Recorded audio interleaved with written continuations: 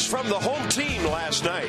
Doug Fister in control from the start, allowing just one unearned run en route to his 11th win. A few strong defensive plays behind him, and 3 big flies, including 2 from Adam LaRoche. Jordan Zimmermann gets an early start in the series finale, and we've got the call on Masson.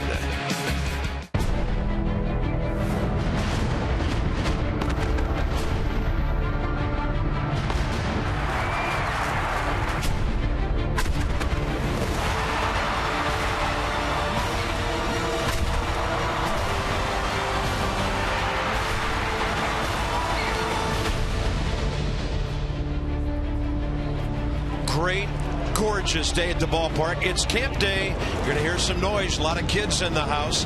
And the Nats trying to win a series. They've been great in rubber games this year. So here we go. It's the Nats and New York for the third of 3, and Jordan Zimmermann on the mound for what could be the deciding game before we all head for Atlanta. How about Zimmermann last time out against the Phillies? His numbers pretty solid all year, but recently he has started to dominate. Well, he's dominated with command of the fastball, and for Jordan, if you're going to face him, guys go up packing, and it's imperative, even though he throws 95 miles an hour, to hit corners like that right there. If he can do that on a consistent basis, one of the toughest pitchers to hit in all the game, and you add his makeup to it, and I'm really excited about today's pitching matchup. You have 2 gamers on the mound today. Jacob deGrom the same way, a fierce competitor, a shortstop in college that was converted to a pitcher. So you got 2 athletes on the mound, Jordan Zimmermann, Jacob deGrom. Great pitching matchup. As you look at the last 11 starts for Jordan Zimmermann, totally turned the corner. Things much better. Yeah, 71 strikeouts, 8 walks, opponents average down, ERA down, innings pitched, just doing outstandingly well right now. DeGrom's an interesting guy, 5-0, and right now it's the best stretch of pitching by a rookie in the National League since Dontrell Willis. Yeah, well, he's got the stuff to go with it. He sinks it, he cuts it, he throws it straight. He doesn't even know what it's doing. 94, 95 mile an hour fastball. He's coming right after you. You got to get him in the zone, though. Once he establishes a strike zone, go to work. Nationals pitchers know if they get the ball in play, the new guy at second base, Cabrera, and some of his buddies will take care of the rest. Asdrubal has been great so far, but he's not the only one. The Nats have been picking it lately. Denard Span's been spectacular. So we're getting ready for the Nats and the Mets in Game 3. Enjoy a few more defensive plays as we take you to break. First pitch straight ahead.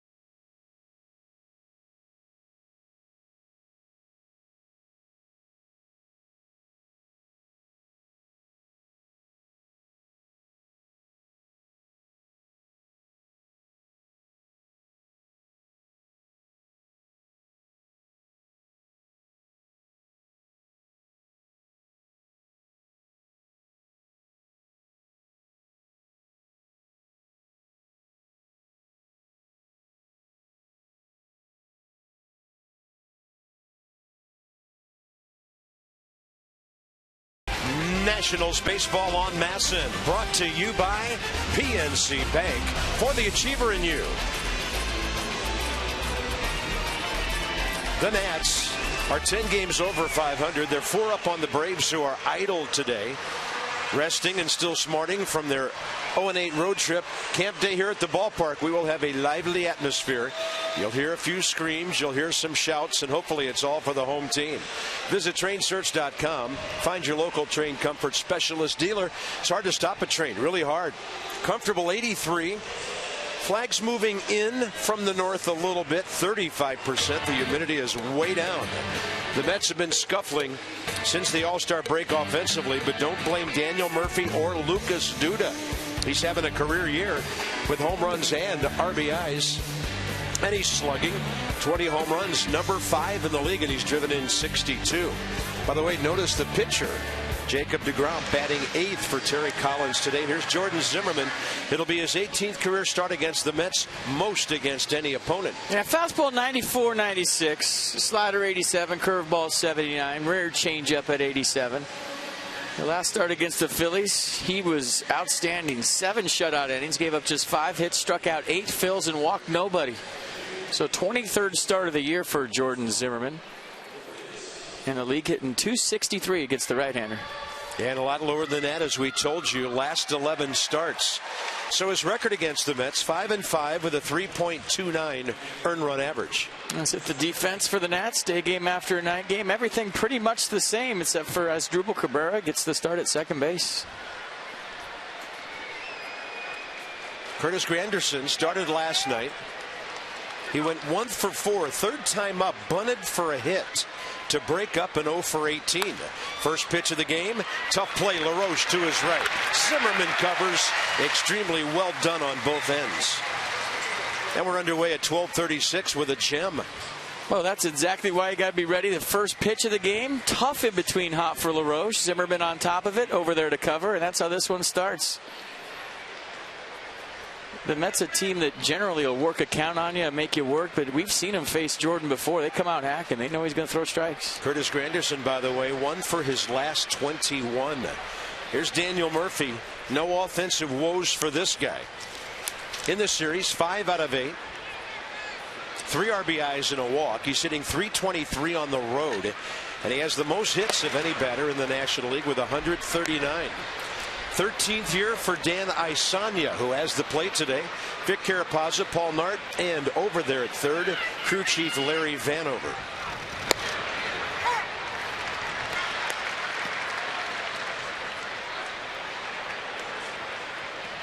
One ball, 1 strike. By the way, Murphy, 13 for 41 career against Jordan Zimmermann. He's on the attack with another fastball, 1-2.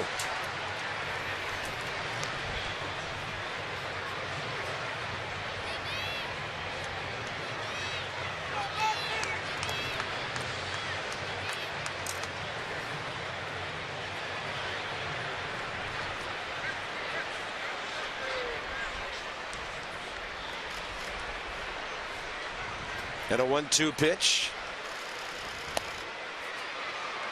94 outside, ball 2. Well, big game today. Obviously, you want to win a series. The Nats have been great at rubber matches all season long. And you know, going into Atlanta, you want to win 2 out of 3 against the Mets. Get some momentum. Get on that plane, head south, and don't let the Braves up for air.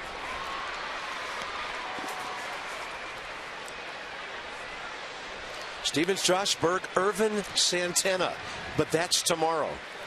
Think about that in a couple of hours. Steven observing his buddy Jordan Zimmermann out there. And a 2-2 count to one of the best hitters in baseball right now. 8 for his last 17 on a 4-game hitting streak. Murphy, another line drive. The guy's amazing.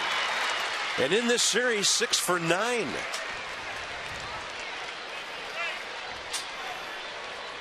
That'll bring in David Wright. He can hit, but well, look at the pitches he's hitting. I mean, last night, off of Thornton, dug out a pitch just like that, but that was left on left. That's a good pitch from Jordan Zimmermann down the zone, but look at the head still, and that just allows him to consistently get that barrel of the baseball. What a good swing. Good hitter beating a good pitch. I think I kind of thought about this last night when I saw his side swing from our third base camera over there. Head down, left-handed batter, uses the ballpark. I think he's got a little bit of Wade Boggs in him with his approach at the plate. I'll buy that. Just moving line drives all over the place. Does he eat chicken before the game, too? I don't know. But if Wade Boggs can end up playing for the Yankees after his days in Boston, I guess anything can happen. Well, hey, that last swing, that's a really good comparison. That looked a lot like Wade Boggs. 1 ball, 1 strike to David Wright. 2 for 9 with an RBI in this series. And against Jordan, he's 11 for 36. Daniel Murphy will run. Second most steals on the team to Eric Young, who is in the lineup today. Murphy has 12. Young has 26.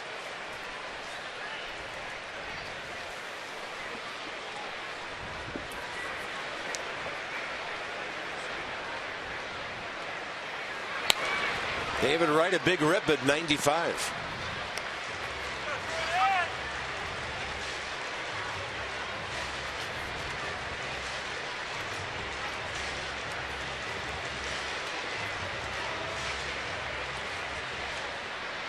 Wright at 270. He's on a 5-game streak.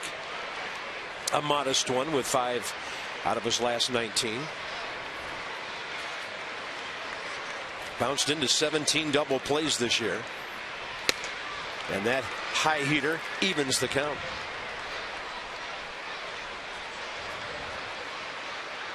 Speaking of the other New York team, Detroit at the Yankees in a moment. Most of the action later. A couple of afternoon games. Giants at Brewers, Cubs at Colorado, everything else tonight. And as I mentioned, the Braves are off today. 2-2. Well, you saw last night, tried to climb the ladder on David Wright a couple times, Doug Fister did. And Jordan trying to do it right here with 2 strikes. He'll chase that fastball up, but it's got to be right around that New York, maybe just a hair above it on his jersey. Such a fine line and a tough thing for pitchers to do when they work to get the ball down to elevate with 2 strikes.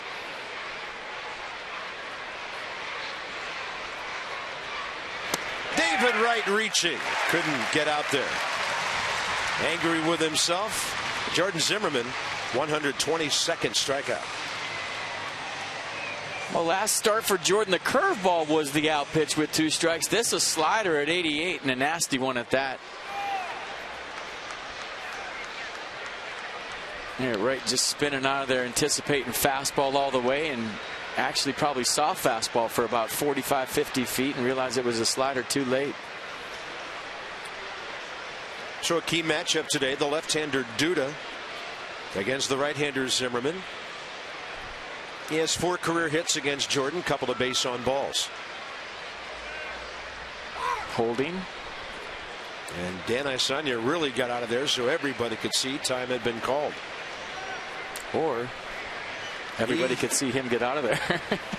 Or maybe one time he didn't get out of there and the pitcher finished off with a fastball. You know, the outfielders will tell you they can't always hear time called, so helps them to see time. And that's up and away to Lucas Duda, 3 for 9 in this series with a run batted in. Mets are 6 under 500, 8 back of the Nats.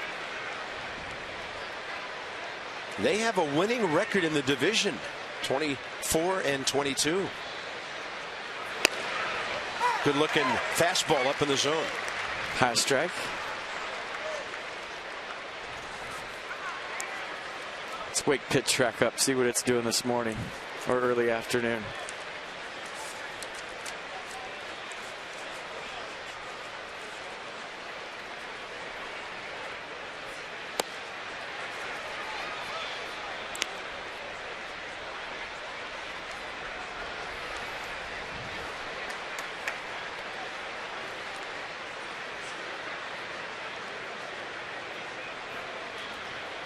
Denard Span playing this right or left-handed power hitter to pull in center. Worth deep in right, about 5 steps in front of the track. And he'll have to go back for this one. He's on the track. And because he was playing deep, not that far to go. Jordan Zimmermann puts a 0. The Nats against one of the best rookie pitchers in the league. Next.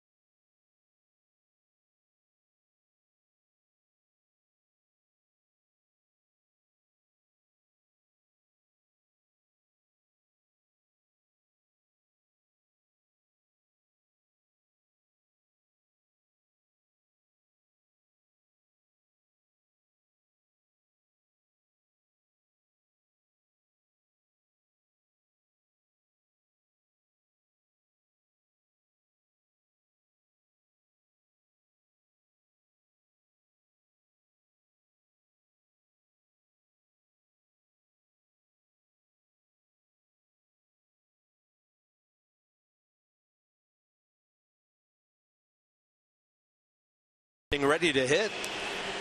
On base 32 consecutive games. He's at the top. LaRoche 3 spots behind him. And now Adam, after a rough July, warming things up with the dog days. Here in August, he's 8 for 21. 2 home runs last night. 4 RBIs, 4 walks, 5 runs. And in this series, really damaging the Mets as he usually does. 4 for 6. By the way, Jose Lobaton catching today. But we did hear right before the game started, Wilson Ramos reactivated.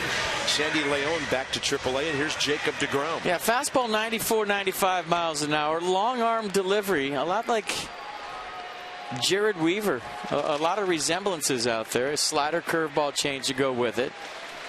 You know, fastball command, sometimes an issue, but 16th start of the year, the numbers speak for themselves.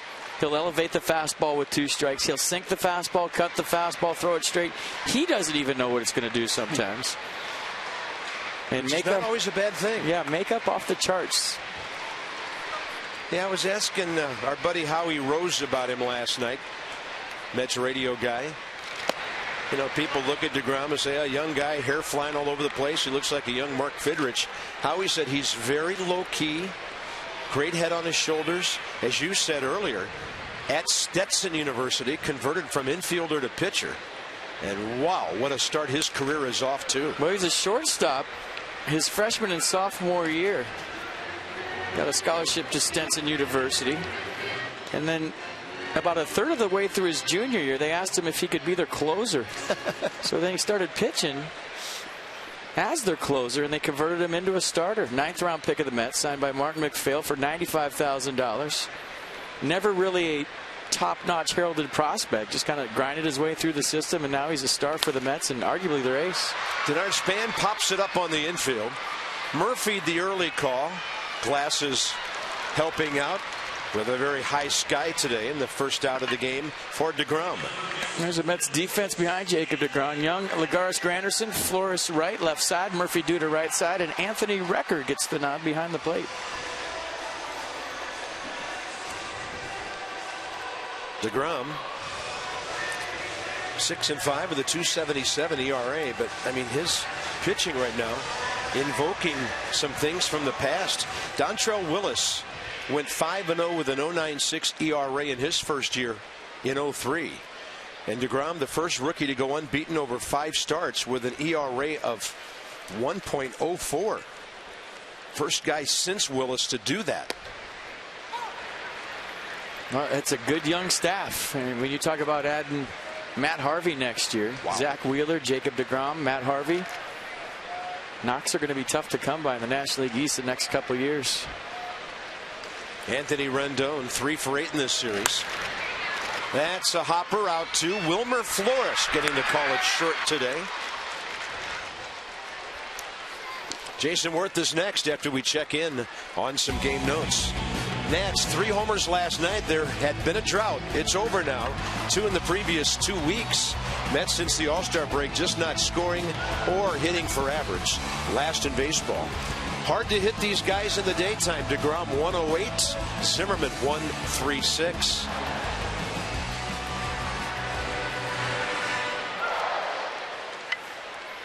Worth an RBI. 2 for 7. They got that flare to right center that flew last night. Fell in right in front of the LaRoche home run to give the Nats really all the runs they needed. Doug Fister was fantastic.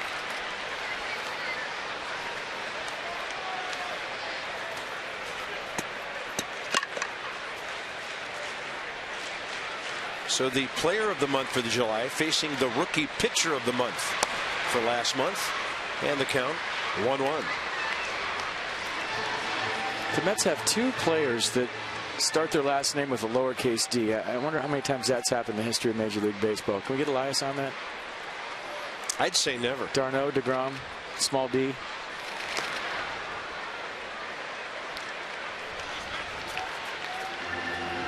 Yeah, didn't they have somebody else last year too with a small d? They had a guy with 2 Ds, Dendecker.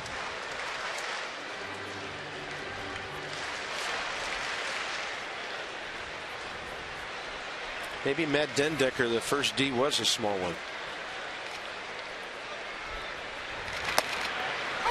Maybe the shift button doesn't work on the Mets clubhouse. Yeah, that's a good call.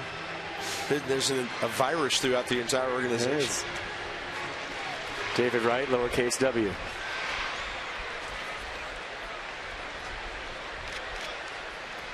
Two to Worth. The other way, backhand stop. Lucas Duda, DeGrom covering. So he registers with 3 balls on the infield. A 1-2-3, bottom of the first. Great day for baseball, and maybe it's her first game.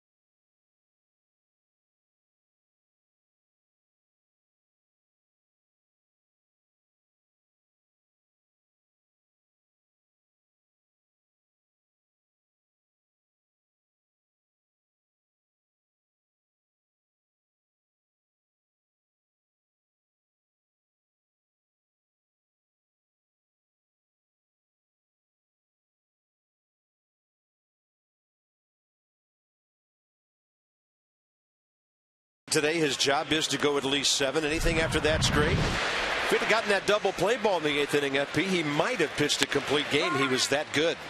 He had locked in all night long. Just as usual. I like what he said after the game. He said, I approached this game like this. We need to take care of ourselves. We have 2 months left of the regular season. If we take care of ourselves, things will play out the right way. We can't rely on anybody else. We have to go out there, play great baseball, and take care of our business. And last night, Doug Fister took care of his business big time.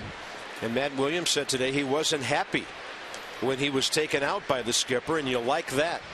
A guy out there in the 8th inning who does not want to leave. 2nd inning, strike 1 to Juan Lagares. 2 for 8 hit by a pitch in this series. And the Mets center fielder, 5 for his last 12. Got him on the hands. Rendon or LaRoche. It'll be Anthony taking charge.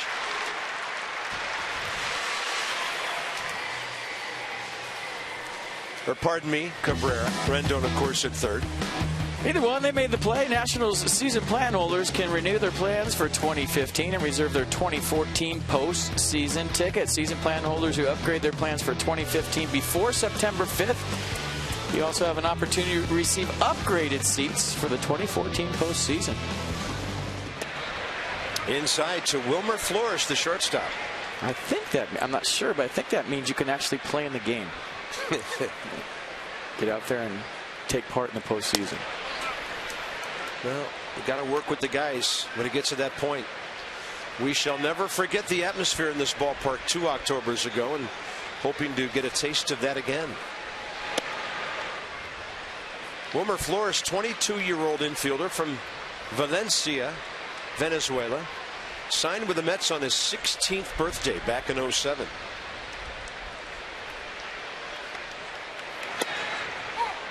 .30 pitch right in there. Signed by a pro team on your 16th birthday. I was e-breaking it into my parking space in high school with my driver's license that I just got. Yeah, I was trying to get rid of my learner's permit. Signing a contract. It's pretty good. 8-6-07. So that's pretty strong. Just had a birthday yesterday. Yeah, my emergency brake did not make it very long when I was 16. It was the greatest thing ever.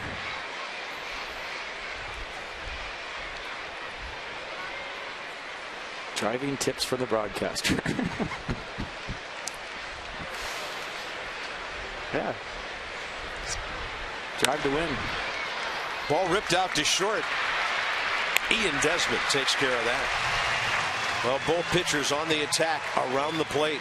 All right, fans, tweet your photo using hashtag #MassonFanPhotos for a chance to have it shown in a future broadcast. That's brought to you by AT&T. Tweet us your photo. We'll put it on the broadcast and have absolutely zero idea who you are, but it's fun for us to look. Anthony Recker, the catcher.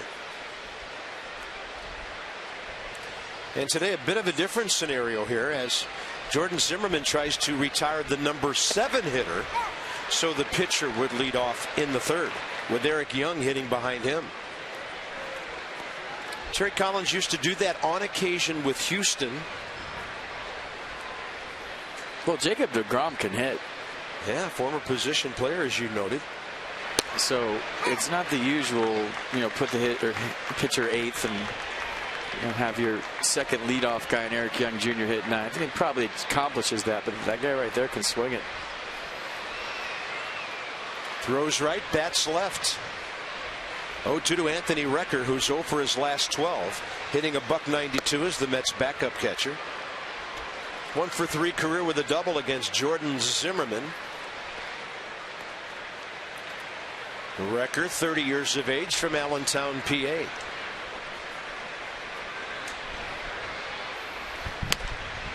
And you know who absolutely owns Anthony Recker, don't you? That guy. 1 for 1 with a tater. That's right. I still remember that high fly ball to left field at City. Yeah, Recker came in, emergency pitcher for the Mets, and Ian Desmond hit him off the glass in left field.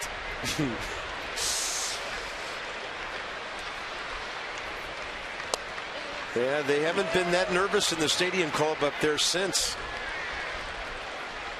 Mercedes-Benz will track ball 2. Pretty good pitch right here. Probably misses a hair in, but good frame by Lobaton. Well, he really presented that well.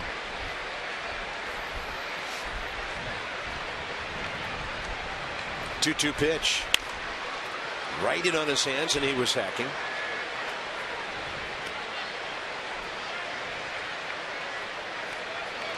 The Nats at home, 33-24 on the heels of a 3-4 home stand so far. Split with the Phillies. Lost 1 to Baltimore. So far split with the Mets. A chance to go to Atlanta, 4.5 up. 2-2 again. And again, Recker out of play. Well, after 3 or 4 fastballs on the inner half, that might open up that slider down away if they should choose to go to it. But he's still having trouble getting that heater in. Number 7 hitter. Extending the at bat here, 8 pitch at least.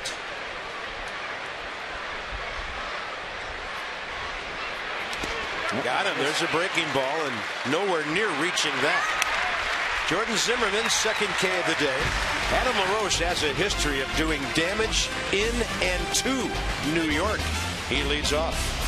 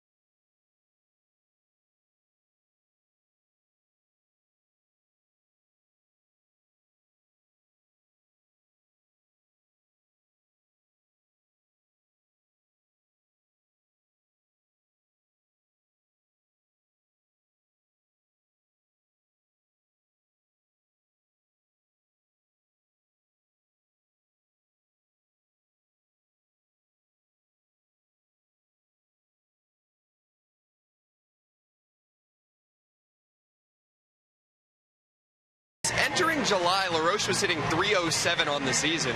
But in that month alone, his batting average dropped 40 points. He was really scuffling there for a while. Now, LaRoche said last night that he felt like he was just kind of snake bit in July, that balls that were dropping for him early in the season weren't during that stretch, and that he was barreling balls up. Things just weren't really working out for him. He did add, though, that he wasn't taking walks during that down stretch, and he was getting himself in bad counts. Well, over his last 4 games, LaRoche has 4 walks. He has 3 extra base hits this series, including the 2 homers that he hit last night. And guys, LaRoche has always been a streaky hitter. This looks like it might be the start of a hot streak coming around for the Nats cleanup hitter. That would be fantastic for the Nats, because really Span, Rendon, and Worth have been carrying the ball club for the last couple of weeks. 4 for 6, 2 walks, a homer, 3 RBIs. And that's just the first 2 games of this series. You know, I go through streaks of, walking, not walking. Yeah. It takes a lot of mental energy to grind every single pitch and really bear down on every single pitch all season long. And there's just some times when you go up there and you don't have the mental energy to take that borderline pitch every single time. Obviously you're seeing the ball better when you're walking. You feel better about yourself. But I don't know if, fans realize what a mental grind it is every single pitch all season long. 500+ plate appearances, 600 plate appearances. Sometimes you just go up there brain dead, and it's not because you don't care. It's just because it's hard to focus every single night, every single pitch all season long. Well, I'm so happy for Adam that this thing has turned around. Just one of the great guys in this ball club. Quiet veteran leadership. And somebody out there had to be thinking, oh, here we go. Adam LaRoche wearing down like he did last year. Well, he's back now and everything's fine. He made that adjustment to his medication. He's staying strong. He's keeping his weight on. And swinging it well. 2-2. Matt Williams calls him short to the baseball, and that was a short, compact swing. Adam LaRoche hits it extremely hard into the right field corner. Leadoff man aboard, second inning. 16th double of the year for the bearded one. Elevated fastball, belt high. And that was a pitch in July that he was getting underneath. He catches this out front. That's a great freeze right there. Head to the baseball. So a couple of taters last night. Starts this one up with a double, and there goes a no-hitter. So Adam LaRoche, 13 total bases with the bat in this series. Here's Ian Desmond. All right, forget about July. It's the last time we're going to show you that, folks. I'm sure he doesn't want to think about it. It's a new month, and he is raking. And speaking of that, Ian Desmond put on quite a show here last night. I mean, 3 line drives. 1 finally found grass in left center. He stole a base and scored on the Espinosa homer. And his last time up, he hit the ball pretty hard down to third base as well. So if this bat comes around, the Nats are on to something. Breaking ball away, 1-1. This situation right here is one I feel like the Nats have to get better at on a consistent basis. Leadoff doubles at least have to get to third base. I don't want to say every single time, but it has to be more consistent than it's been this year. Get them over, get them in, play that brand of baseball because of your staff, because of your defense. You'll take that early run every single time. You can be more aggressive in this situation, try to drive the ball to right field early in the game, but it does have to get to that side.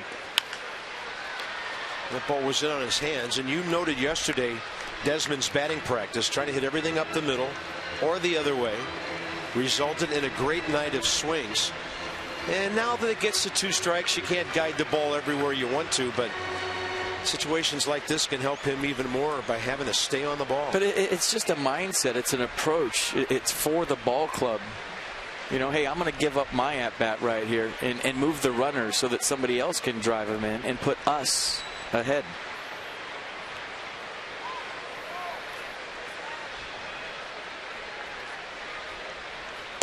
Anthony Recker's sitting back there thinking, now what would I throw Desmond in this situation? A homer. 420-foot fly ball. A huge Giant homer. 2 balls, 2 strikes.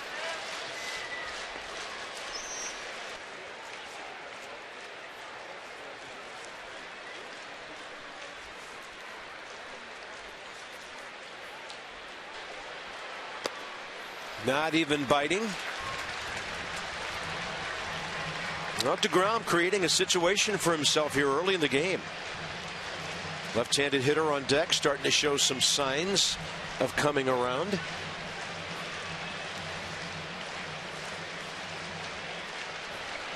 He needs to go after Desmond here, and that's not always a prudent thing to do.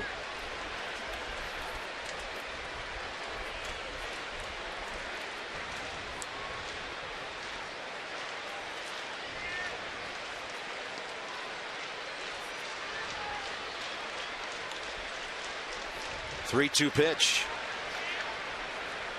Desmond hits it deep left center. See you later. Into the bullpen. 2-0 Nationals. That gets him over.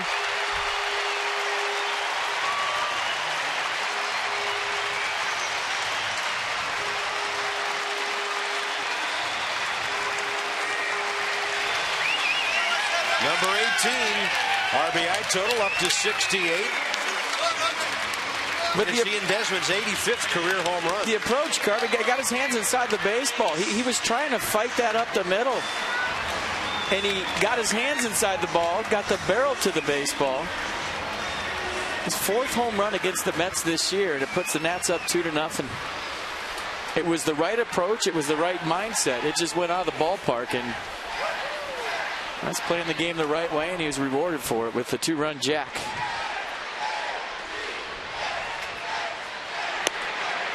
Watch the hands inside the baseball. He's fighting to get this up the middle. Well, we really can't see it because you can't see him on that, but you'll see it right there. He's fighting to get it up the middle, and he gets it out of the ballpark.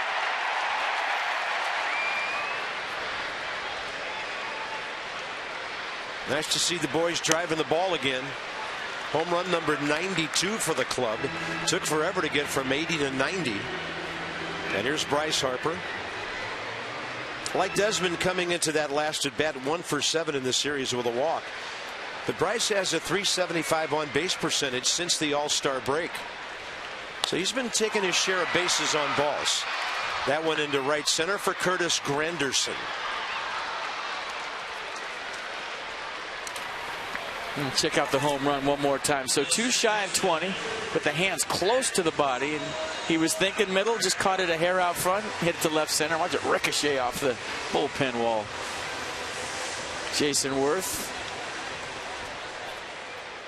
Some high fives, take the helmet off.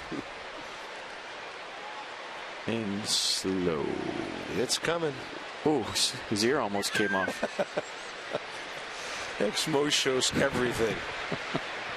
Hey, anybody got an ear I can borrow? Yeah, mine just came off with my helmet. That's Drupal Cabrera. In this series, 1 for 3 with a walk. 19 ABs for the Nats so far with an RBI and 4 hits. Danny Espinosa certainly spelled him beautifully last night. Great defense, the 3-run homer. And a long run here. Nobody able to get close to that.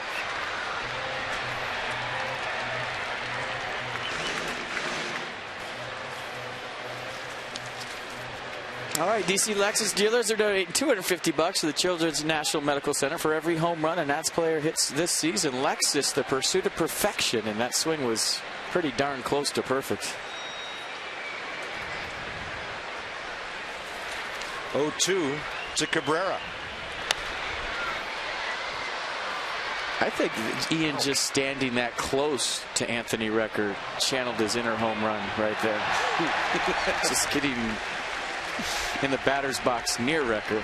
Well, Recker hasn't played that many games against the Nats since he gave up the home run. That might be the second time they've been around each other in the last year or so. I don't think he's pitched since then. Put him right back to catcher. 0-2. Pretty good battle by Cabrera. Target in, and he'll take it well off the plate.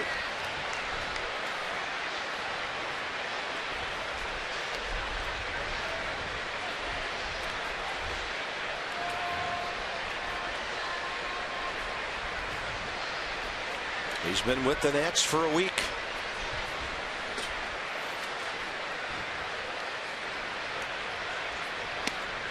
Good eye, 2-2.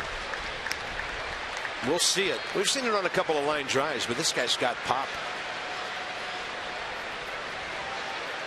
Trying to hit double-figure home runs for the 4th year in a row, highlighted by 25 3 years ago when he went to the first of his 2 American League All-Star teams. And this one out to center, high in the air for Juan Lagares.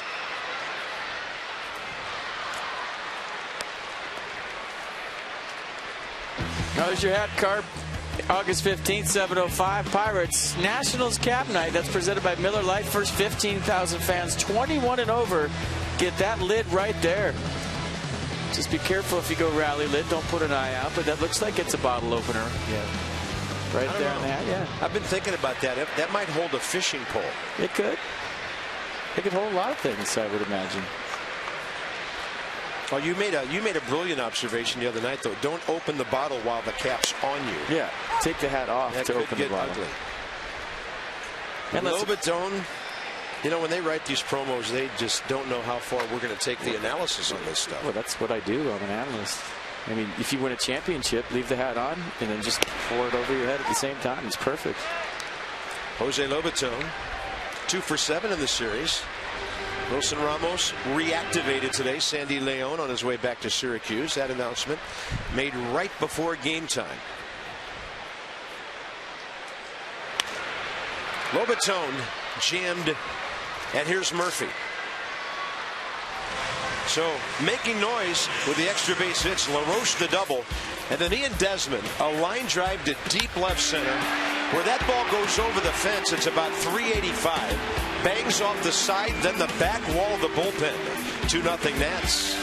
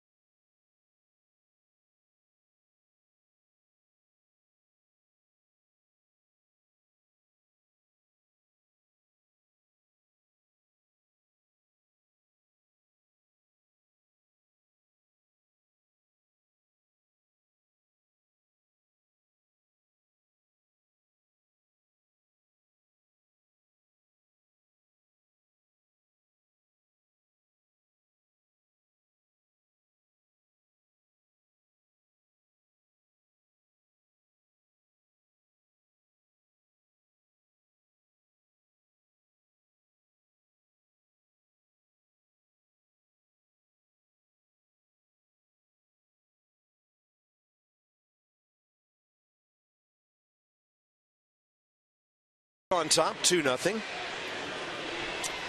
Volkswagen moment in history. We're going to go back. Is this 7 years ago? Really? August 7th, a Tuesday night in San Francisco. Barry Bonds had already doubled and singled. Then he homered off Mike Bassick to hit number 756, surpassing Henry Aaron. Nats would get the last laugh with 4 in the 8th to win the game 8-6. But no matter whether it's your guy or the other guy, you're always glad as a baseball fan to sit in on some history. Did you up a see you later on that one? I did not. As the ball disappeared, and I kind of borrowed one from my friend in Texas, Eric Nadel. I said, this ball is history. Well, I think you should have said see you later. That ball was crushed. We actually, and to be honest, I don't think Mike Bassick was. I mean, he will forever be linked to Barry Bonds on that, and Mike handled the whole thing beautifully. And Hey, Nats came back to win the game. So it was the best of both worlds that night. That was Mass and Dan for the Giants that game, and I had to go down in the team parking lot and try to find the guy that caught the baseball with the camera and interview him.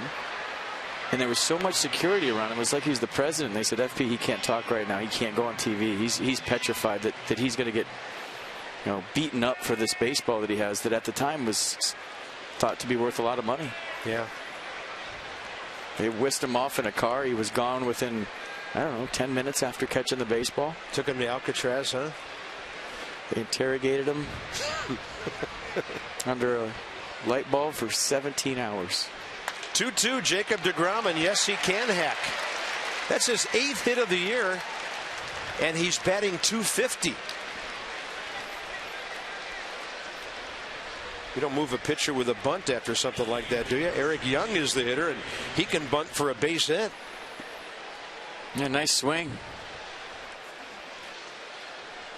This rolls over, barrel to the baseball. And if you missed it, the former shortstop in college, turning pitcher, gets a base hit.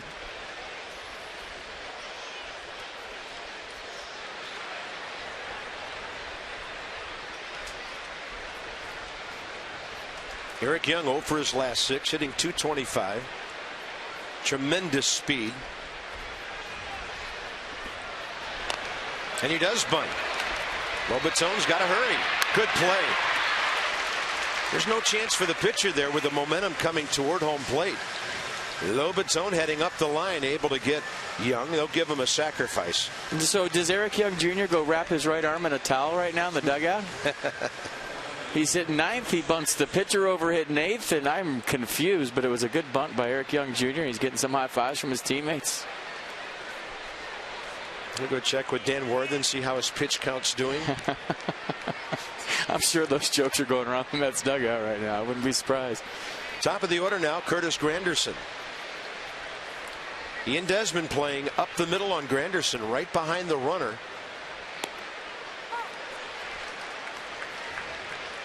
Curtis pulled the ball first time, hit the ball sharply.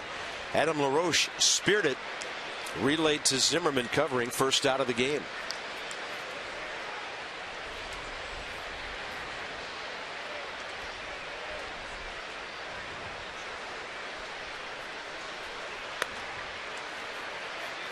Ian Desmond playing Granderson to pull, and what it's doing in the shade more than a shift, it's keeping deGrom close to second base. Very minimal lead out there for the Mets pitcher, and then that's going to give the outfield a chance to throw him out on a base hit if Granderson comes through. He's not getting much further than you just saw.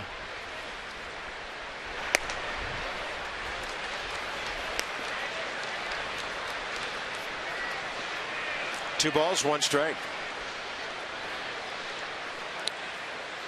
Mets 2 singles so far. First time around the order, they went 2 for 8 with a sacrifice.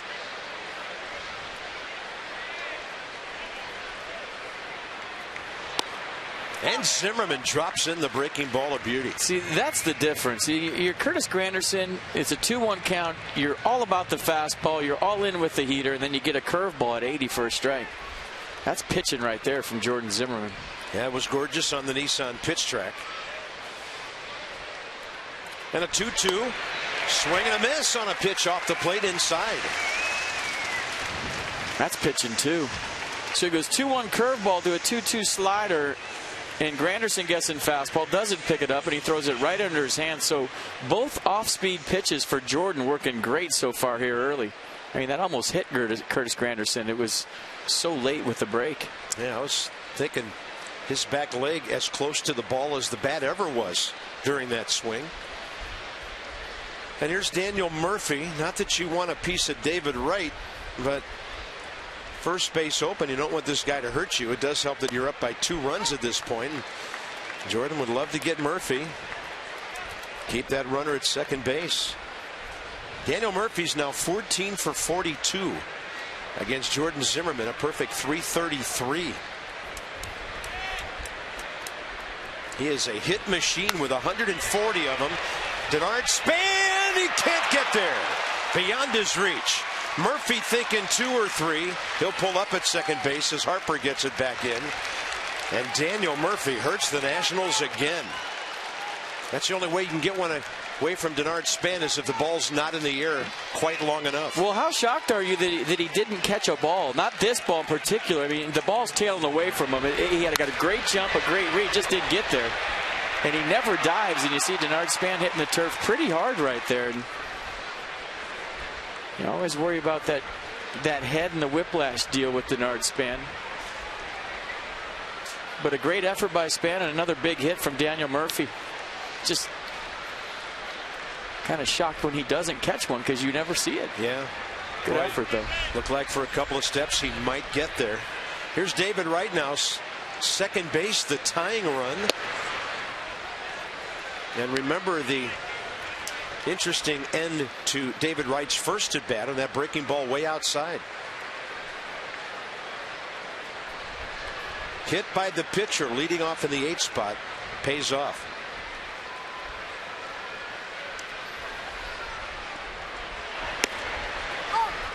.88 in there. 1 ball, 1 strike. That was Daniel Murphy's 49th RBI. It is some kind of hot 10 for his last 19. And in this series, 7 for 10. David Wright into right, and Worth cruising for it. Jordan Zimmermann will minimize the damage. Single sacrifice double. He'll lead off in a 2-1 game.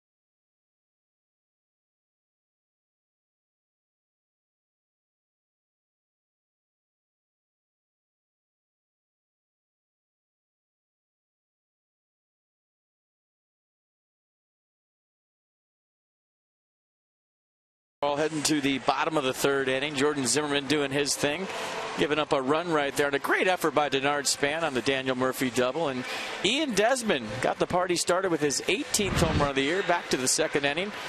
2 strikes, and watch the hands inside the baseball. Look where his hands are, close to his body. Gets the barrel to it. Looked like he was trying to go up the middle. He shot it into the Mets bullpen to put the Nats up 2-0. 103 miles an hour on the tater. Impressive. Ian Desmond now 68 RBIs, right behind Paul Goldschmidt, 4th most in the league. Jordan Zimmermann, a good hitter as well, 7 hits this year. So DeGrom got him for his 8th hit, and we'll see if he can return the favor here leading off the 3rd.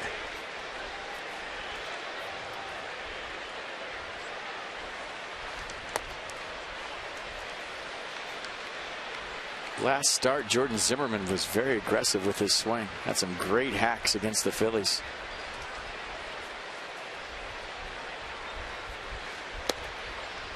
Yeah, it'll go 1-2 now.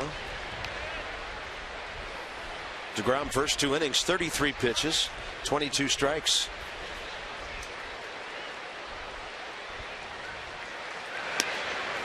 So the Nats will go 2 for 7. First time through the lineup. LaRoche double, Desmond home run. That's his first strikeout. And for the Achiever and You, PNC Bank with our minor league report.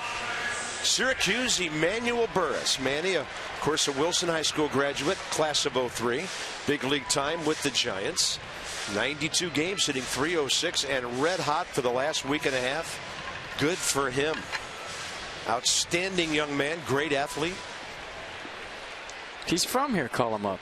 Sure. Denard Span was born here.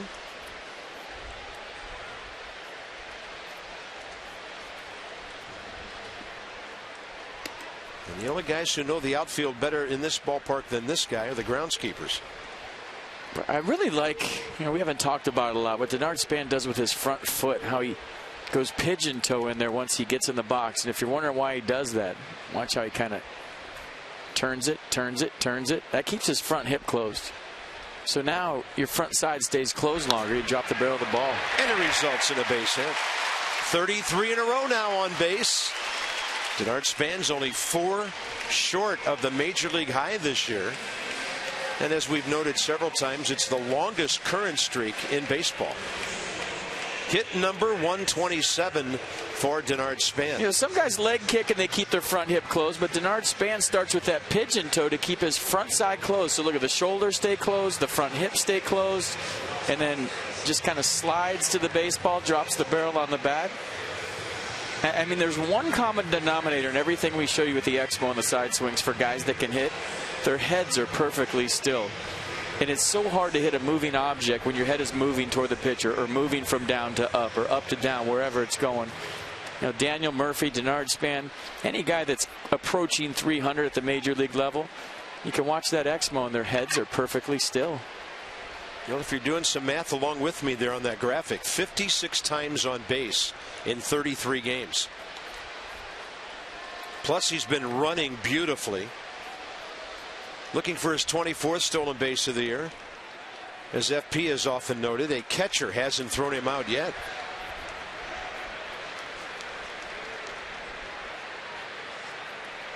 Rendon pulled the ball to short first time.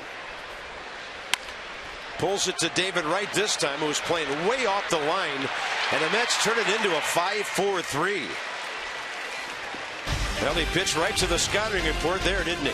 We're going to the 4th. 2-1 Washington.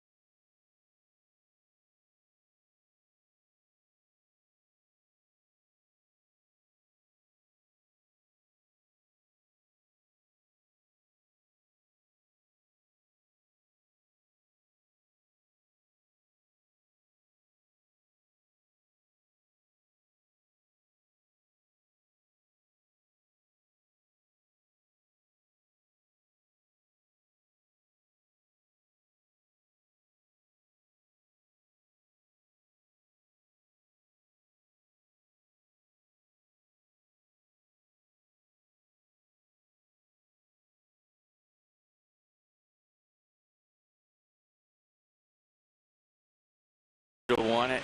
Enjoy some Freedom Fireworks on Friday, August 15th after the Nats play the Pirates, 7:05 start. Military pageantry, patriotic theme music, U.S. Air Force Honor Guard drill team. Go to nationals.com/fireworks for more info. But that's the same day you get your Nationals cap. And I just figured out what that thing is, Cart. It's a bottle rocket holder. Please take your cap off before firing those. Fireworks? I think you lost it holder. Somewhere between bottle opener and bottle rocket. You lost the translation. Top of the 4th inning, Duda, Lagares, and Flores for the Mets. Jordan Zimmermann first 3 innings. 49 pitches, 33 strikes.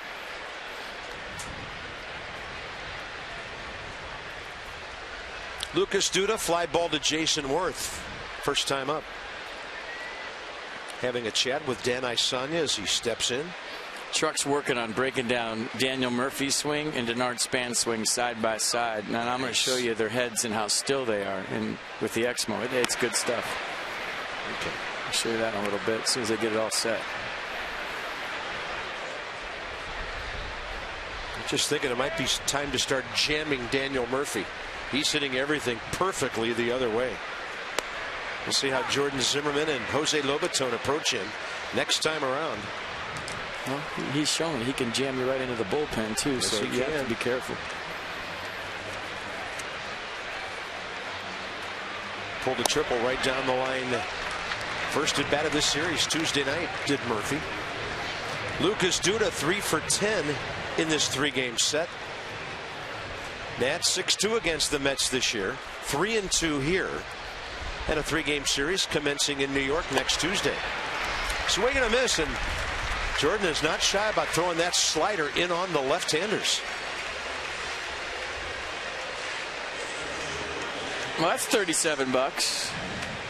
Another strikeout from Jordan Zimmermann. DC area Toyota dealers want to help their children and families by making a donation of that $37 to the Children's NIH for every strikeout by an Nats pitcher this season. 4th strikeout.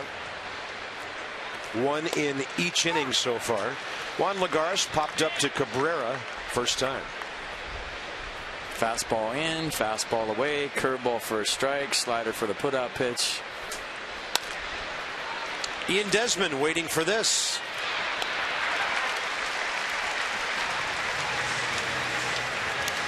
He's got the same stuff he's had in the last 2 starts going on here today against the Mets.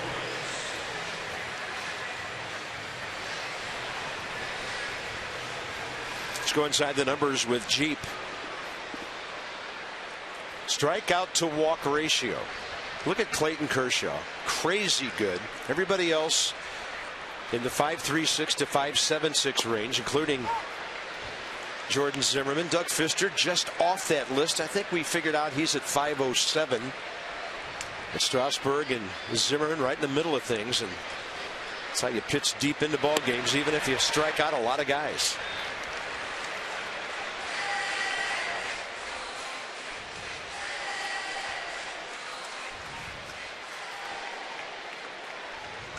Oh, 0-2 to Wilmer Flores, the shortstop. And he'll pop it up right side. Adam LaRoche right under it. Fair ball. 1-2-3 for Jordan Zimmermann. Quite a bounce back 4th inning for him. 3-4-5 coming up.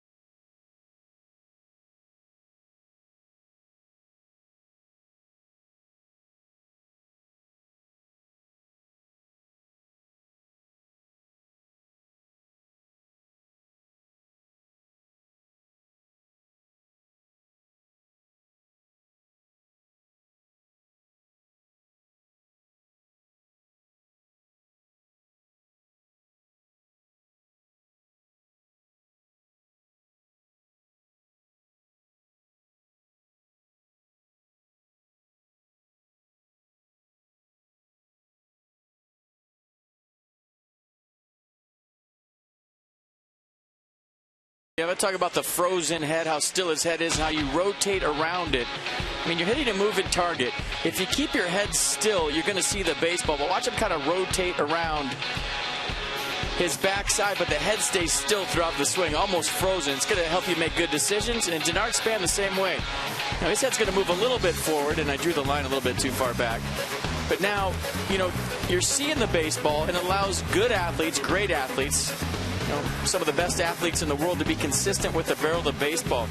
You know, if your head's moving at a moving target, you're not going to be able to fire your hands and barrel the baseball up squarely on a consistent basis simply because ball's moving, head's moving. It's hard to fire your hands in the right spot when that happens.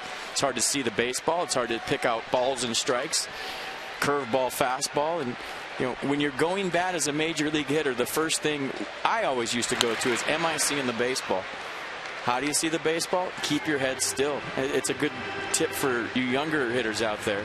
If you're not picking up the ball, just try to do whatever you can in your mechanics and your swing to keep that head as perfectly still as you can, and just trust your hands. Fire your hands at the baseball. They should go in the right slot if your head is still. Good stuff, guys. And you too, partner. Thank you. 0-1 to Worth. Well, everybody talks about the extraordinary hand-eye coordination that big league hitters have. And you take away from that if your head's all over the place. I mean, right. There's half the equation right there. But, you know, you have a tendency because adrenaline takes over. You want to perform. You have a desire to compete. And now when it's 95, some guys, including myself a lot, I used to try to go out and get the baseball.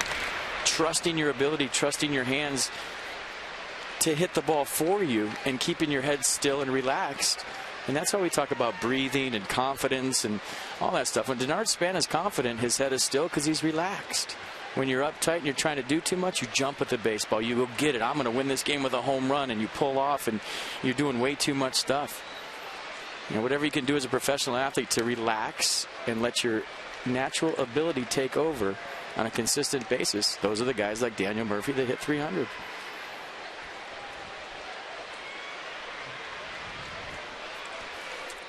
One and two. Nasty breaking ball. And DeGrom, you know he's a good fielder, played shortstop. Just bounced up to grab it. He's given the Nats one base hit since the Desmond home run. Tonight on WUSA 9, and they're with us today, it's an all-new Big Brother. One of the housemates will get the boot, and you don't want to miss it. It's followed by the next generation of new WUSA 9 news at 11. That's infielders running all over the place here with Adam LaRoche coming in. David Wright out near shortstop. Everybody else right side.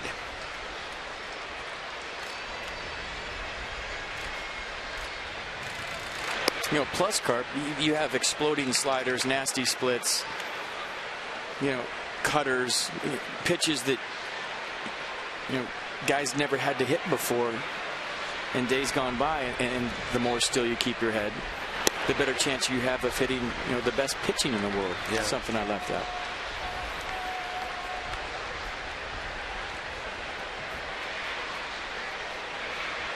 Adam LaRoche double over the head of Lucas Duda, first time up.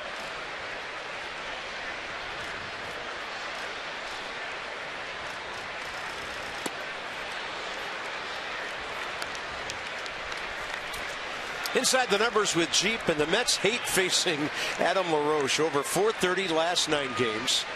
More than an RBI a game, more than a home run every other game, slugging over 1,000. And sometimes they just get sick of it and walk him. 2-1 pitch. That ball driven to left center. Heading for the wall. It will one hop, bounce straight up, and find its way into the red seats. And now Adam LaRoche has 15 total bases in this series. He's getting as hot as the color of his beard. 2 homers yesterday, 2 doubles today. It doesn't matter where you pitch him, line to line right now. You throw him in, he's going to pull it. You throw him away, he's going in the gap the other way. We talked about a still head. There it is again, Adam LaRoche. rotating off the backside, good extension. And that one was tailing away from Juan Lagares, a guy who covers as much ground as anybody in center field. Wasn't getting that one. Here comes Ian Desmond. These two teamed up last time for 2 extra base hits. Fastball away. Good take.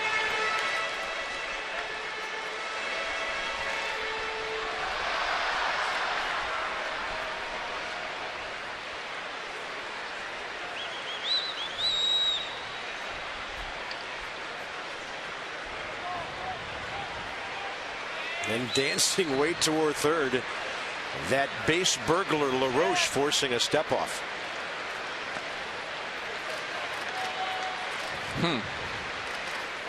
1 for 1 this year.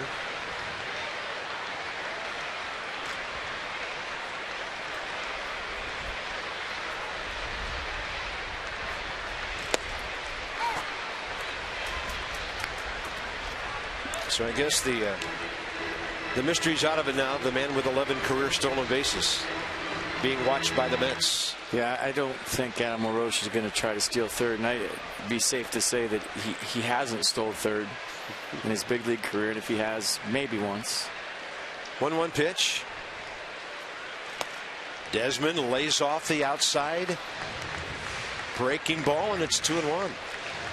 Well, that take right there by Ian Desmond was the key to his home run first time up. He spit on a few of those sliders just off the black to get the pitch and get to the pitch that he hit out.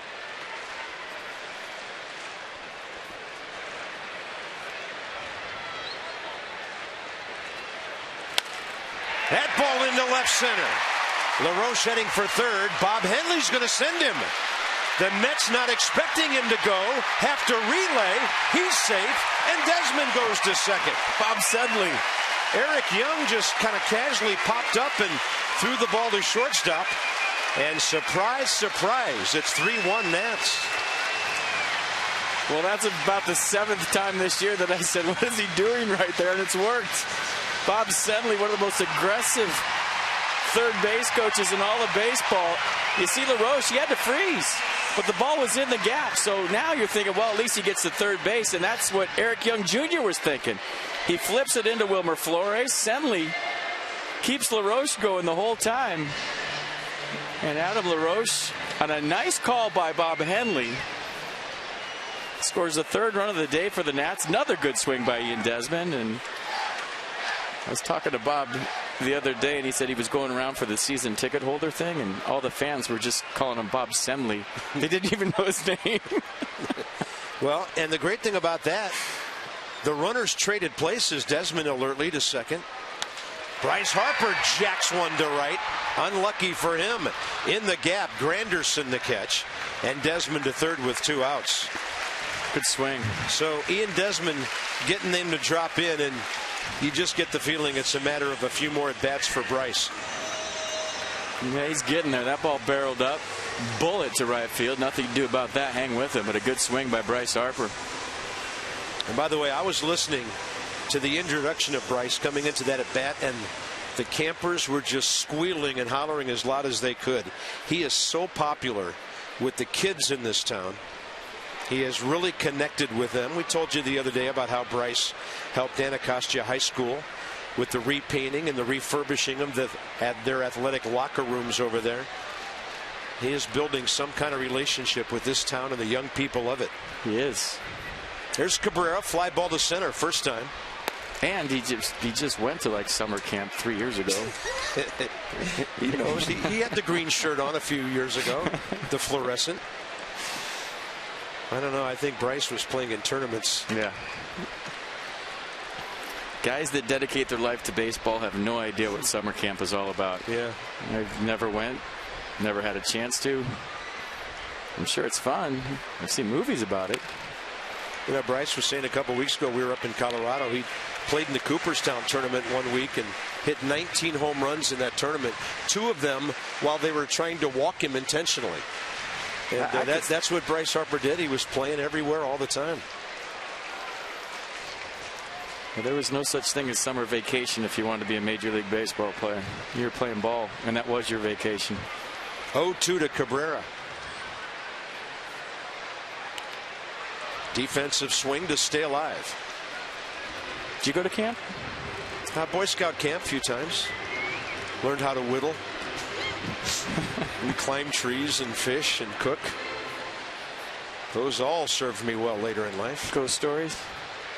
That was the worst. When the older guys would scare the heck out of you. Camp Irondale. No balls too. Sounds like a weightlifting camp, doesn't it?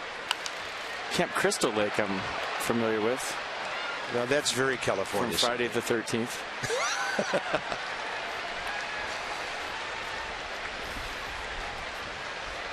Sure, there's a few campers here from Camp Crystal Lake. With I Survived t-shirts on.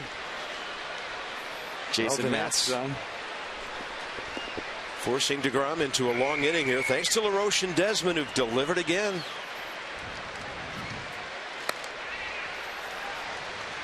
fact, those two have almost hit for the cycle today. Single, 2 doubles, a home run. Ian Desmond now, 69 runs batted in. Ties him with Paul Goldschmidt. Behind only Giancarlo and Adrian Gonzalez.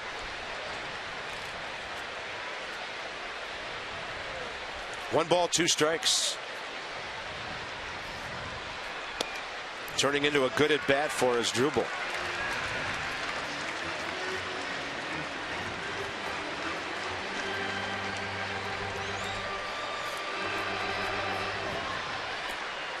Mercedes-Benz will track the entire AB here. His son was on the bench the other day, all dressed up in his Nats uni, taking ground balls, playing catch with Dad, so getting used to the new digs.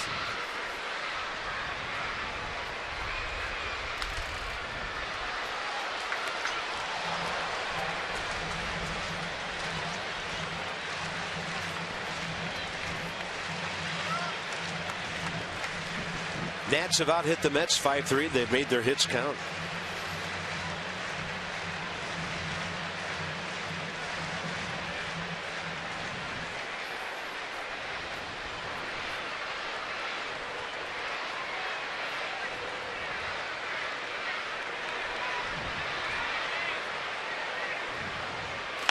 Two-two, and that'll be popped up to left center. How have they made their hits count? Ian Desmond is the first stranded runner of the day. Nats on top, 3-1.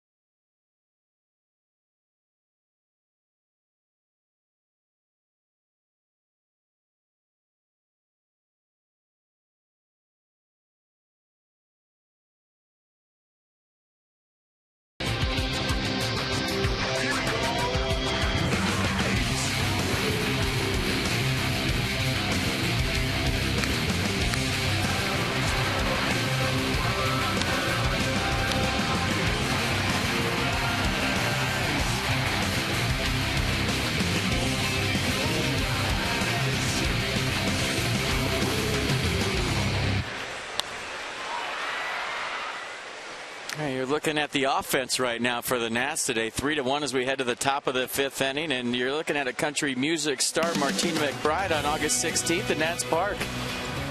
Nats Live postgame concert series presented by the Travel Channel is free with your Nationals game ticket. Visit nationals.com/Nats Live for tickets. I mean, I think if you come to every game against the Pirates, you're getting something for free. I think there's like a Fat Bill bobblehead. There is a William Howard Taft bobblehead. His center of gravity a little lower than that, but it'll be a great takeaway. They should have made his boiler bobble. That would have been more accurate. This ball high in the air. Center fielder takes charge. Bryce Harper peels off. Denard Span takes it. A 1-pitch out. 2 walks or fewer, 32 consecutive starts. Amazing. Bryn Smith was a very good command right-hander for the Expos, and the longest streak in all of baseball since Roy Halladay, a 2-season span, 2010-11. Dealing, throwing strikes, challenging guys, keeping things moving, and keeping his defense on the balls of their feet. Jacob deGrom, base hit, first time, leading off the 3rd. Sacrificed to second by Eric Young, scored on the Murphy double. Then Denard Span will tell Bryce Harper, I got this one too.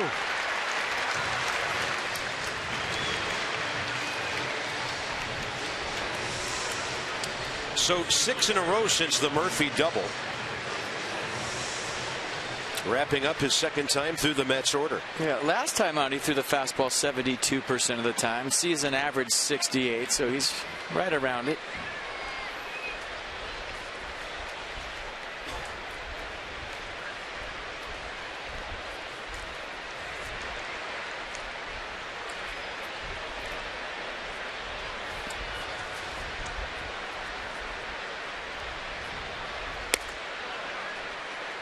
Low and inside to Eric Young.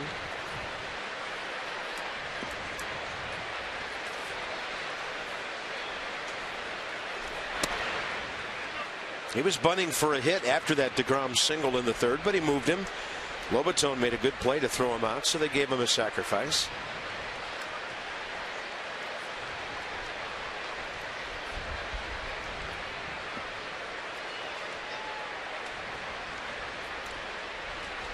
Lobaton set up outer edge, and Jordan Zimmermann, like radar, put it right at him.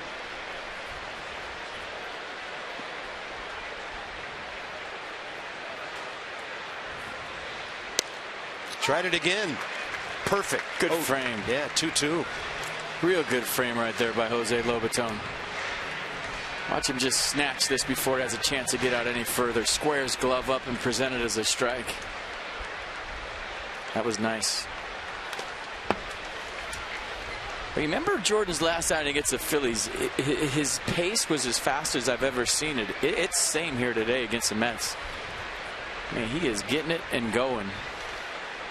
Man, he had 6 runs to work in the first 3 innings. Then that 5-run 4th. That's close, and it's 3-2. That was Saturday night when the Nats beat the Phillies 11-7. There have been times in his career when Jordan has suffered from a lack of run support, but hey, he walked and scored in those early innings. And the Nats were all over A.J. Burnett. Look out, Tim Tuffle. He almost ducked into that ball. He went the wrong way. Maybe a lot of white shirts over on the first base side. Good call. In the first base dugout, too. Former teammate of Ray Knight's.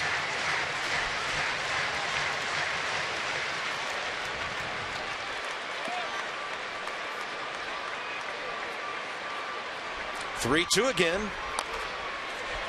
And Eric Young just got a piece of that.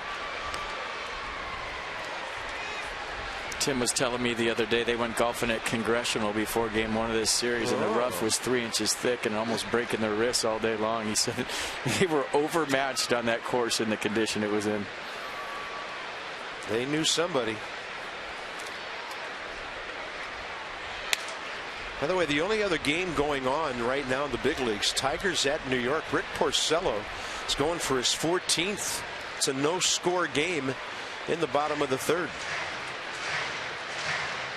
Giants, Brewers, Cubs, Rockies will be getting underway in the next hour or so.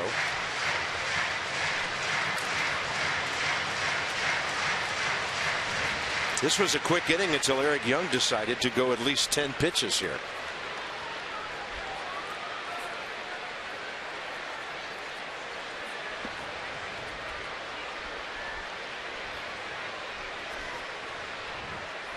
Zimmermann keeps throwing strikes. Rendon's going to get it. Quite an inning by Jordan Zimmermann. 7 in a row, working with a 2-run lead. He'll bat after Lobaton. Gorgeous day at Nationals Park. Scoreboard looking good.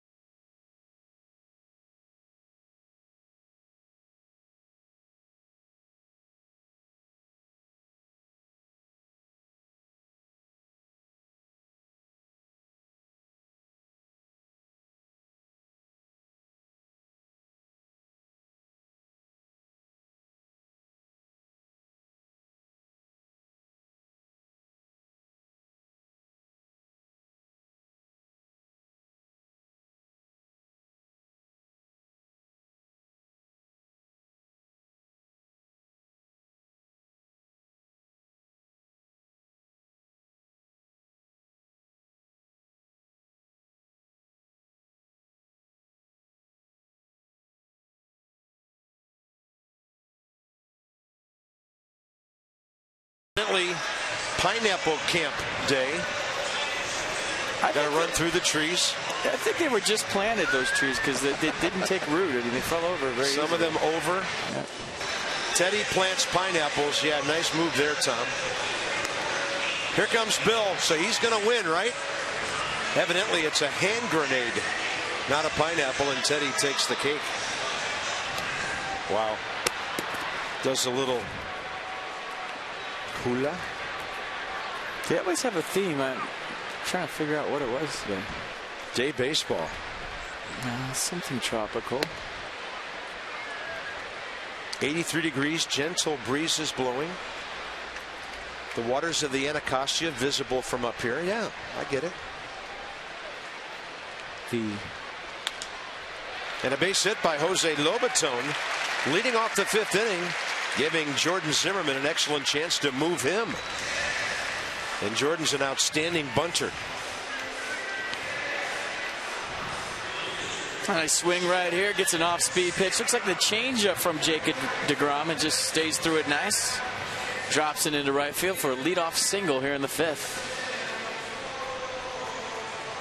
Been swinging it much better of late. Good approach, good swing. Zimmermann, 6 sacrifice bunts this year. 34 in his big league career. Squares early. Pops it in the air.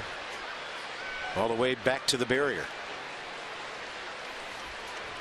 2 o'clock in Washington, D.C. Ball game underway for an hour and 24 minutes.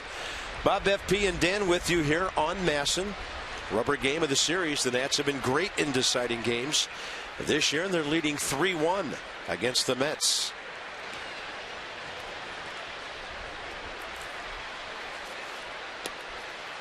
Jordan ID'd the breaking ball and wasn't biting. I'll tell you what, Jordan handles the bat so well. David right in his face. Lucas Duda charging hard and late. You know, up by 2 runs, this would be the ideal situation if you're going to pull back and try to slash past the infielders. Because they're right in his face. And it's going to be hard to get Jose Lobaton over. It's going to take a real good bunt. You know, tie ball game, down by 1. Yeah, you got to bunt into the teeth and figure out a way to get it done. Up by 2 allows you a little flexibility to play up there.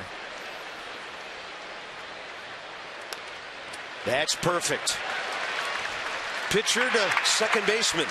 Jose Lobaton down to second with one out. That was perfect. Now you get to go sit down. I always say, when you have the first baseman crashing and you have the third baseman crashing, the guy who's furthest away is the pitcher. And if you can deaden it and make that first bounce be right in front of home plate in the dirt, that's a good spot to go, but you really have to kill it, and he did. That was perfect. Yeah, great give with the hands and the bat there. Denard Span base hit last time.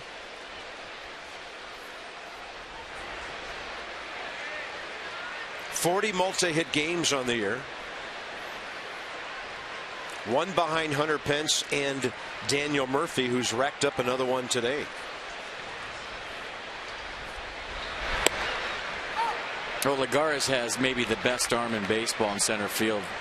And he doesn't just throw well. A lot of guys you say, like, oh, Yasiel Puig. Yeah, he's got a great arm. Lagares throws people out. Yeah, he's accurate. He's listening to me right now. He's right on the money. So that's a guy that, even though Bob Henley's very aggressive, he's definitely aware of the arm strength, and he charges the baseball aggressively and shortens down the distance of his throws on top of having a strong arm. You can run on Granderson and you can run on Young.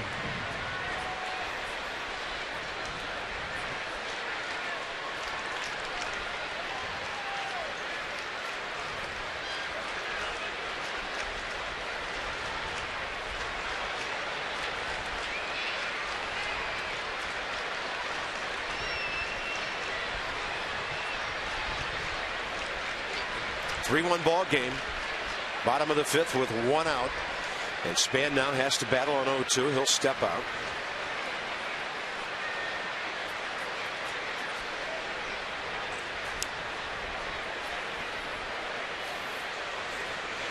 Murphy with 141. Hunter Pence 136. McCutchen and McGee 128 each.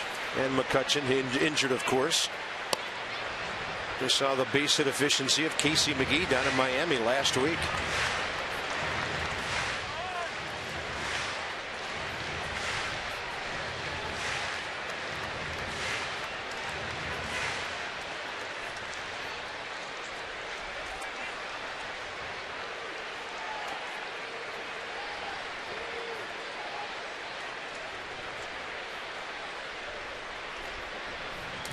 The count's 1-2. Target away. Denard Span, a perfect take.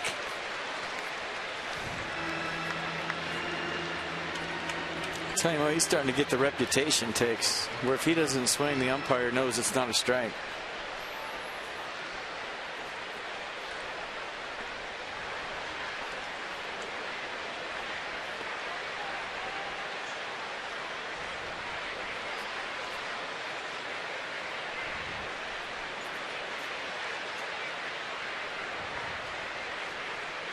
And the rookie pitcher really slowing things down here with a runner at second base. In fact, a visit from Anthony Recker. I got a catcher on second base. Sometimes there's a catcher, middle infielder on second. They can decipher the code a lot faster than mere mortals. I just watched Dan Iasonia. He walked over to the gate there by the on-deck circle, by the Mets on-deck circle, and he pointed to something in the outfield.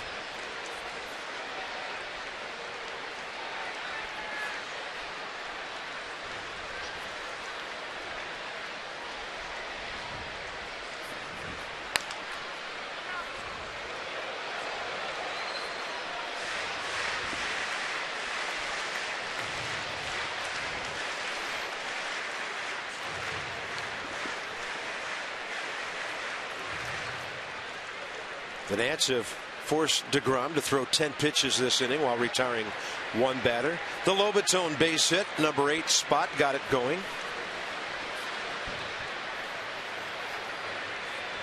Outfield around to the left. A lot of room right field line. Sizable gap right center. Span will go right up the middle, and there's nobody there. Bob Henley's going to hold Lobaton. Lagares, as FP called it, reputation precedes him. And Daniel Murphy's slow getting up after his dive up the middle. Boy, right on cue. Denard Span's second hit of the day, 41st multiple hit game of the season. But watch Juan Lagares charge this. Top of your screen, watch how hard he comes to this ball. Full bore for this baseball.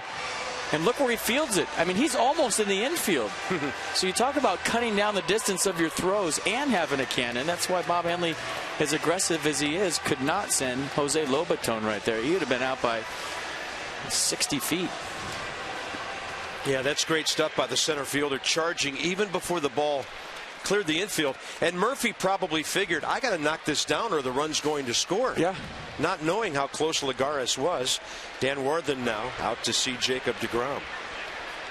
But I remember a conversation I had years ago with Andy Van Slyke, who had an above average arm, probably below average foot speed, but he charged the ball as hard as he could on every base hit and became known as a very good center fielder on plays just like that. Well, it's a little trickier on natural grass for Van Slyke and yeah, they guys like that. They played on artificial surface. You come flying in on the ball. I know in Montreal, the ball was hit hard. You could run in as hard as you wanted to and didn't have to worry about a bad hop on the artificial surface. But hey, most of these fields in Major League Baseball right now are like playing on Augusta anyways. There's not a lot of bad hops in the outfield. First and third, one out. Rendon the hitter. Span running to stay out of the double play, and they got him. Anthony Recker, the first catcher to throw out Denard Span this year, and you knew it would take a perfect throw right at the corner of the bag to do that. Well, that's the first time, like you said. Not the best jump. He tries to outrun it right there, but a perfect throw by Recker. And I don't know about the tag. With the naked eye, I thought it was very questionable on safer out. Matt Williams out. He tagged him on the back foot, so stay tuned for this streak being intact of not getting thrown out by a catcher. We got Exmo. Exmo doesn't lie. And does his foot hit the bag? I don't even know if he ever tagged him. Or maybe he did. Matt Williams having a chat with Paul Nauert. Looking back in the dugout to Randy Knorr. And are they going to review or are they not going to review? They're not. I think it just got him on the back leg. Well, an aggressive move by the Nats with their best base stealer to try to take a stranglehold on this game. Yeah, got him right there before his foot hit. Boy, what a perfect throw by Recker. That thing's a foot higher. He's safe. Former pitcher turned catcher throws a seed. And a former shortstop turned pitcher throws a fastball inside, 2-0. Joking. Emergency pitcher. Well, maybe DeGrom's an emergency shortstop someday. You never know. I bet you he would want to, based on what we've been told about his makeup. Extra inning game, he's probably got spikes on. Anthony's pulled 2 ground balls today, 1 to short, 1 to third. And he hits a high fly ball to left center. Lagares and Young there. Look out. Eric Young didn't peel off till the last second. So the Nats, 2 hits, caught stealing, keeps them off the board. 3-1 game.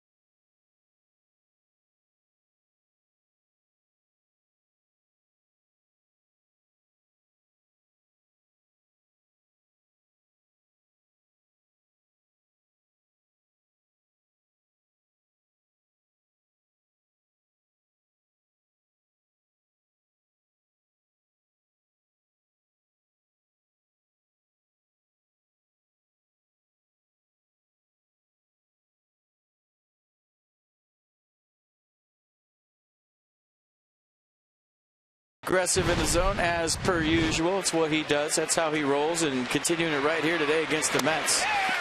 It's been a combination of pitches. Slider, curveball right there to Anthony Recker.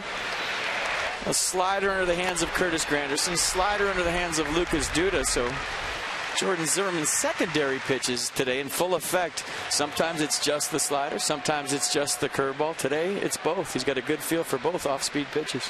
And he's coming off a quick fifth inning. He threw 9 pitches in the fourth, 13 in the fifth. He has shut down the Mets, except for Daniel Murphy, and 1 hit by the opposing pitcher.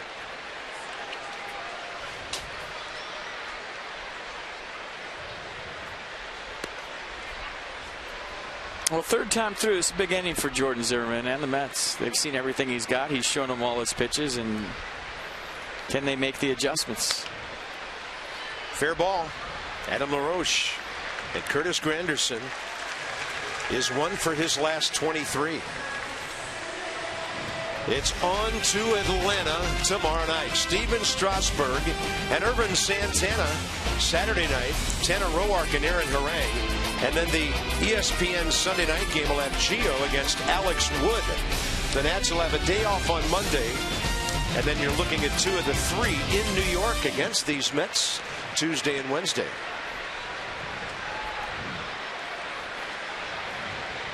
There you go for the Atlanta series. Looking at the Braves notes today, they were listing Mike Minor in their bullpen. They picked up James Russell, the lefty from the Cubs.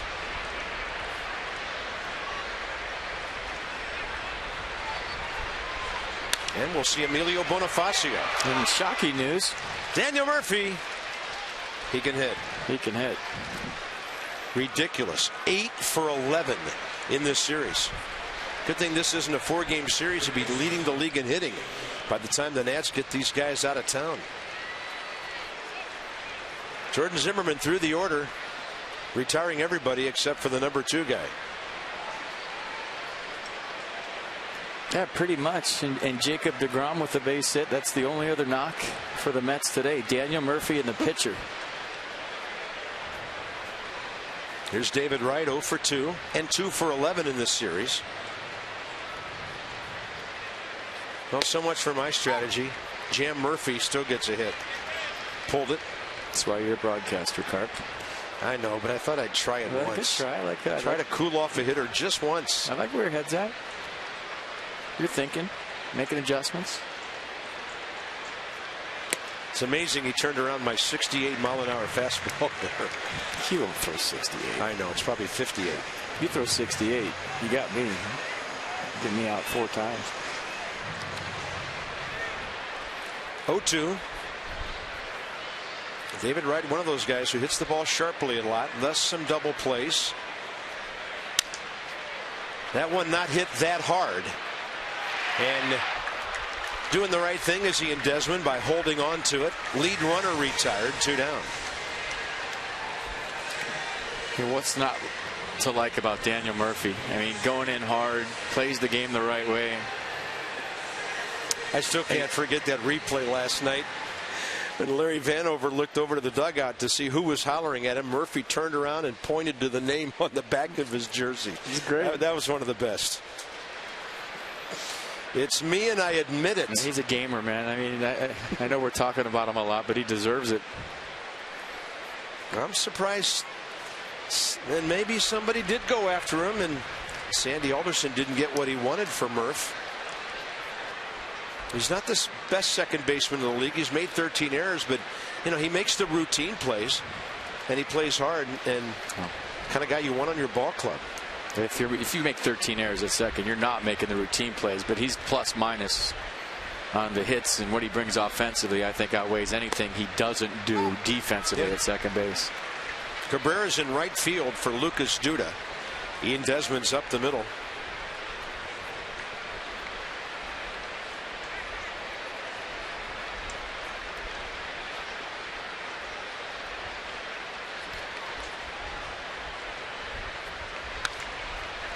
And there's Cabrera. No chance, even if he had picked it up.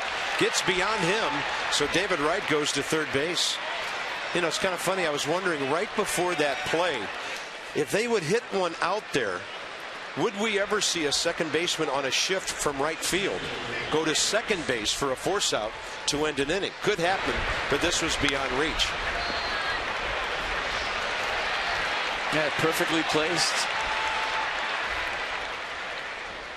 And now you got a guy in the box in Juan Lagares who has a knack of putting the bat on the baseball. Not always the barrel, but the bat.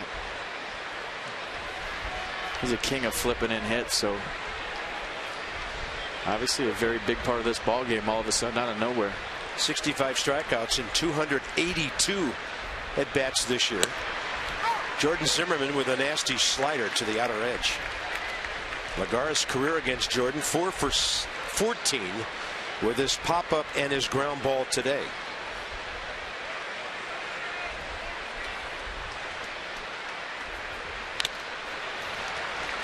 Reach back 95. Mercedes-Benz will track it. First pitch away. Fastball in 95. Right shoulder of Lobaton on the way back.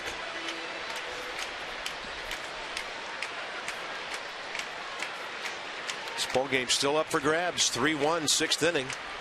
Runners at the corners with 2 outs. It's a big at bat for the Mets. He's done damage to our pitching staff this year. He swings a lot with 2 strikes and an 0-2 count right here. You saw Jordan go up right there.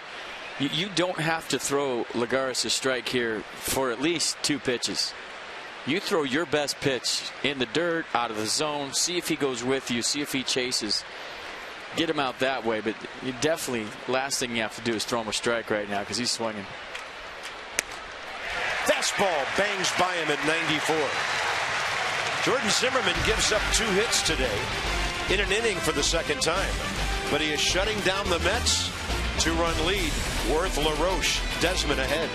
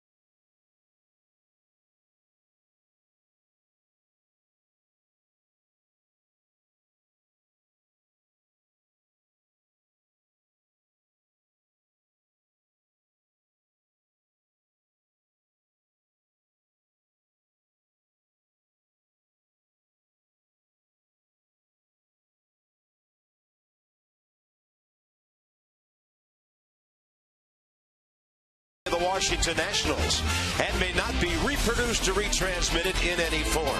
And the accounts and descriptions of this game may not be disseminated without the express written consent of the Washington Nationals. Great crowd, a lot of kids. The campers are here today. We've seen a good ball game. 2-run homer, Ian Desmond. RBI single, Ian Desmond. And here are the Honda Nats due up. Bottom 6 with Worth in this series. Couple of hits, big RBI yesterday. Adam LaRoche and Ian Desmond doing big time damage to New York pitching. They're 4 for 4 today, those two.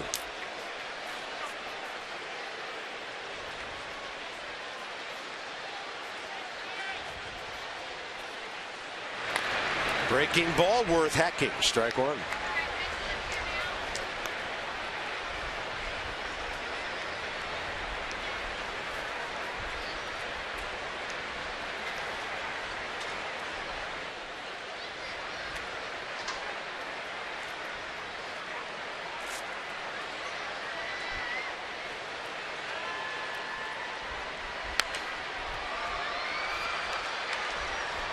Nats box. Let's go to the second. LaRoche leadoff double. Desmond home run. Let's go to the fourth. LaRoche 1-out double. Desmond base hit. Denard Span another multi-hit game. Jose Lobaton has a knock. 3-1 Nationals.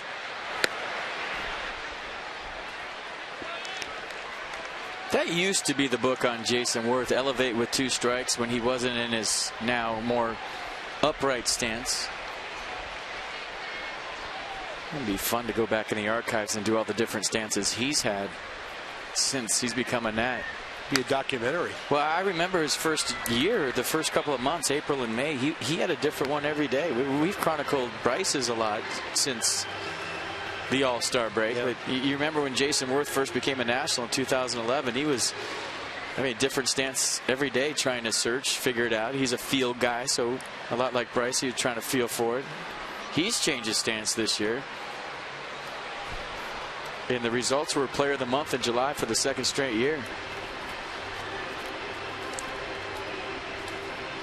New bat after that one. Let's see if it's a good one.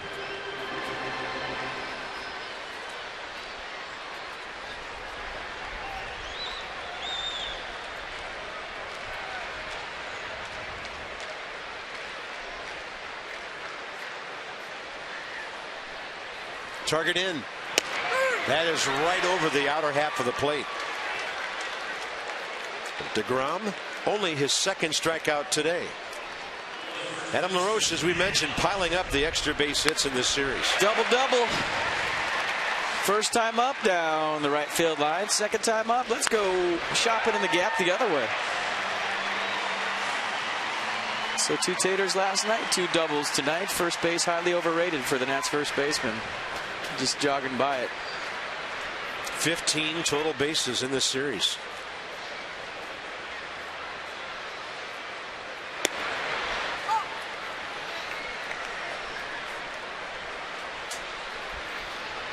Batting average at 277.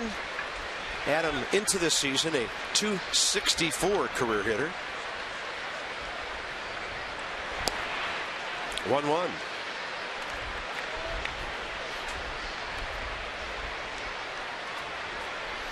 More so than where you pitch a guy that's going line to line and barreling up baseballs. As a defender, where do I stand? When you got a guy spraying the ball all over the field, the book says to shade him here, but I think that's where you have the advantage as a hitter, maybe even more so than, what pitch is he going to throw me? Standing on defense, guys that hit the ball over, I didn't know where to stand. Left center first time, right field line second time, or vice versa. That's where you start to get the upper hand as a hitter because the defense doesn't know where to shade you. 3-1. A lot more holes. And now the pitcher's wondering, where do I get a strike on this guy? He's tried him away, and now he's way behind. Just throw it down the middle. He can't hurt you. I'd love to see that. Let's see a ball in the second deck. Well, he pulled the string, 85.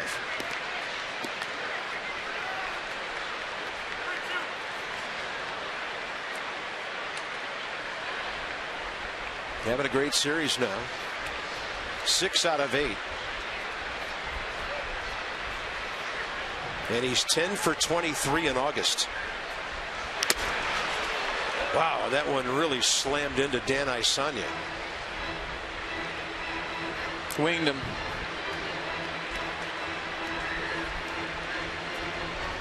His buddy Larry Vanover coming down from the third base side. His crew chief to check on him. Give him a Dan's trying to wave him away. Yeah, winged him. Oh, we got the Exmo shot. Where'd he get him? Whew, that was loud. When it hit up here, we heard it. That could be like a little defibrillator right there. That's right in the chest. Home trainer, in this case Lee Kuhn's out to check on him.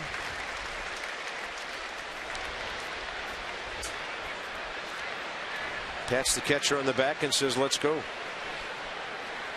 13th year for Dan Isanya. And a 3-2 to Adam LaRoche again. This guy has got some kind of batting eye. He walks for the 58th time this year.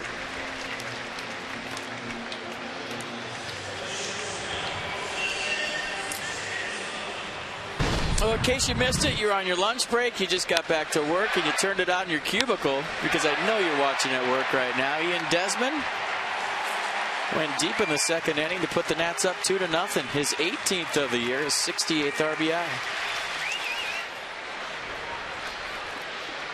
Desmond suddenly a 300 hitter in this series after going 0 for his first 6.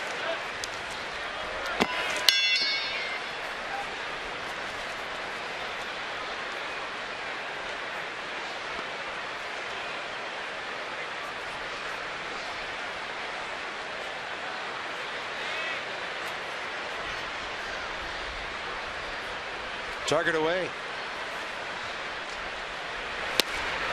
Ooh, 78. Ian trying to hop all over it. His next RBI will be number 70. The Nats get DeGrom to 90 pitches here with 1 out in the 6th inning. They got Jonathan Neese out on 102 pitches after 6 innings last night.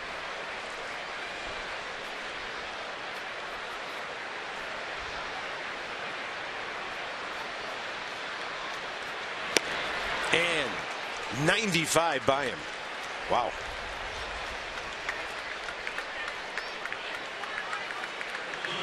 All right, Peanuts, future stars of the Washington Nationals. For tickets, call 703-590-2311 or go to PotomacNationals.com. Here's Bryce. Hit the ball hard last time, right at Curtis Granderson. And a check of right field now indicates again Granderson playing more than 100 feet off the line out toward the gap.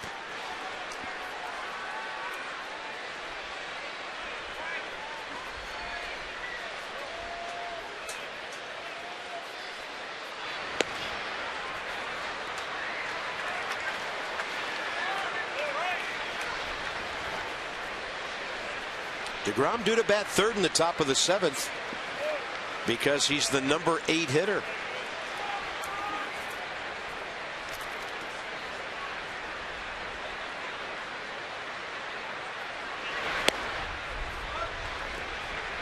And he's kind of using up all the arsenal here. Off speed, then the fastball. Back to the changeup there.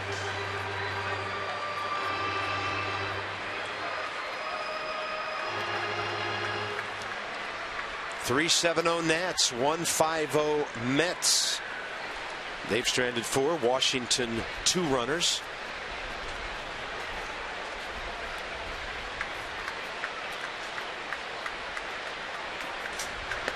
And Harper didn't bite on the off speed. Good take, 2-0, sitting fastball all in on the heater. Got a pretty good changeup from DeGrom and spit on it.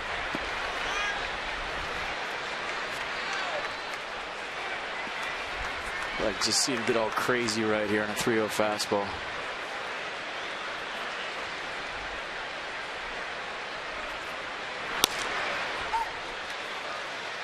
If you were keyholing one, that would not be it. No.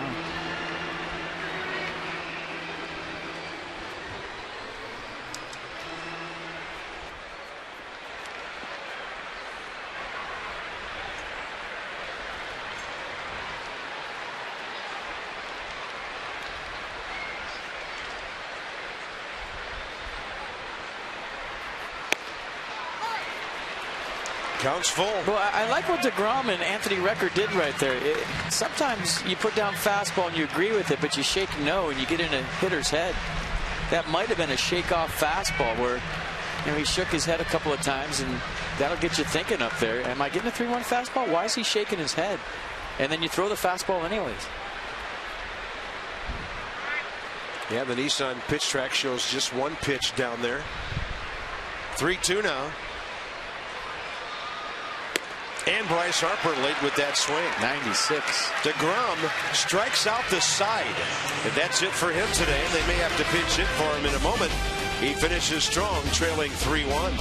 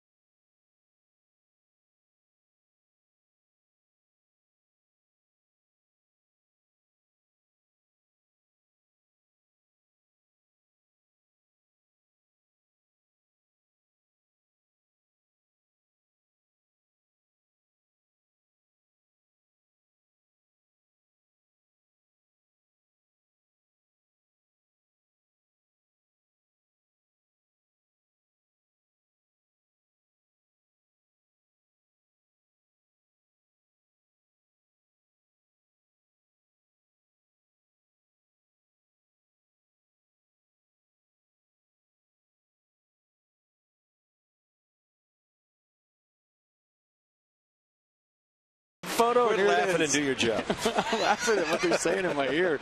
Here we go. Family at Marlins Park. Beautiful Marlins Park. You can see the Pinocchio Dolphins barely faintly in the background right there. And it's another puppet. All right. Their lips aren't moving. Perfect. We're going top 7. Jordan Zimmermann borrowing a page out of the Pfister book last night, where your job is to go 7. Whatever happens on top of that is great. 84 pitches, 62 strikes. Wilmer Flores leads off for the Mets. Their bullpen working with their starter due to bat third this inning. And DeGrom has thrown 97 pitches. Just looking at DeGrom's pitch track of his own.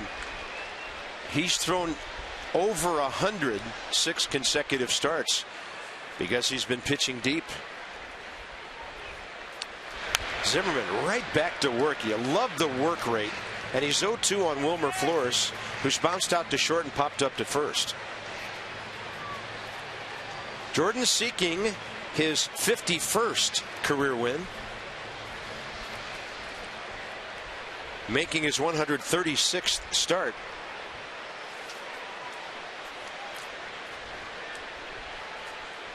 And by the way, I mentioned Strasburg pitching in Atlanta tomorrow night. That will be his 100th career start. Vic Black for the Mets.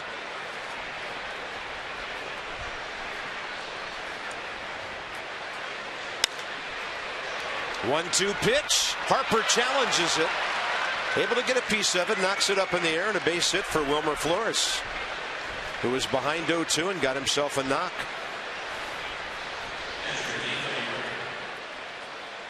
You kind of served it out there to left field, and you're wondering, would it stay up long enough for a charging Bryce Harper to make a play? Obviously the answer no, but nice job of putting the barrel on the baseball. Very simple swing with 2 strikes, and stays in front of Bryce, or on top of Bryce. Yeah, and he kept himself under control here, FP. Didn't do anything, no diving, rolling, tumbling thing. Just kept the ball there. Double play in order with the catcher coming in. And he'll hit a high fly ball to left center for Denard Span. Squares up for a throw as Flores goes back to tag, and no chance. That's just good fundamentals right there by Denard. They had DeGrom on deck, and now Kirk Neuenhuis will come out and pinch hit. All right, here's your Masson word of the day: switch. Text that to 29292 for a chance to win lunch with Matt Williams. Stay tuned all week long for more chances to win lunch with the skipper. Switch.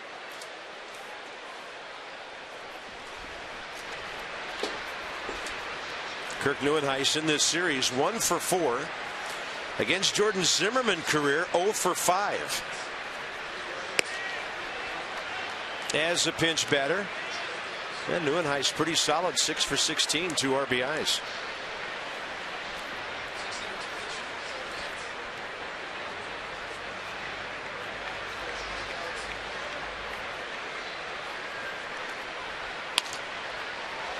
Base hit going the other way. Now he's 7 for 17 as a pinch batter in the bottom of the Mets order, with Drew Storen warming up, making some noise of their own. So 91 pitches, 67 of them strikes. Matt Williams, Randy Norris, Stern in the Nationals dugout. Jose Lobaton out to talk to Jordan Zimmermann. Is this a stall to get Drew Storen in the game? And something else going on out there too, FP. Jerry Blevins just popped up, and that's for Daniel Murphy. Maybe even Granderson before him. But Blevins up with Storen. Here comes Matt Williams. Wow, the end came quickly just when it looked like Jordan Zimmermann was going to go very deep. He'll be done after 6 1/3, and this ball game has a long way to go. Gives up 7 hits, 91 pitches for the Nats right-hander. Strong outing. Who's in line for his 8th win of the year. But I can tell by his gait he's a little disappointed not being able to go deeper.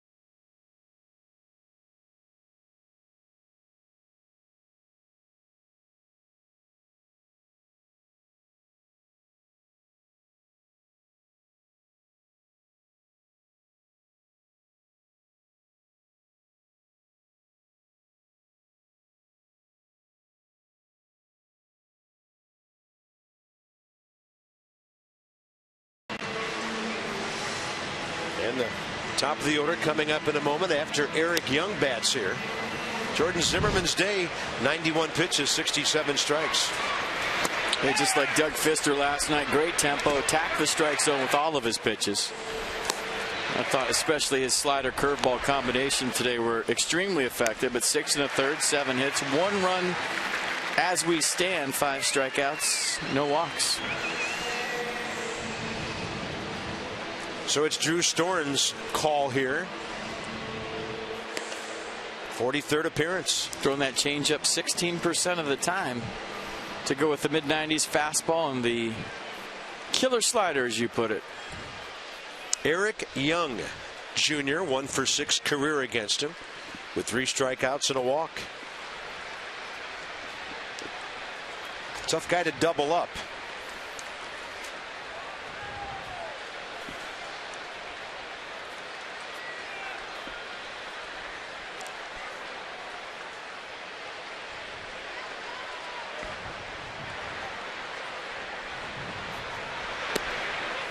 I think Matt Williams saw the Masson word of the day and decided to change pitchers. Switch. Yeah, now you got a switch hitter in there.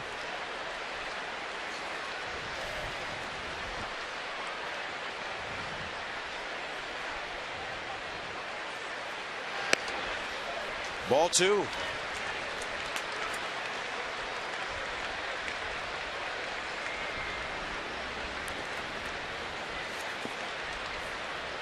Drew a 2-hit, 1-run 7th inning on Monday night while the Nats were behind to Wheeler. And it gets a strike. Good frame. Boy, Jose Lobaton is 3 or 4 borderline pitches today that he's framed that could have went either way, and he's gotten the strike call from Dan Isonia.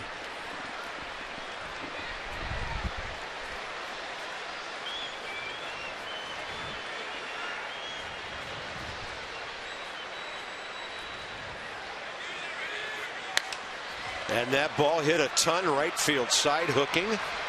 Oof. Got to the facade of the second deck in an instant. Oh, that was 4-3 Mets. Eric Young, 1 home run this year. And in his big league career, he's hit 8. This ball was still going too, and it hits the facade. Right there. Wow.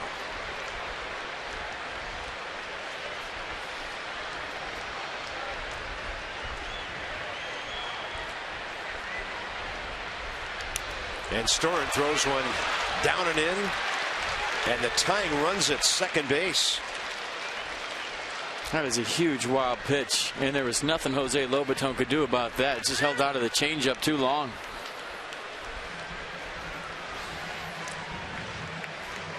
Flores to third, DeGrom, or I should say Neuenhuis to second.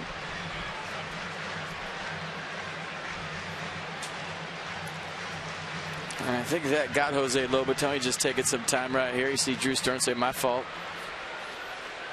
I think it got him in the meat hand.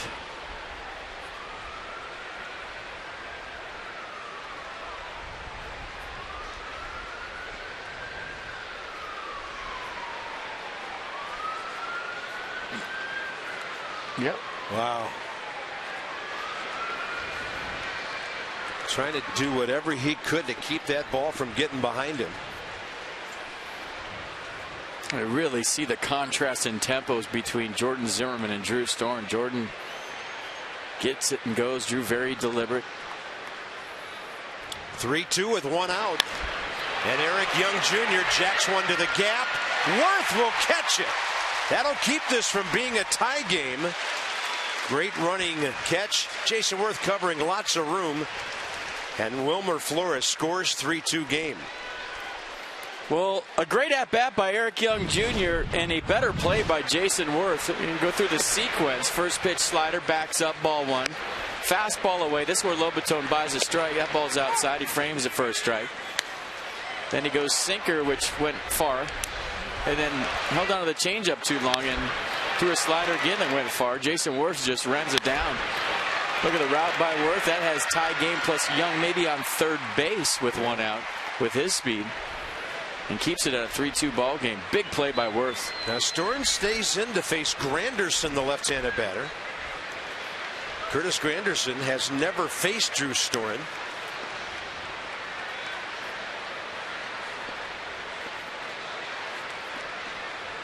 Looks like Craig Stammen just grabbed the ball. They're going full metal jacket in the Nats bullpen right now. Looks like Blevins for Murphy and Stammen for Wright if it gets that far. A long way to go to get this game into the 9th inning.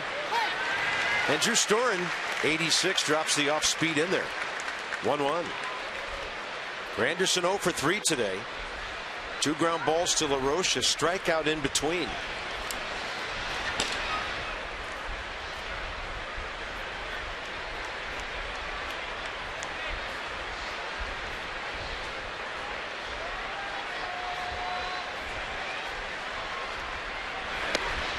Did he go?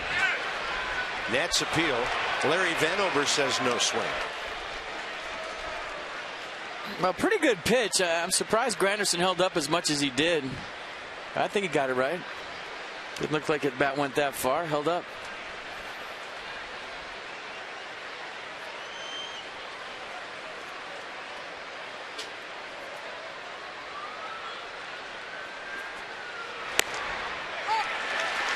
'86 again, and a 2-2 count. Lots of changeups, lots of sliders, everything pretty much down the zone. And Granderson looking fastball, and a 2-1 count, gets a changeup. He swung at that slider last time from Jordan Zimmermann that almost hit him for strike 3. Let's see if they go in there again with 2.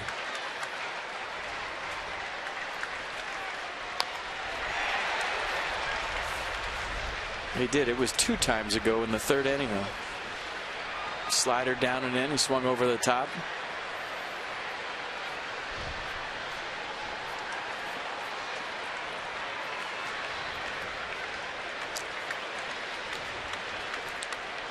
Tying runs at second base here in the 7th. With 2 outs and a 2-2 pitch again.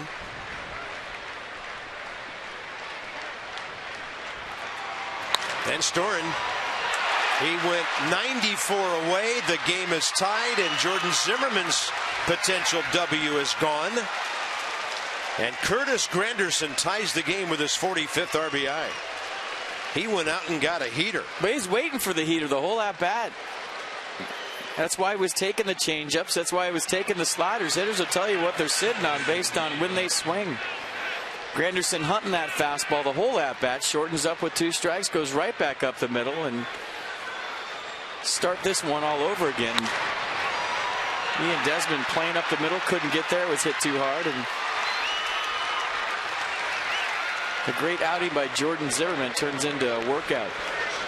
Jerry Blevins for Daniel Murphy. In a moment, the Mets have battled back to tie it.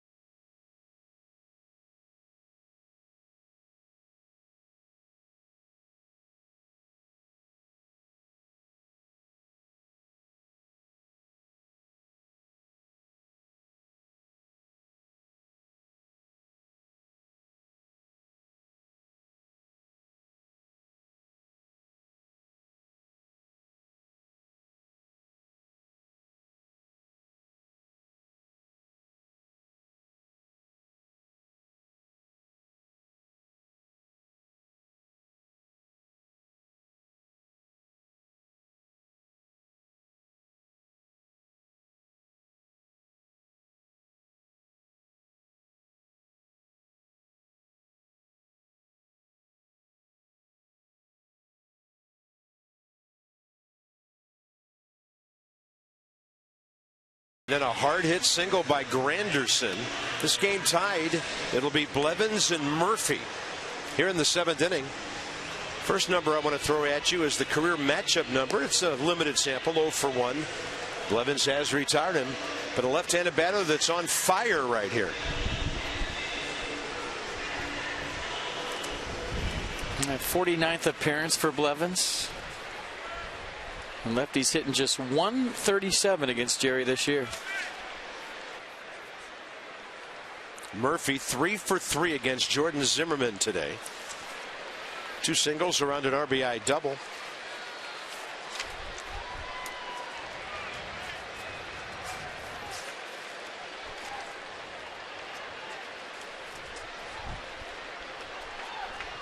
Curtis Granderson is 8 for 10. Doesn't run nearly as much as he did earlier in his career, but still a threat. Murphy hitting .315 against lefties this year, 34 for 108. He's hitting everybody. This guy in this series, 8 for 11, 4 RBIs.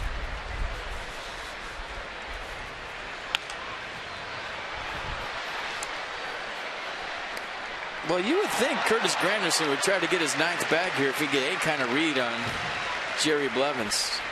A tie ball game, top of the 7th inning, 2 outs. You got a left-hander up, which kind of blocks Jose Lobaton's view of the base runner. Give you a little half a step, maybe. And worst thing you have is Murphy leading off the 8th.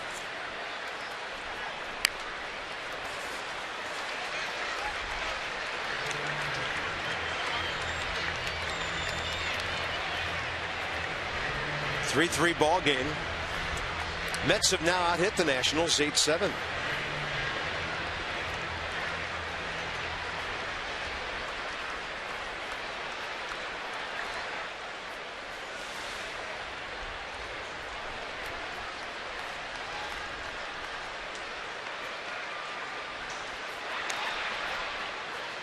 He kind of jabbed right there, but I think that was just a fake jab to get a throw over from Blevins. I don't really think he was going.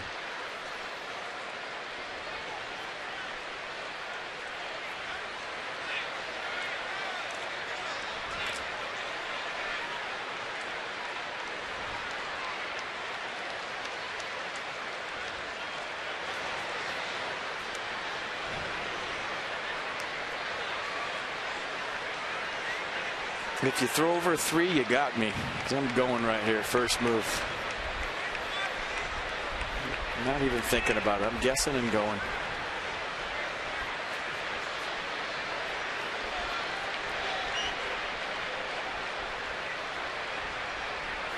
Coming home. Front door breaking ball stays inside.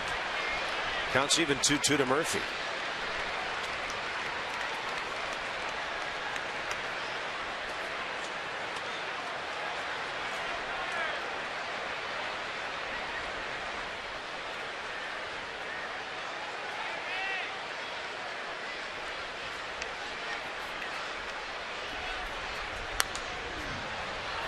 That was interesting. Granderson was actually retreating to the bag on that delivery. So Murphy's fouled off 3 here. The man is one of the toughest outs in the league right now. But this is where the stolen base has value. You know, late in the game, tie ball game, you're a leadoff hitter. Thrown out or whatever, you got to try. That's why you're a leadoff hitter. Yeah, short lead to begin with. Blevins a look. And Murphy way out ahead of that breaking ball.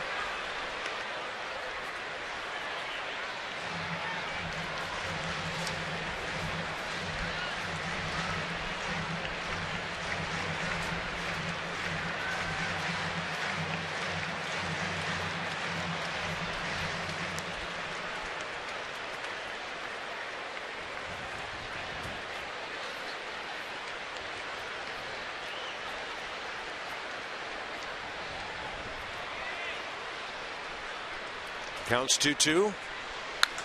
Murphy hits it hard, but right there is Cabrera. A moment to pick it up. And the Mets will tie the game. They'll take a W away from Zimmermann. Get DeGrom off the hook. Bottom 3 ahead for the Nats.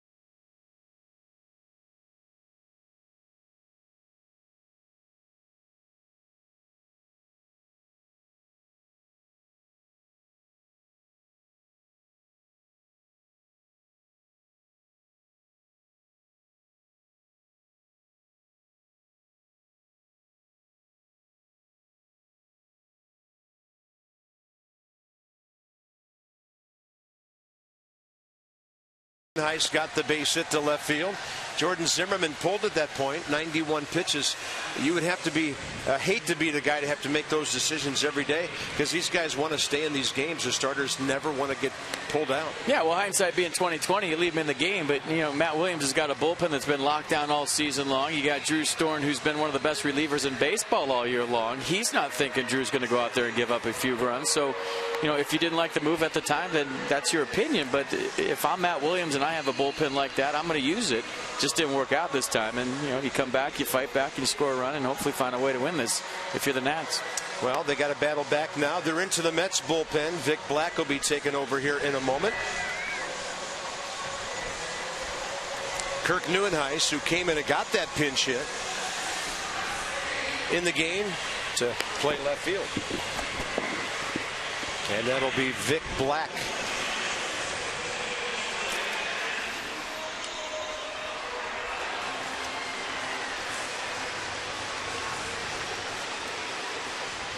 $38,611 here today as we set up Vic Black against the bottom of the Nats order here. Bottom 7.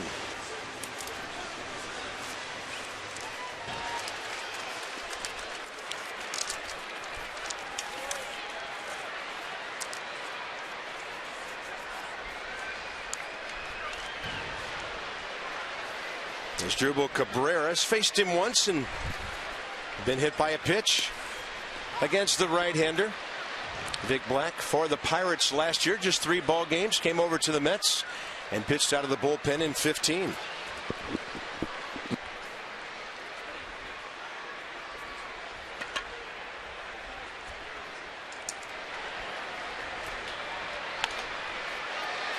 This will be out of play, left side.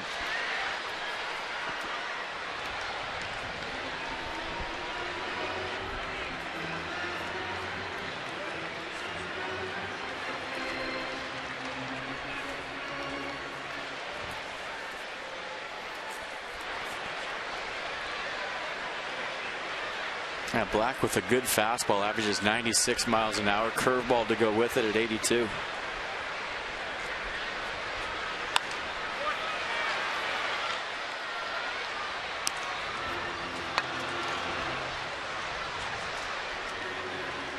Well, you knew the game wasn't over yet. The Nats had to get to 4 runs.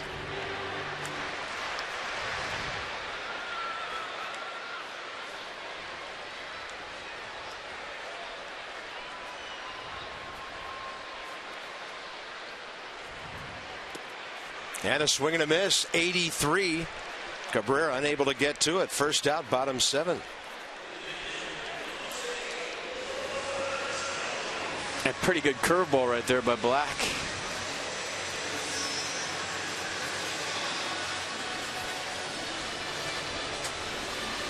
Jose Lobaton facing him for the first time.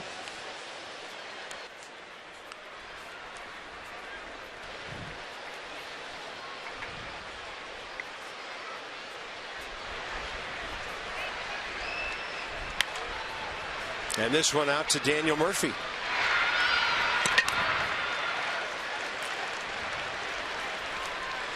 Well, with Nate McLouth on the DL, the Nats short a left-handed batter.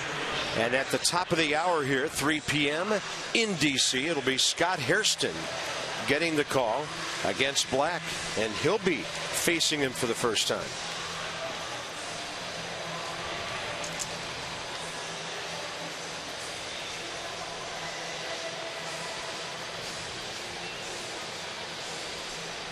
Here's a Buffalo.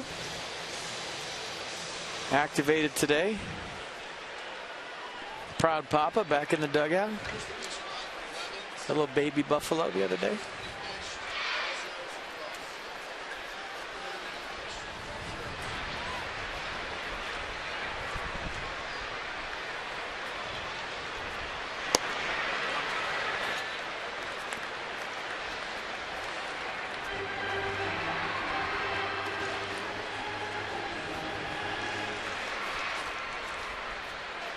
Hairston 4 for 24.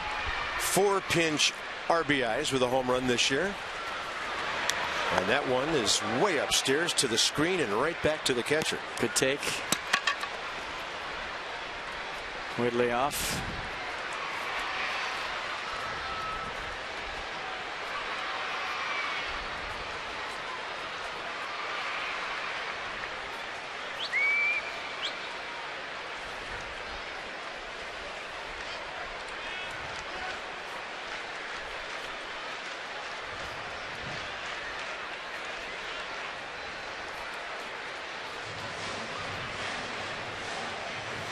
Oh, Dodger Stadium appears here in Nats Park. Beach ball on the field. Yeah, well, now we know why the presidents were dressed in their beautiful Hawaiian shirts. We'll see that September 1st be in Dodger Stadium. That'll happen 47 or 48 times in the series.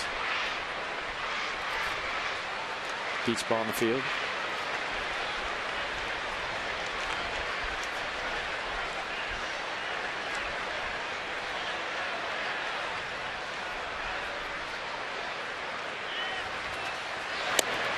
Hairston geared up on 2-0, couldn't get to it.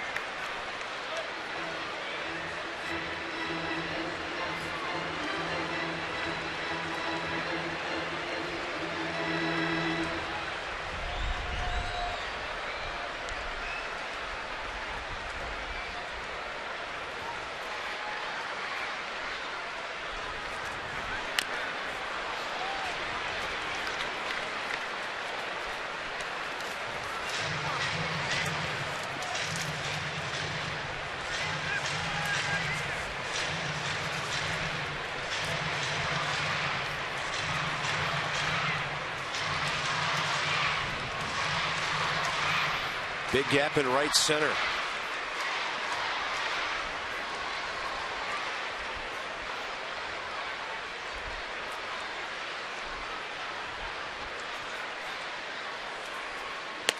He threw him a heater, 96 down the middle, unhittable. The Nats go in order, bottom 7. Up to the bullpens the rest of the way. Wright, Duda, and Lagares ahead.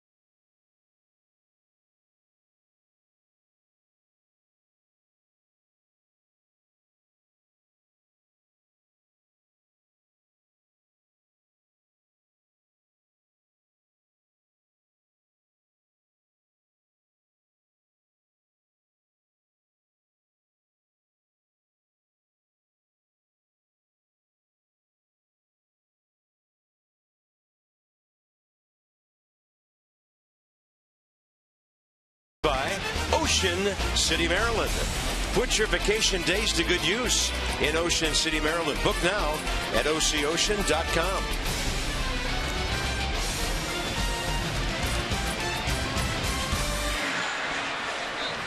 We're going to the 8th. Nats led 2-0, 2-1, 3-1. Mets tied it up with 2 in the 7th. And in this tie game situation, Tyler Clippard will get the call against the heart of the Mets order, Wright, Duda, and Lagares. Yeah, fastball 92 for Clippard, curveball 75, changeup 80, and the split as the out pitch at 82. 51st appearance for Clippard, ERA 1.72. 61 strikeouts, 18 walks. Opponents hitting 192 against Clippard. Righties, good luck, 134.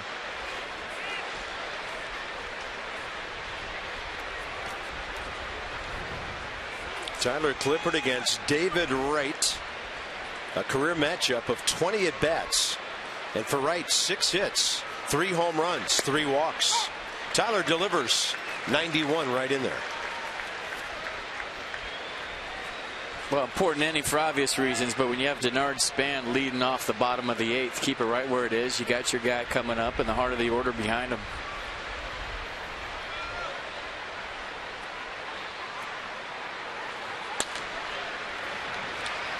Playable for Adam LaRoche near the tarp. Big out to start the 8th. All right, fans, follow every Nationals game with MLB.com at bat on your favorite mobile phone or tablet. Get live look-ins, instant replay, scores, stats, audio, free MLB.tv game of the day, and more. Download on the App Store or visit Nationals.com today. Shift on for Lucas Duda. Anthony Rendon goes right by Ian Desmond to set up the middle.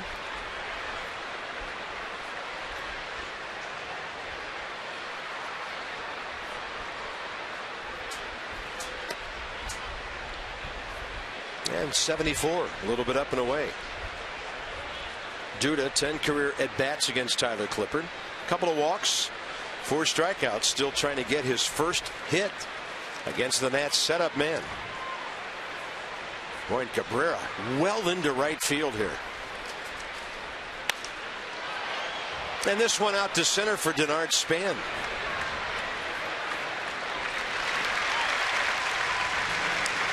It's big outs, 20 home runs. Nicely done.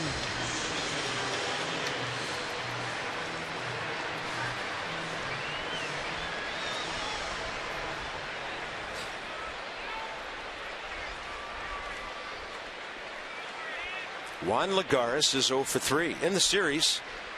2 for 11. And 1 for 3 career against Tyler Clippard. Looking to bunt and right back over the catcher, the ump, and the screen. Jeurys Familia. Now, Lagares has 3 stolen bases this year. He's been caught twice. A 2-out bunt with nobody on in a tie ball game right there, unless you're a base stealer, is not the best percentage play.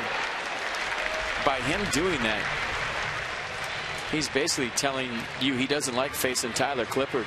The 2-out bunt is only a good play for a base hit with nobody on. If you're going to steal second base in the first 2 pitches, 3 pitches while you're on first base after the bunt's successful. Otherwise, you're looking to hit a double with 2 outs, getting yourself into scoring position.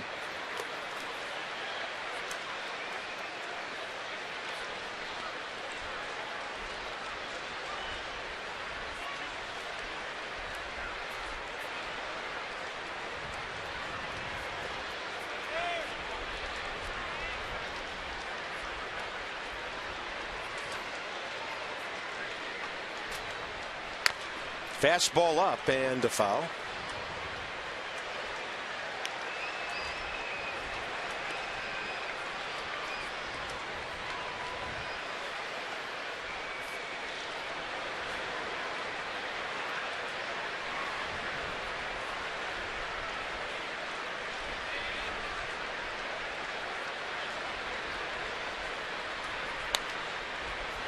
There's a split at 82.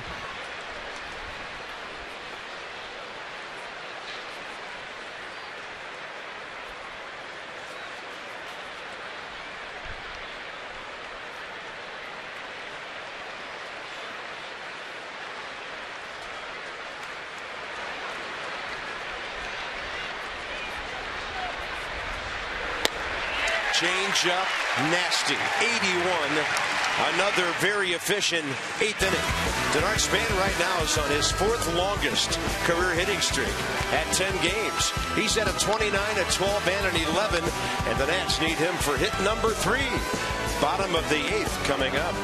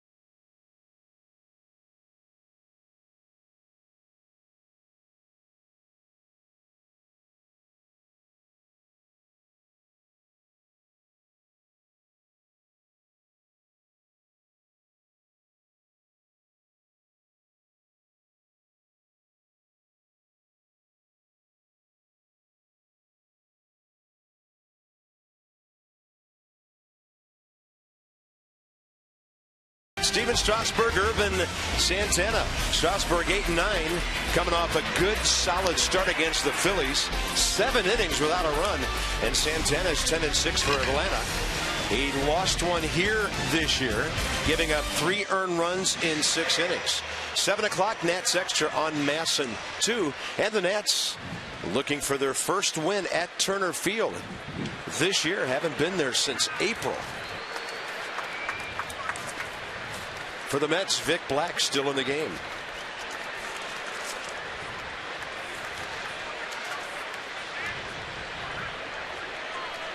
And Denard Span, another outstanding day. 2 for 3. Well, there's 2 huge plays for me in this game that's kind of turned it around, and it was Denard getting caught stealing in the 5th inning, and then maybe the wild pitch by Drew Storn in the 7th, allowing Flores and Neuenhuis to advance.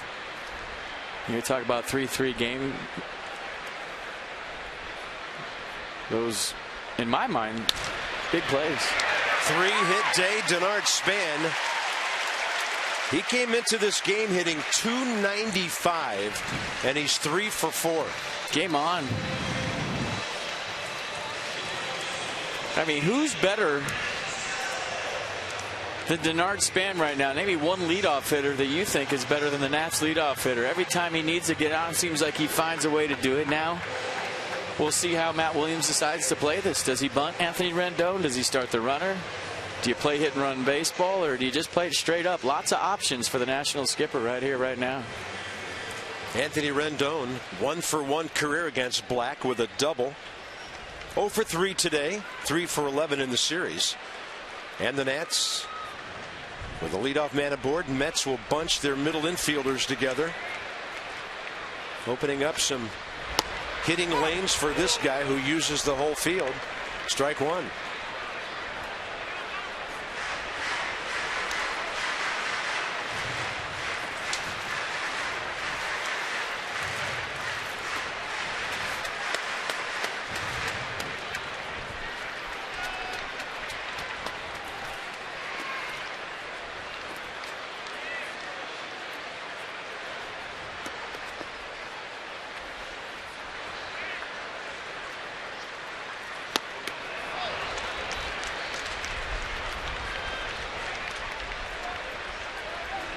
Rendon get Recker on the backswing right there. He reached over and tapped the Mets catcher after the swing.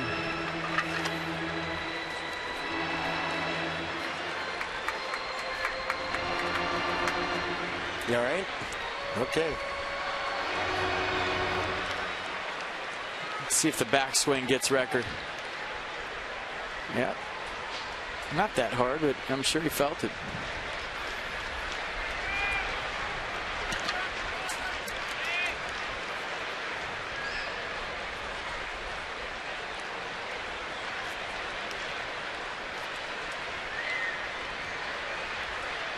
This is where, even if you're not going in your Denard span, you know a guy's got a good curveball. You're hunting it in the dirt. You're looking for a ball that bounces and trying to advance in a 2-strike count. And Denard span punched out, rather, Anthony Rendon punched out on a late breaker that froze him.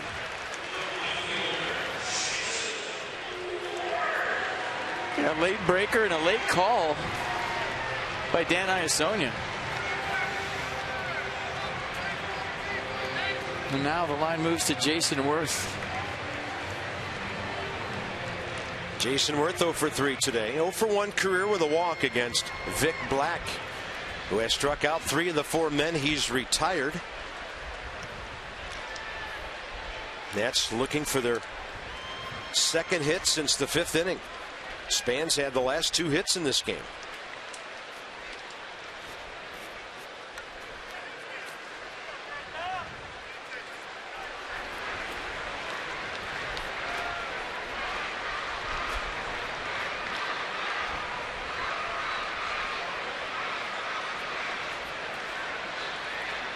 Pretty big lead by Span. Started, stopped. Ball 1. Yeah, he's trying to time him up. Right now, Vic Black is between a 1-2 and a 1-3. Kind of sped up his delivery right there on the fastball at 96. Now, what does that mean? Well, 1-2 might be a little too quick for Denard Span to go, but that extra 10th, 1-3, it's pushing it. If you get your best jump and you get an off-speed pitch, and your Denard Span, you can make it on a 1-3. Ooh. That throw to the runner's side made it close.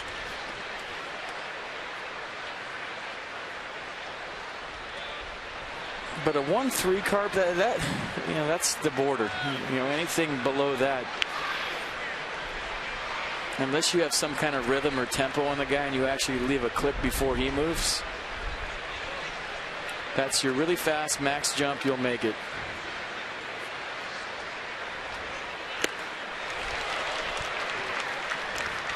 .96. Wow.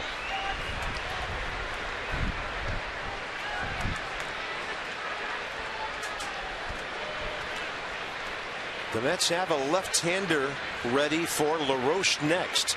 If Terry Collins goes there, Josh Edgen.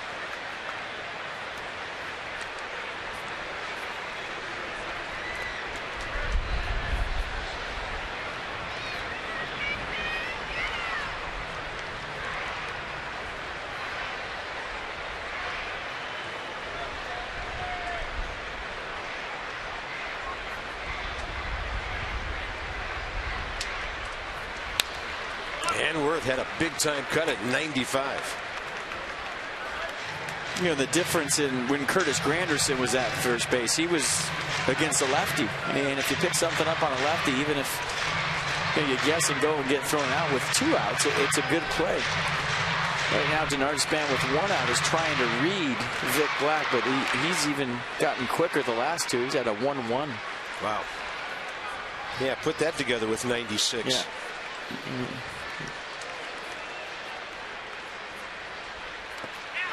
Worth did not go, says Vic Carapazza. Mets dugout can't believe it. 2-2. Survives to fight another pitch here. Or just a hard curveball, and Worth looked like he held up. See, that's the one, if you get out as a base stealer, and you always get those shots of base stealers peeking in for the signs if the catcher leaves his right leg open a little bit and you see 2. Even if a guy's quick, that's one you can get second base on, because you're anticipating it being down, and you're also going on an off-speed pitch, which gives you a better chance.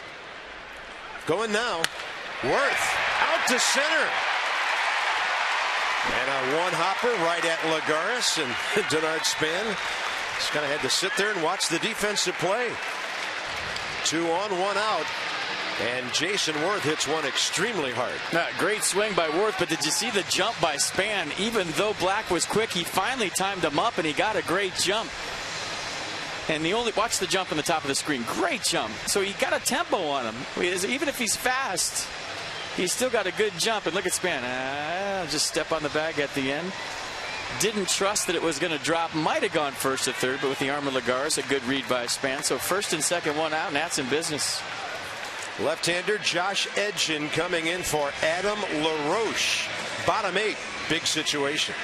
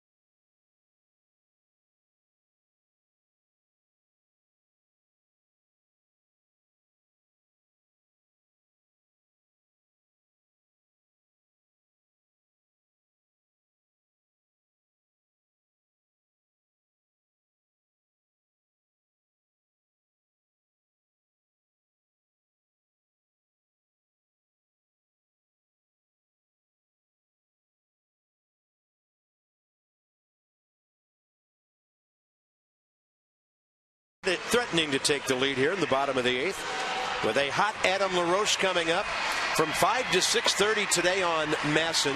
It's the Mid-Atlantic Sports Report. It'll be on the heels of this 3-game series. So the guys will be looking back at this hard-fought set and looking ahead to a 3-game series in Atlanta. Here's Josh Edgin. Boy, he's been tough lately. Yeah, fastball, slider, cut fastball, changeup. Adam LaRoche probably going to see the fastball slider combination, and got to keep Denard Span close at second base if you're the Mets right now. Even though left-hander LaRoche is up, David Wright swung over kind of towards shortstop. Adam LaRoche is 1 for 4 career against him. Lefties are 9 for 47 against Edgin this year. It's a batting mark of 191.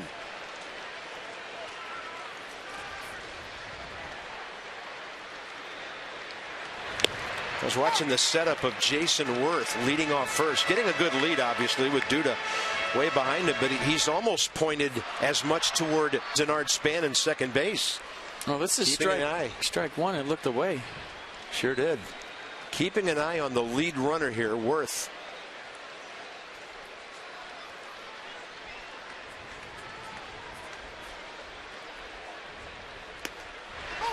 Strike 2. Wow.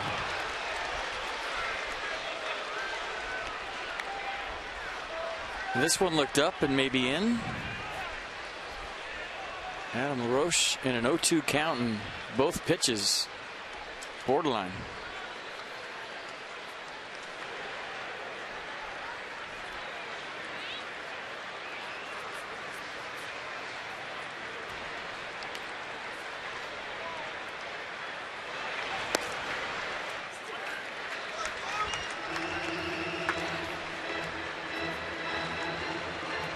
Fantastic series, 6 out of 8, 3 walks.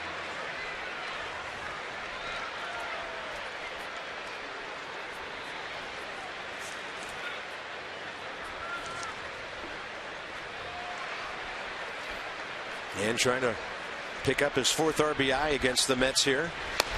They'll take it outside, 2-2. And worked it back even.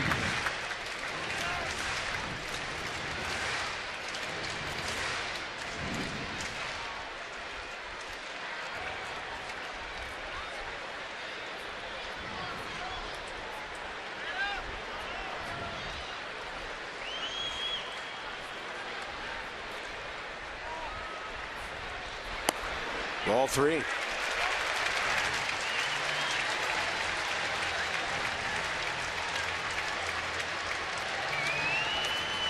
Two outstanding base runners.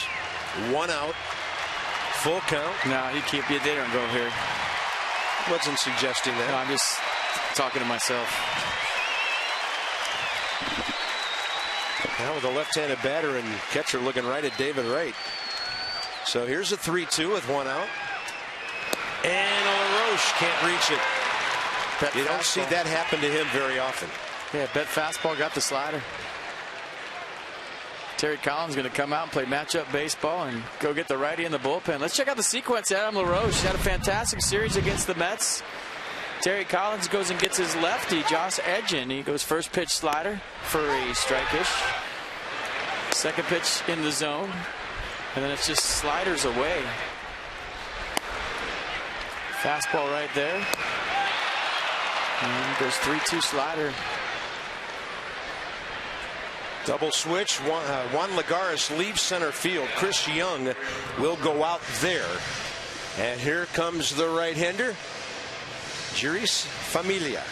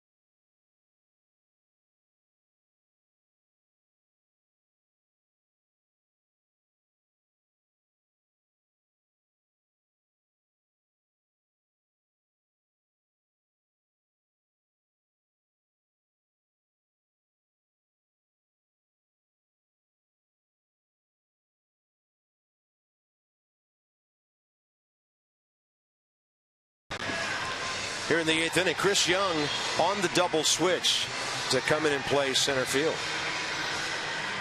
I'll tell you what, that's a good thing if you're Denard Span at second base.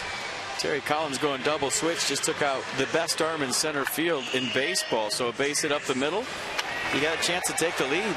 You wanted to go double switch because he's probably going to keep Familia in longer than just one hitter. But you saw the repertoire. Fastball 96, slider 85. 2-pitch guy, 55th appearance. But, you know, anything up the middle, especially with Ian Desmond, he's been hitting the ball hard. It would have been interesting to see a play at the plate with Lagares in center. Now, you look at where everybody's playing. They're deep. Base hits a run. Familia and Ian Desmond. Career matchup 0 for 3. They've met once in this series already.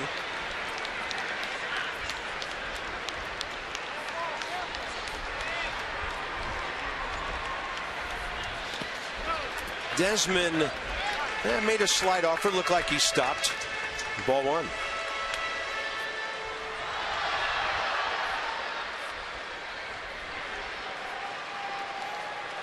Kurt Neuenhuis in center field.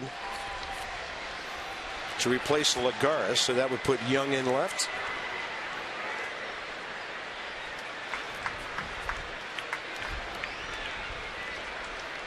So he started in left, went to center to replace Lagares.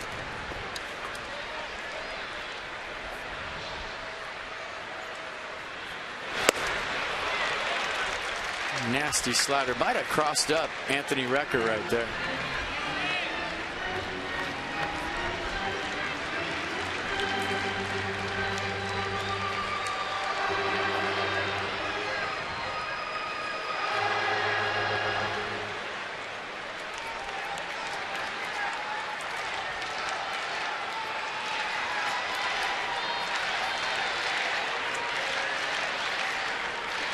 One to Desmond, steps out, trying to get everything strapped in for a tough AB here.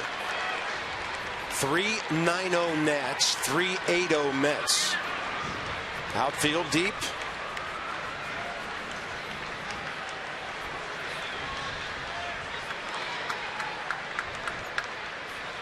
And Desmond, a swing and a miss, and a ball breaking away from him.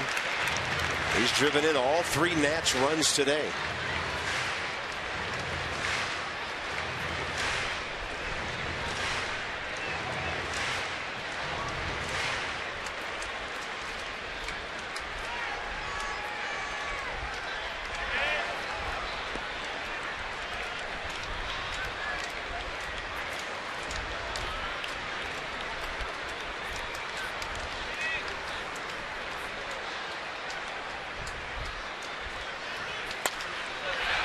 Right off the end of the bat, Lucas Duda has it. Nationals strand 2. They've left 5 on the day, and this tie game into the 9th.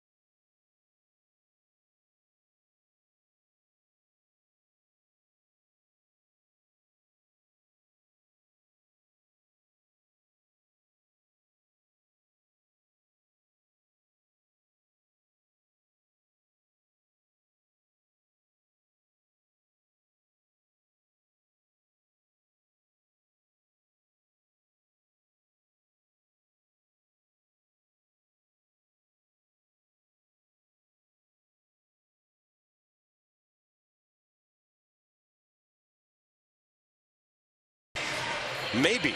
9th inning coming up. The Mets have 6, 7, and 8 due up. Flores, Recker, and Neuenhuis. They either go to Atlanta 4.5 up or 3.5 up due the Nats. And the Mets, who think they're still in it, 8 back, trying to gain a game on Washington in this series. It's good to see that flag flying on top. And here's Soriano. Yeah, fastball 91, slider 85, cut fastball 91.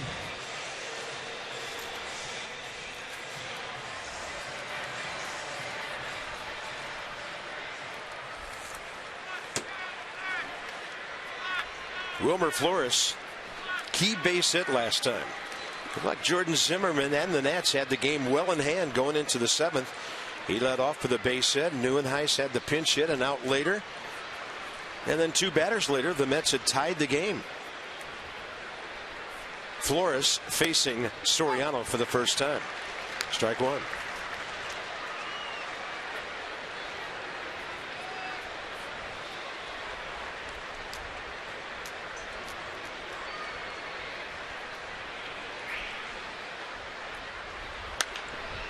Late for the fastball.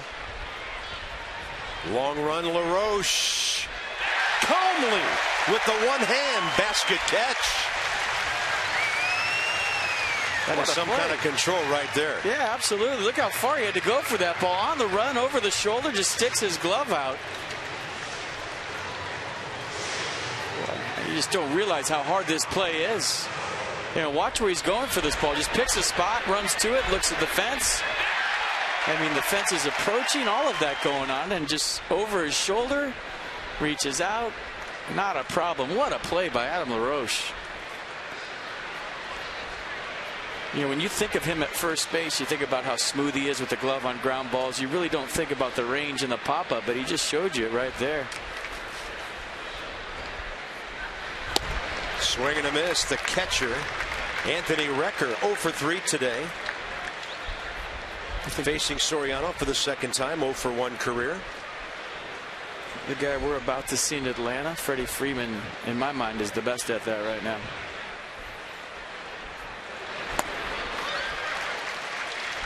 Yeah, his name jumped out at me a little earlier looking at the hit list in the league with Murphy and Span, Pence, McGee, McCutchen, all the guys we talked about. Freddie Freeman, power guy on that list, in the top 10 in base hits.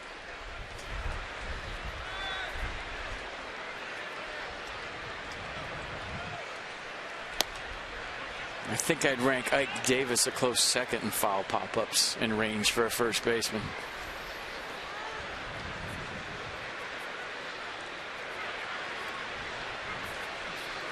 We could name that stat after you. Call it FPR. There you go. Foul pop-up range. And a 1-2.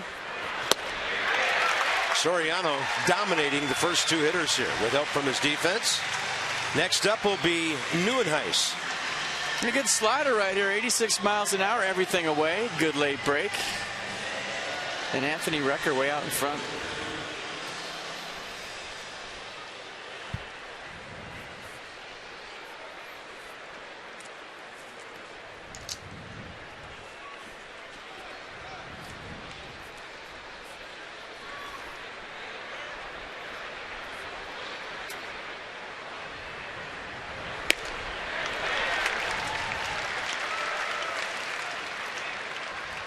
Neuenhuis facing Soriano. First time ever.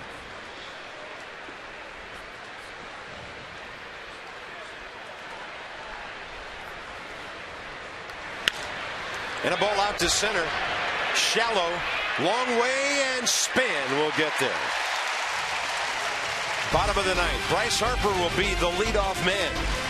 Followed by Cabrera and Lobaton. Or maybe not.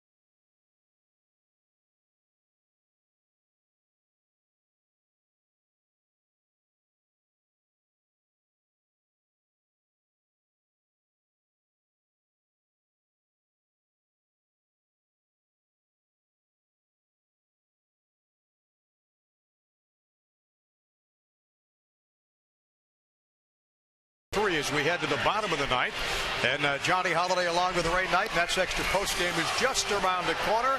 The Mets tied it up to make it a 3-3 game. Now it's time for the Nationals to win this thing at the bottom of the ninth.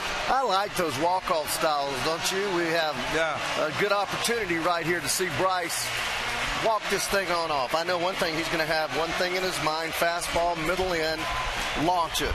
You can bank on that. Jordan Zimmermann all of a sudden kind of became a little bit unraveled there in the 6th inning, in the 7th inning. But he pitched good enough up until that point to win this game, right? You know, Johnny, I still thought he had good stuff. He had 91 pitches. They got a little base hit to left field. Didn't hit that ball hard. Then a ground ball through the infield with shortstop up the middle. Matty just saw something to get him out of there, but he still looked like to me he had a little in his tank at 91 pitches, throwing the ball exceptionally well. But I'm a long way up there, and he's right down there. But another good outing by Jordan Zimmermann. A couple of other guys that are way up there as well. That would be Bob at FP. Yeah, they're up there. Yeah. Scott, they're a little higher than we are. And as Bryce strides to the plate, let's go way back up there to Bob at FP. With great altitude comes great responsibility, Johnny. Thank you. And thank you, Ray. We're going bottom 8. Dries Familia still pitching for the Mets. Bryce Harper is 0 for 1 career against him.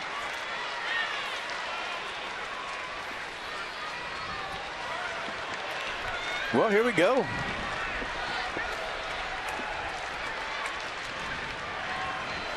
Familia got Desmond to end the 8th with 2 men aboard.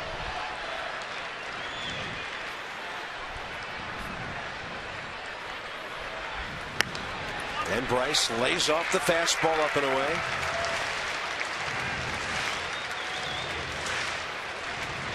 And Cabrera next. When it gets down to 8 and 9, things could get interesting. We've seen Kevin Franzen with a bat.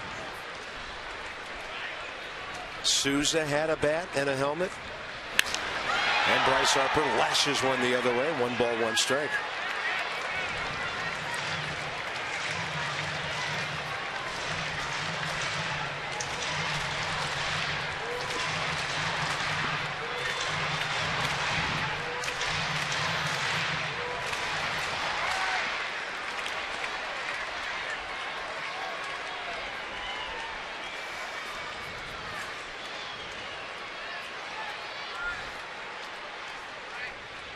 Target outside edge. Further than that it goes. Ball 2. You know, interesting was watching Bob Guerin on the Mets bench. They were trying to get Chris Young's attention in left field and move him in a little bit against Bryce Harper. Yeah, most of the time you play no doubles defense right here, where you're playing deeper than deep. They thought he was a couple steps too deep, and they moved him in. Yeah, Bryce drops one in front of you. He's thinking double on a ball like that.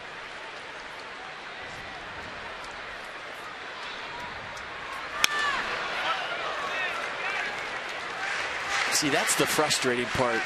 When you're scuffling a little bit, you work real hard to get to a 2-1 count. You get your pitch, and even though it was 95 miles an hour, that's a pitch we've seen Bryce handle before, and you foul it off. You're thinking to yourself, that's a pitch I usually crush, and now you got to battle with 2 strikes.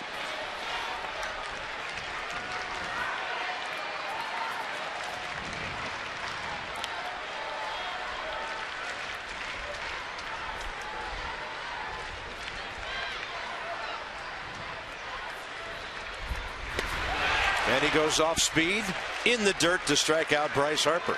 1 out. It's not so much the pitch right there that he struck out on. It's the 2-1 fastball. And when you're struggling as a hitter and you're not doing what you want to do, you never get to that 2-strike count. You either hit a line drive to left and are standing on second base, flew out to left, whatever. You don't get into these 2-strike counts where you see nasty sliders and strike out if you're going good. I'm not saying you get a hit every time in a 2-1 count, but that's usually the determining pitch of the at-bat, and you usually put it into play. But he has taken some really good hacks here today, and I think getting closer. That ball hits the plate on a bunt. Familia double pumps, and the ball gets away. Cabrera safe.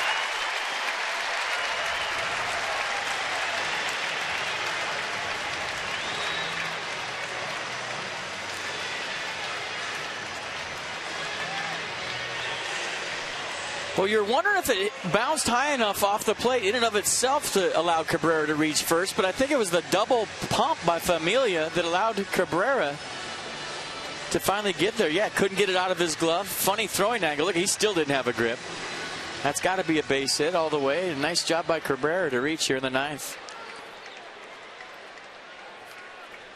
Jose Lobaton, the number 8 spot.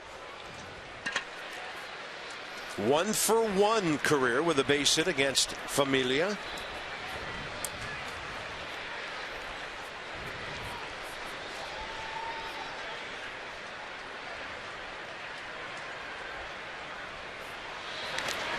And that ball in the dirt, and a good read by Cabrera.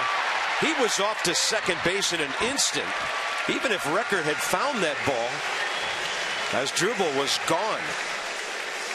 That's what I'm talking about. If you're not stealing, look for the ball in the dirt. Look for a way to advance to second base. That's heads-up baseball by a baseball player right there. He saw it. He took off. And 38,000 fans were telling him to go to third once Anthony Recker couldn't find it. Look, he has no idea where, and everyone's screaming, 3! No way he would have made it, but the game winner standing on second base right now. Yeah, now the Nats have 2 shots for a game-winning hit. 1 out. Obviously a 1-0 count on Lobaton. And time requested very late by Anthony Recker. There's Souza in the number 9 spot for Soriano next.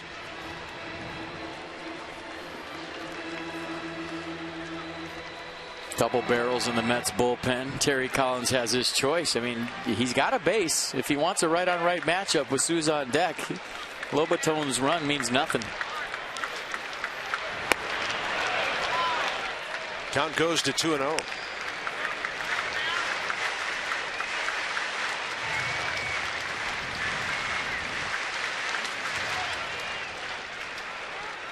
And don't forget, Juan Lagares is not in this game in the outfield for the Mets.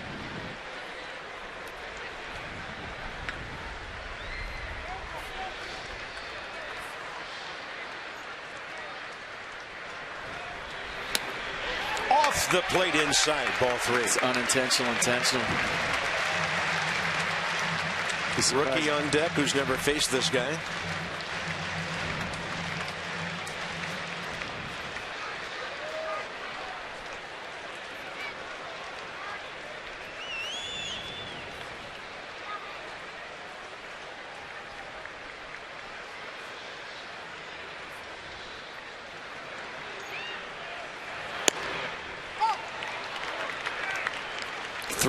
Fastball to get to the 3-1 slider. I'd be surprised if he throws that same pitch right here. And if you're Jose Lobaton, you got to be on it.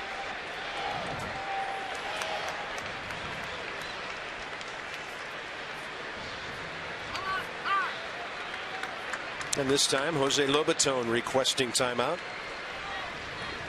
3-3 ball game, bottom of the 9th with 1 out.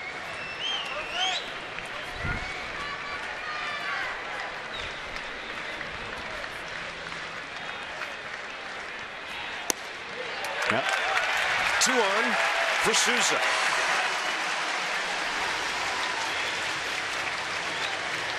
Well, Junior has a chance to be a hero right here, right now. Took some good hacks last night.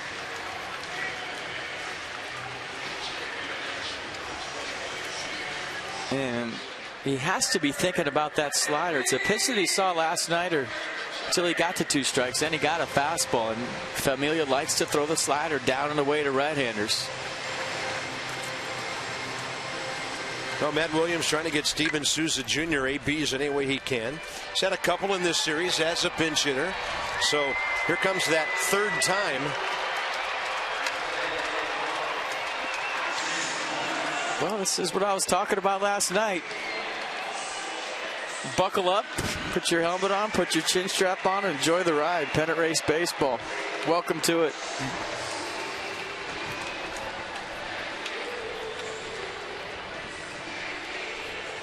Well, Denard Spans on deck.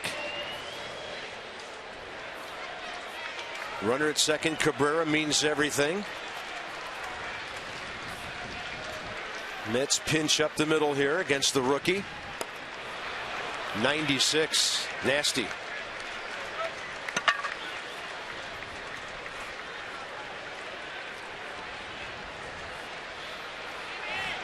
But with the game on the line, the Mets outfield is just too deep for me.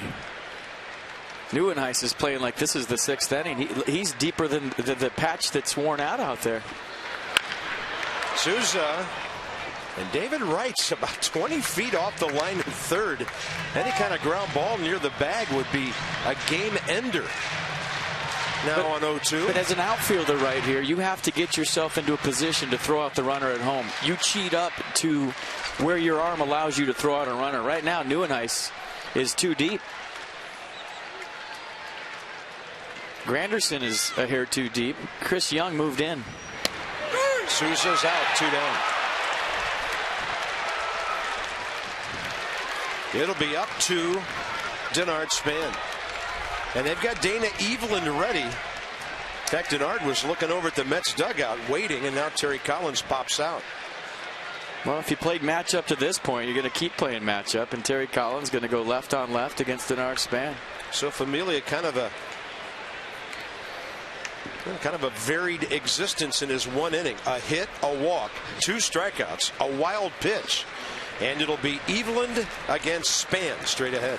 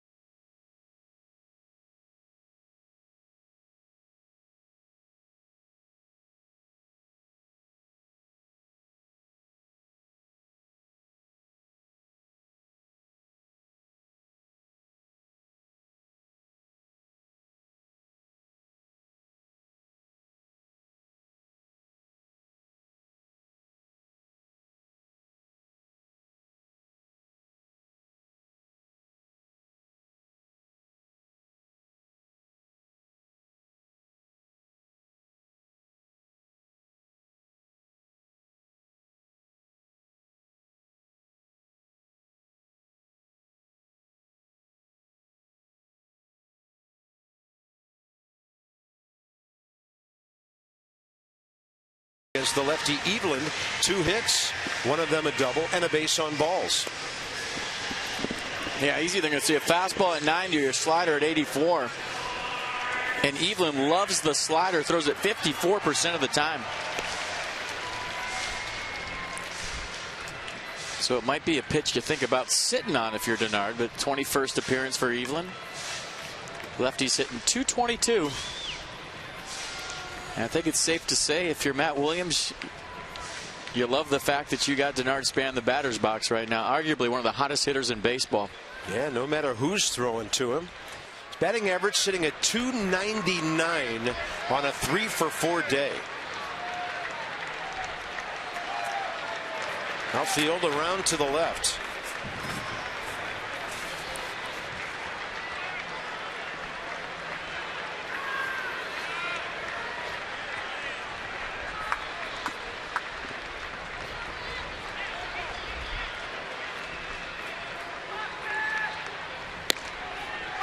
.83 in there with the hook. Slider.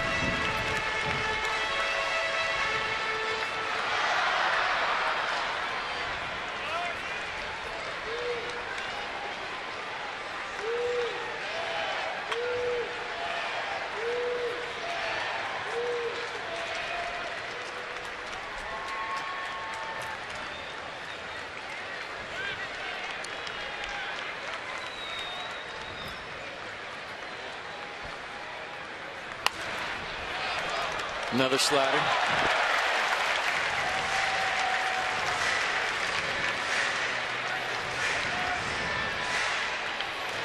Well, this will allow Cabrera at second base to get a better jump, because now with Span hitting, the Mets outfield has moved in. Nieuwenhuis shallow, Young shallow, Granderson a little respect to the pull side. As a base runner, you see the hands go right here. You're taking off almost before contact at second base.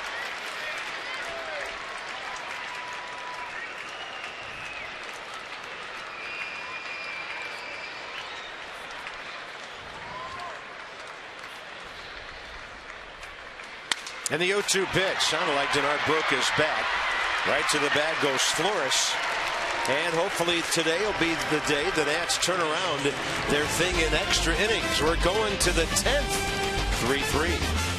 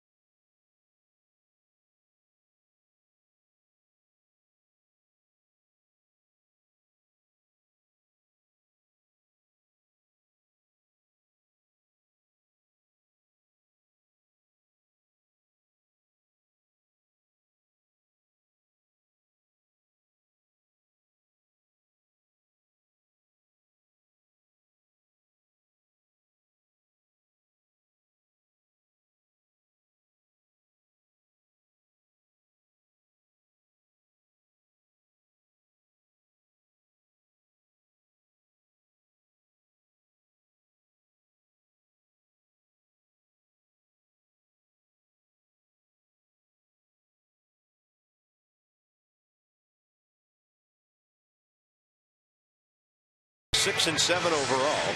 At home, the Nats are 0-5 with a 3-8 overall. Thus, the hope that things are about to change. And Matt Thornton will try to keep it a 3-3 game. Successful debut last night. Came out firing. Gave up a hit 2/3 of an inning in the 8th after Doug Fister departed. Yeah, real impressive last night. That fastball was 97. Kept it down in the zone. Kept it away from lefties. On the year, it's averaging 95 miles an hour. So the fastball sits at 95. He's got reach back 97, 98. Slider and a change to go with it.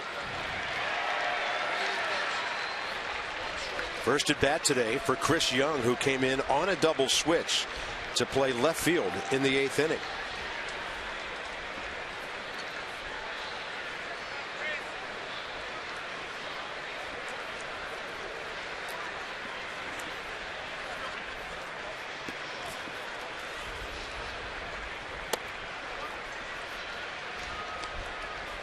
Matt told me this morning he was in total shock when the Yankees called him the other day. Not because he was going to D.C. He said he welcomes what he's heard about this ball club, this clubhouse, and of course a hot pennant race. He left one race to go to another.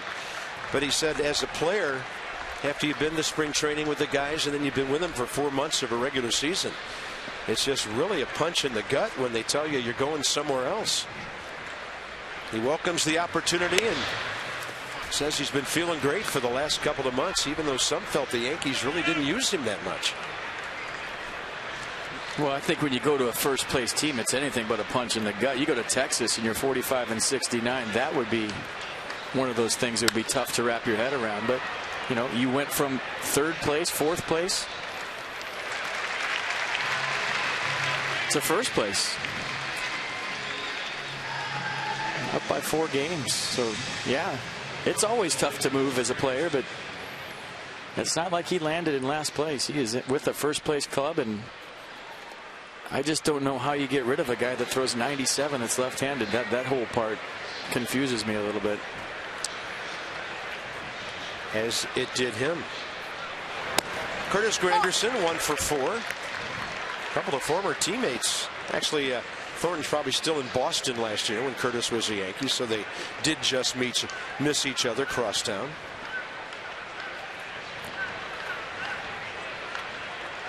A long time with the White Sox.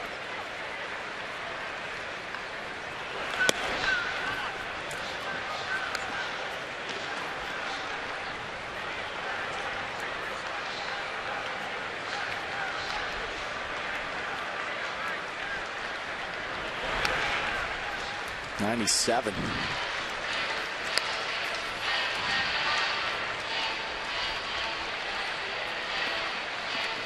Into the 4 o'clock hour we go here on Getaway Day.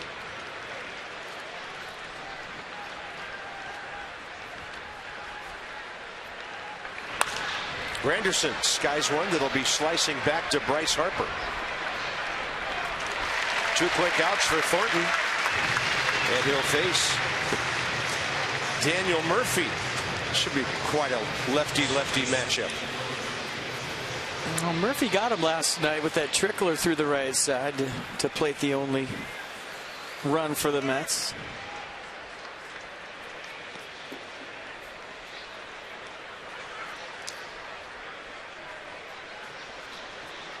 Mets finally got him out in the 7th. Jerry Blevins, after Murphy fouled off several pitches, and he starts that way again. He's had quite a series. 8 for 12.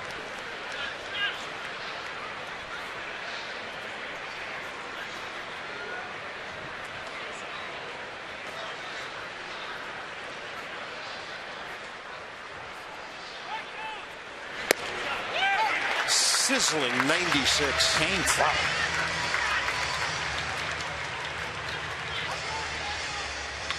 And 96 with location.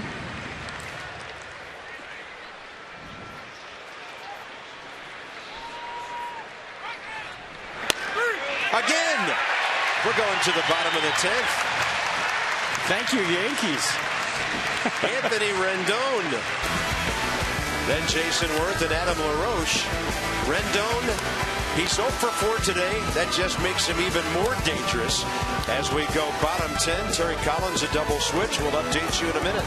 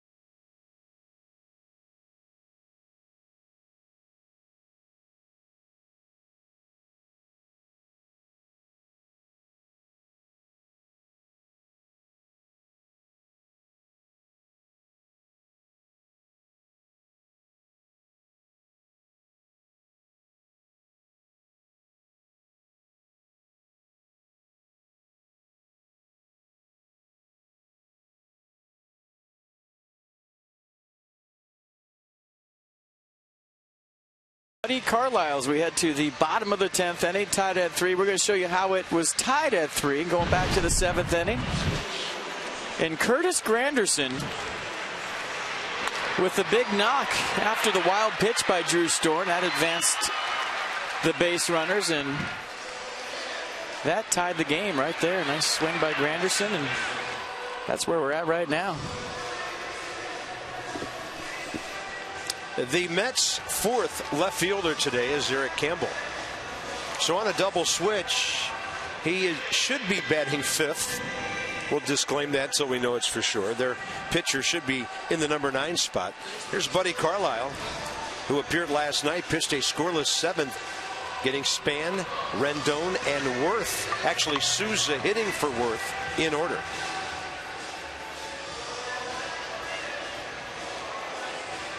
The Mets have had so many left fielders today that on my scorecard they're moving toward shortstop. It almost looks like they're playing shortstop. I got Campbell in foul territory. Do you really? Yeah, how about that? Matt Thornton, welcome to the Nationals. 97 on the black. Thanks for coming. Guy from a one-stoplight town in southwestern Michigan, shining in our nation's capital here.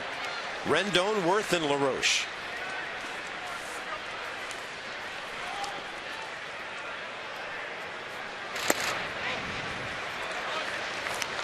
So last night, first time they faced each other. And in that at bat, Anthony fly ball to center against the right-hander. I mean, really just a fastball and a cutter from Carlisle. He'll throw an occasional curveball, but he'll work away with those 2 pitches. That was the 4-seam fastball at 89.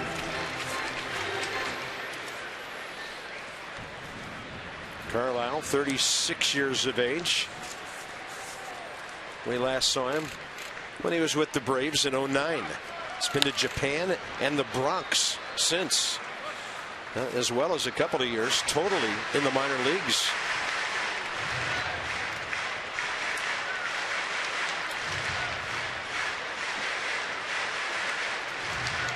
Rookie year was 1999 with the San Diego Padres.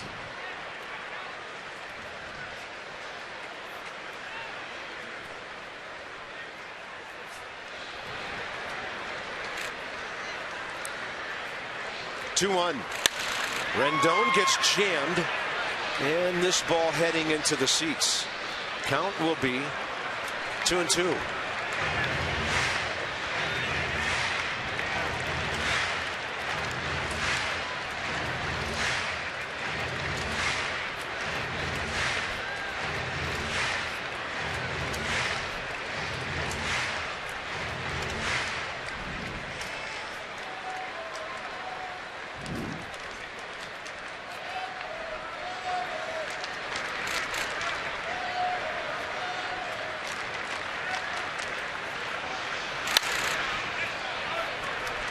Everything away, everything down.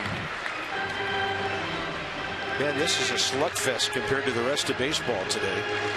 1-0 Yankee final over Detroit. 1-1 Giants at Brewers. No score. Cubs at Colorado. Day baseball, baby. Everything else tonight.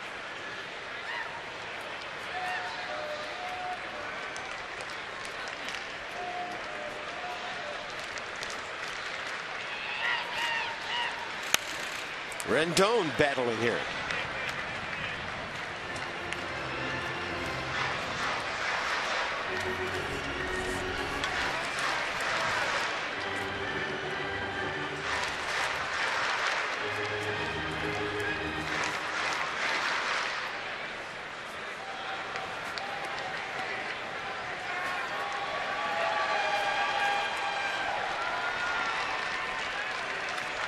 Outfield deep, big gap in left center, a lot of room left field line.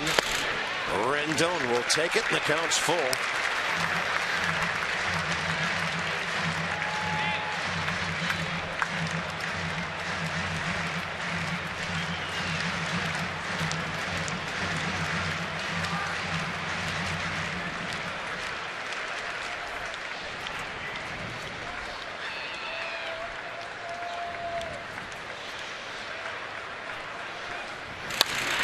Hits it hard the other way. Murphy there. Close. Rendon almost beating that out. Good hustle.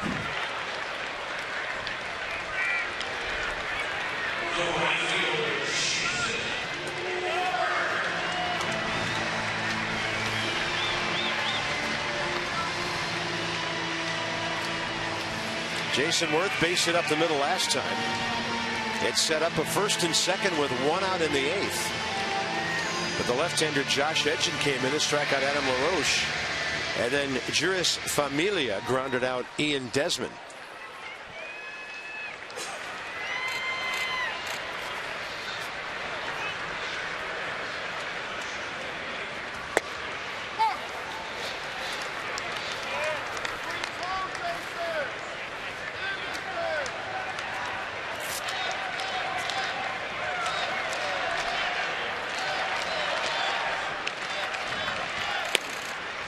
Strike 2.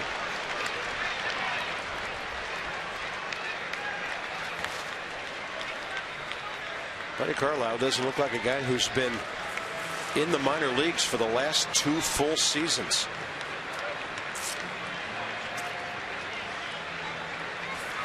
With Atlanta and with Toronto, getting a big time chance with the Mets here.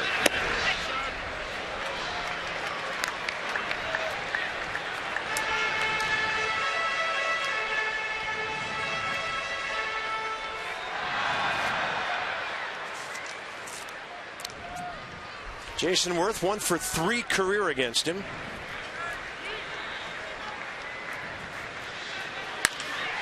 And that's a good looking drive to right center, but over to get it. Neuenhuis. He was playing deep and actually had to come in some to get that ball. Well, that was at least 2 bases that he just robbed Jason Worth of. At least 2 bases. And you can see him tracking it all the way. Kind of slicing away from him, but he was on it. Nice play. Shows Paul Maurer that he secures the ball. Kind of disappeared for a second. You were wondering if it stayed in his glove. Nice play by the Mets center fielder. Great effort. Now Adam LaRoche. 1 for 3 career against him with a base on balls.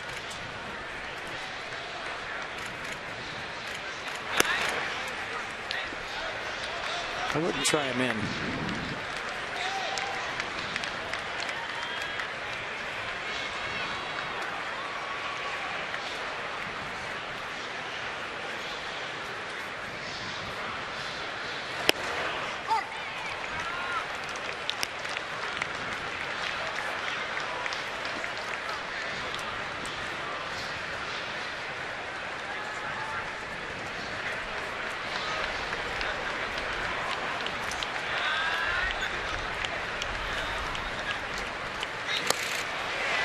And strike 2 now.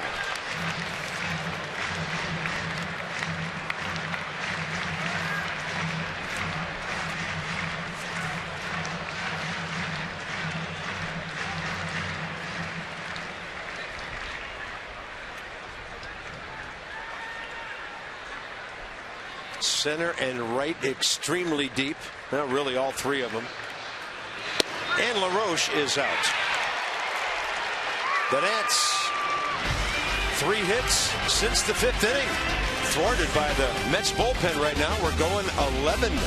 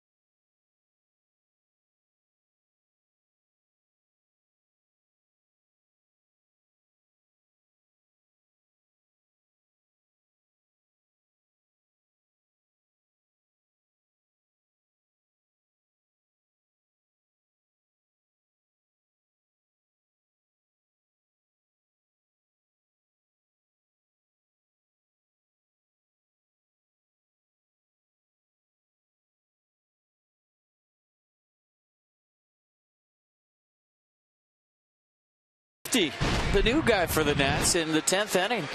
Impressive last night, just as impressive today. So back-to-back days. 95 to 97 with the fastball. And watch the pitch to Daniel Murphy for strike 3. Paint on the black. Not a whole lot you can do about that. Nice inning again for Matt Thornton. Here comes Craig Stammen.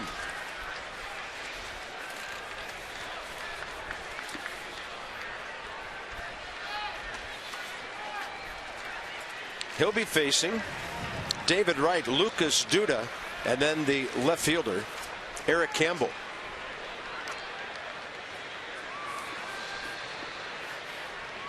David Wright 8 for 19 with a career home run against Craig.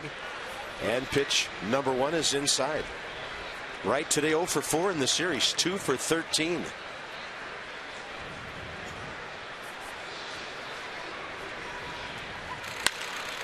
Well hit, left center. Denard Span is there.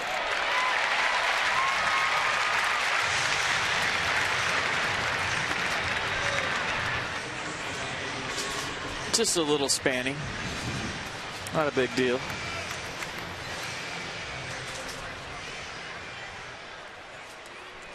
Lucas Duda. He's faced Stammen 3 times career, 0 for 3, pair of strikeouts. Asdrubal Cabrera retreats to right field.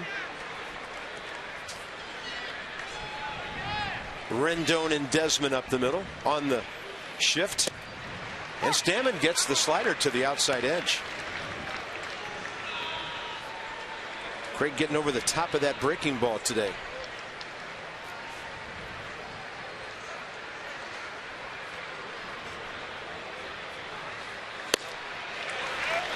Well, hop on the 2-seamer at 93.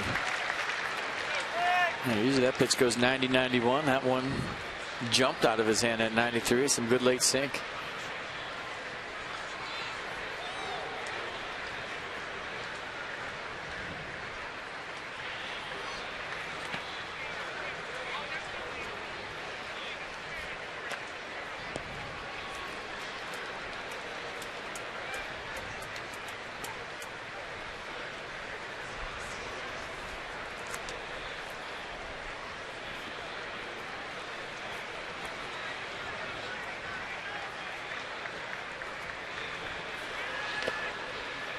So he's buried a couple of pitches, 0-2 and 0-1.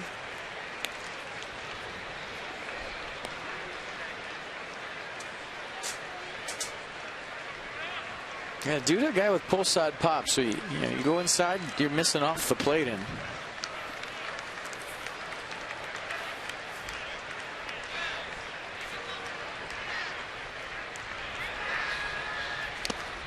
Foul tip and just out of the mitt of Jose Lobaton.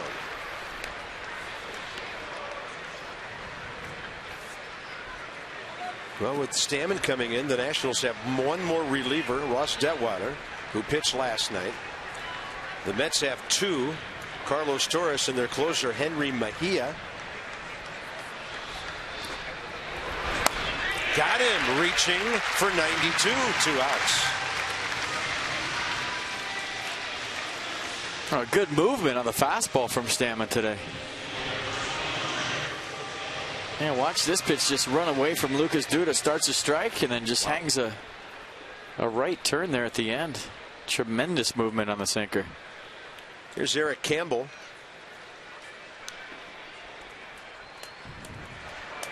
Not redlining yet, the bullpen, but a whole bunch of guys used. Stammen, the 7th Nats pitcher of the day. Fastball inside, 1-0. Campbell 0 for 2 career against Craig.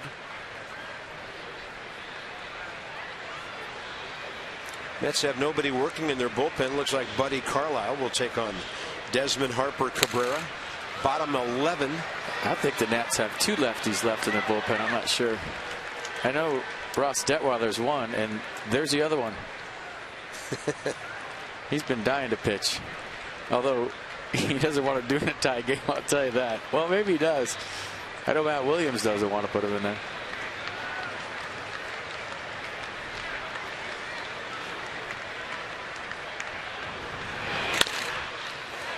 Ian Desmond to his left. Both bullpens really good. Who's going to break first? Mets haven't had a hit since the 7th inning.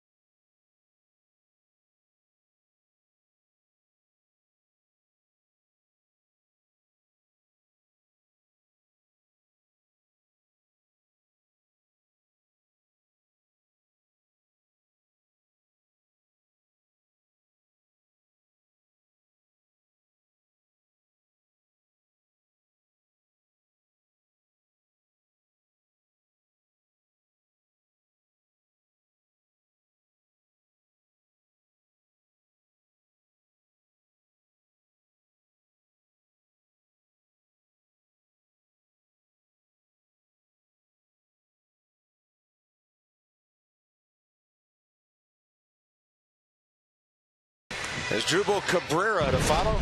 Long time ago, the Nats led 2-0 on this swing. A long time ago in a land far, far away, Ian Desmond went way deep to put the Nats up 2-0.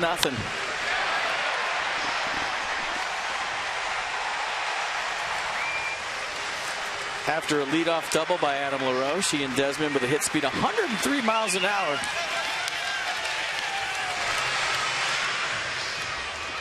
Couple of hits today, 2 for 4 working.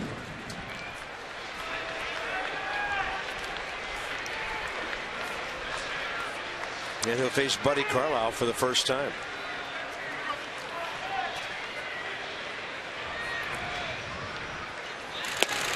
Trying to end it.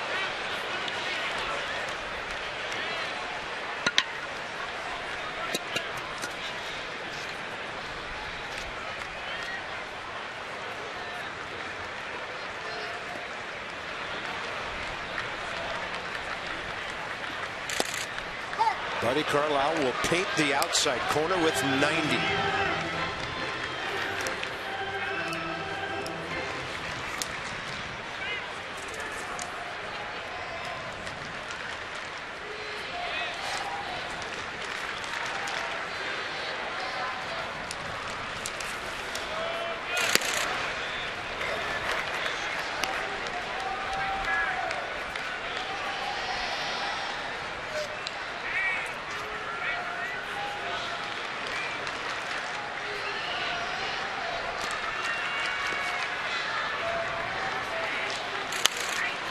Yeah, the fastball away. Ian Desmond able to extend to get a part of it. Good foul ball. Spoiling a borderline pitch. Get yourself another chance.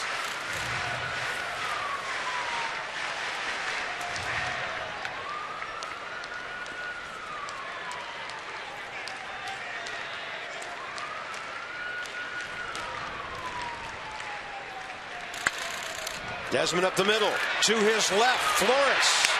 What a play to keep the winning run off base to start the 11th. Another good approach, another good swing from Desmond, but a better play by Wilmer Flores. This one looked a lot like his Drupal Cabrera with the slide move. Watch this. Boom, pop up, get rid of it quick. Right on the money. Great play. Looking at right in the glove. Look at his eyes to the baseball. Into a slide, a pop-up slide. The transfer, and he got rid of it quick with something on it. Look at that. Pick up your target with your head. Nicely done. Here's Bryce Harper. Led off the bottom of the 9th. Struck out swinging after a head in the count.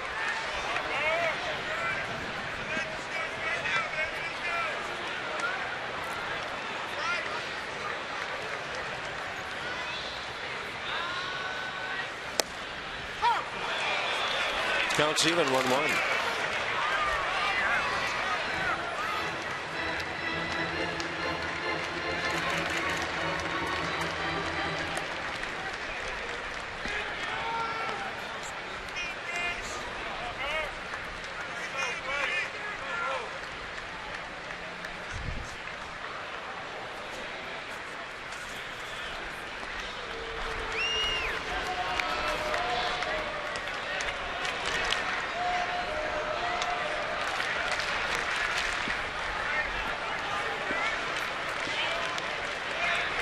Curtis Granderson about 4 steps in front of the track and right. And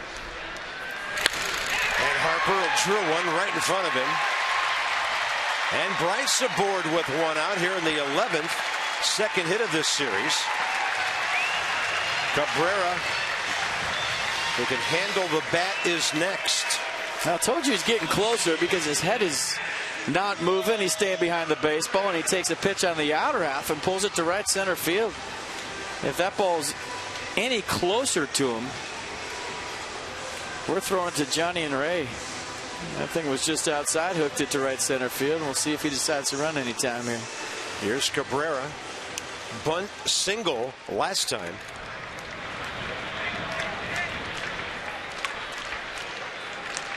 Bryce Harper 1 for 3 stealing bases this year. Lucas Duda holding him. David Wright on the grass at third. And Cabrera pops it up. Flores got kind of turned around and then finally got out there to find it. 2 down.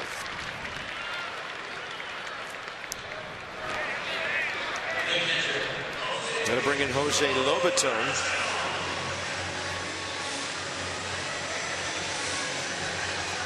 And then a pinch hitter in the on-deck circle, number 9 spot, which would totally turn this thing over to Detweiler if the Nats don't win it. Kevin Franzen waiting.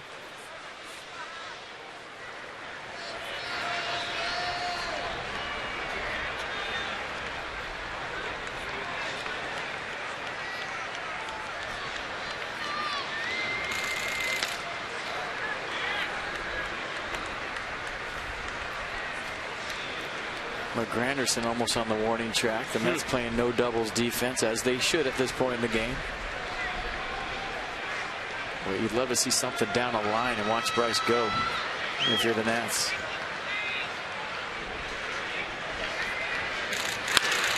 Lobaton to the gap in left center. Ball hanging up. Just enough for Nieuwenhuis to get to it. And he's made 2 excellent catches since coming into this game. Robbed Worth in the 10th and Lobaton here in the 11th. Well, Terry Collins double switched. He put Kurt Nieuwenhuis in the game for Juan Lagares, and Kurt Nieuwenhuis has played the heck out of center field since he's got in there, and everybody thought that one was headed for the gap, and we're going to watch Bryce run.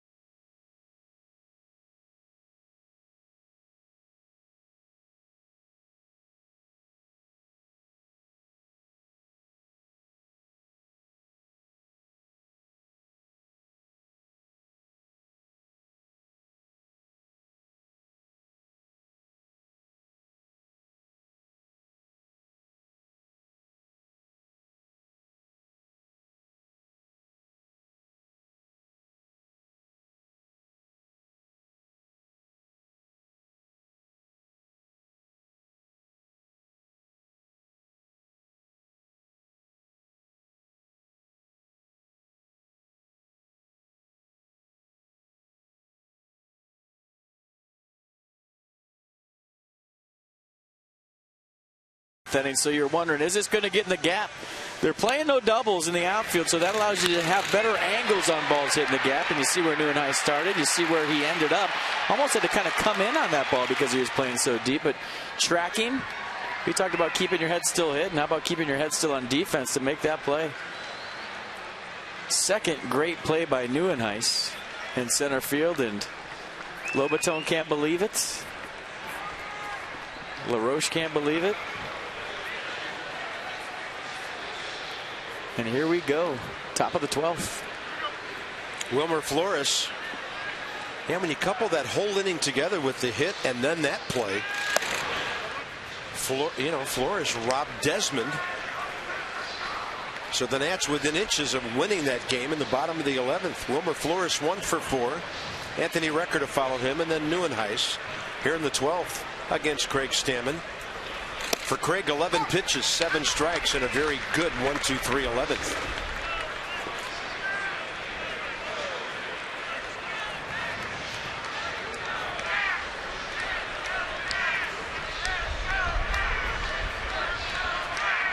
Target in.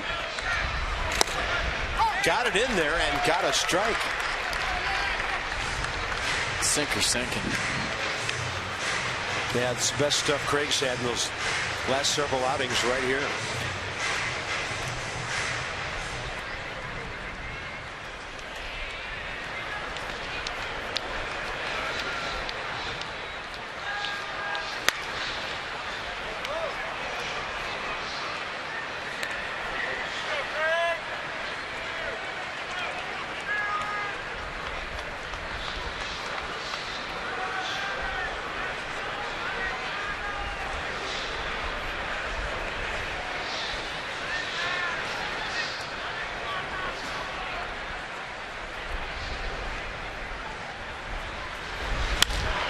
jammed in, and Bryce Harper waiting for the fly ball.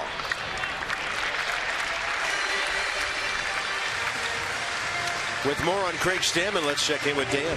Guys, Stammen struggled the last couple weeks. He's gotten hit around a little bit, but he says that he feels good, and kind of the results might not be indicative of how he's really pitching. He's given up a lot of hits, but those hits have all been singles of late, and Stammen says, I'm a ground ball pitcher. I'm going to give up singles at times. It's when I give up extra base hits that I'm leaving the ball up, and I really feel like I'm not pitching as well as I want to. So the numbers might not show it. Stammen feels that he's still pitching pretty well, even through this rough stretch. Well, so far so good here.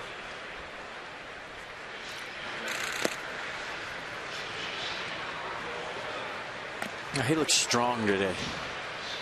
You talk to relievers. There's some days they go out there, they don't have any time to feel for their pitches. They got to be right in the strike zone at a moment's notice, and there's just certain days when you don't feel as good as others. Today he looks very strong. 1-1 to Anthony Recker, the Mets catcher. 0 for 4. 2 fly balls, 2 strikeouts today.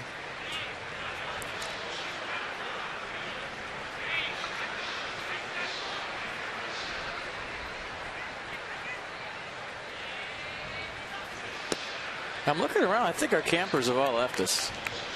I'm not seeing the fluorescent colors anymore. Somebody rang the dinner bell. There's a few here, but for the most part, I think they all left to go tell ghost stories. We had a crowd of 38,611 here today. And a 2-1, a swing and a miss.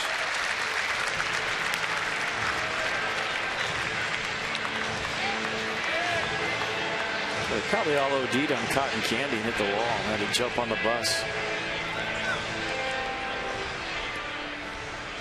With Chris Farley as a bus driver. Seatbelts mandatory.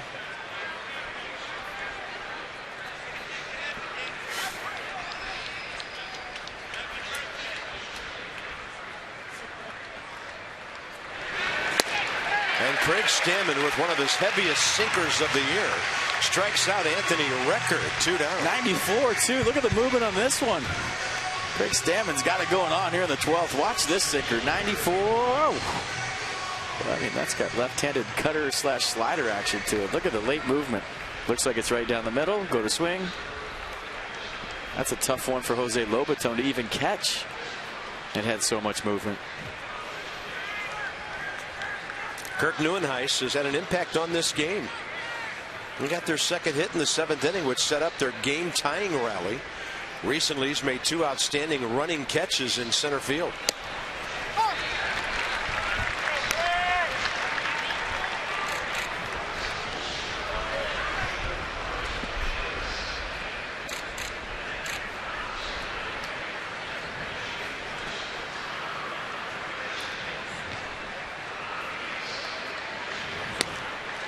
One.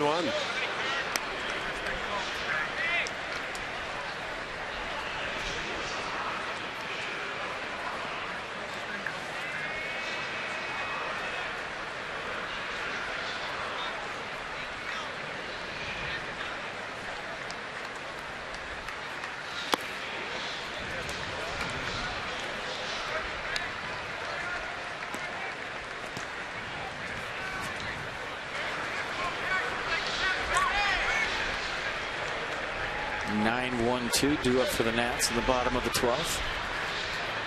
Getting out right here and go to work. And a couple of good bats still remaining on that bench.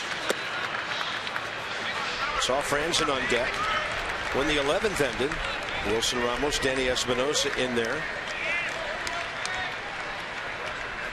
Got to be careful how you use your catchers in a game of this length.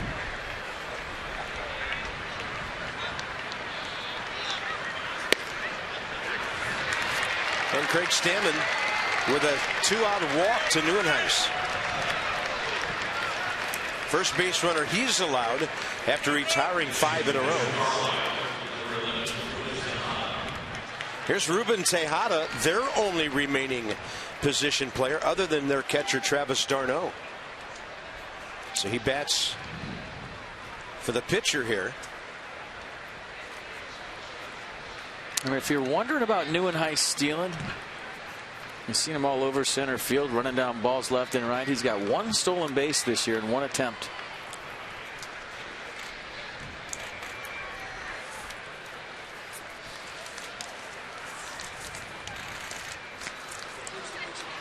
Ruben Tejada career against Craig Stammen, 1 for 9 with a strikeout, 2 walks.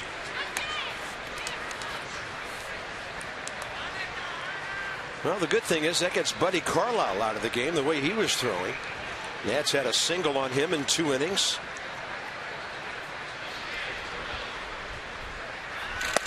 And his ERA will remain under a run.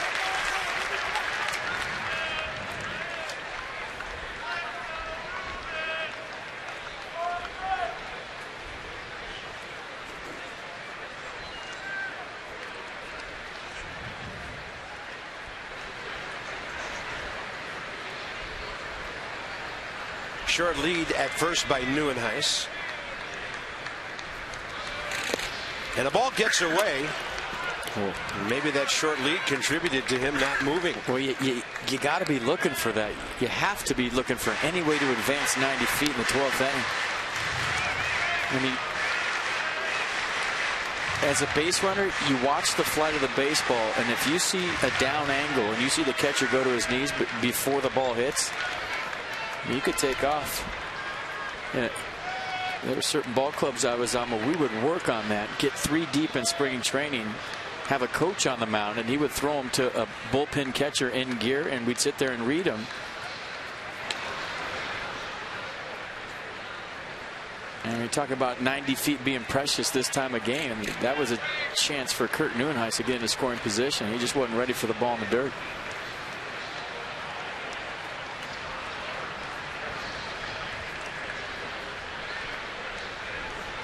One ball, 1 strike.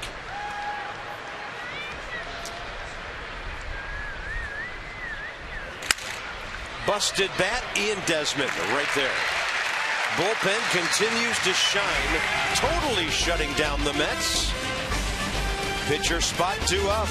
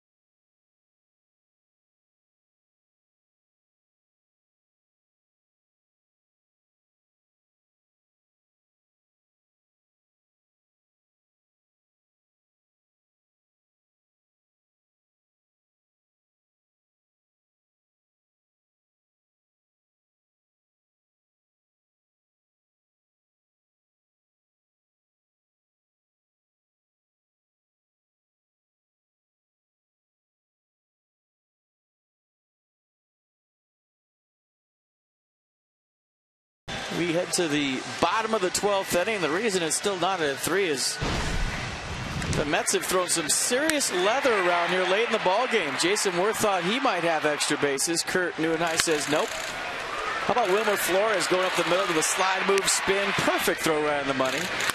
And Jose Lobaton with the inside-out swing tried to shoot one in the gap, and Kurt Neuenhuis does it again. So the Mets throwing some leather around, and now they're going to go to their closer, Mejia. Henry Mejia has 16 saves this year in 18 attempts. And if you're wondering why you're hearing Craig Stammen's walk-up music behind us, it's because he's walking up to hit in the bottom of the 12th.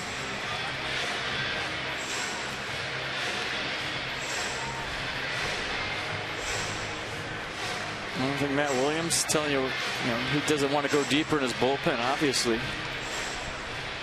Each team now with one pitcher remaining. The Nats, Detweiler. The Mets, Carlos Torres.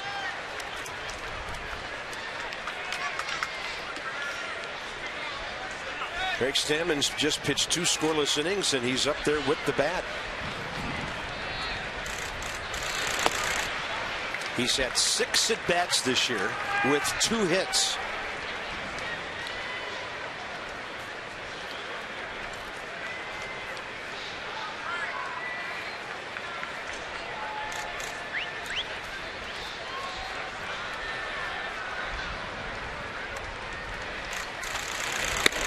So up and in, 2-0.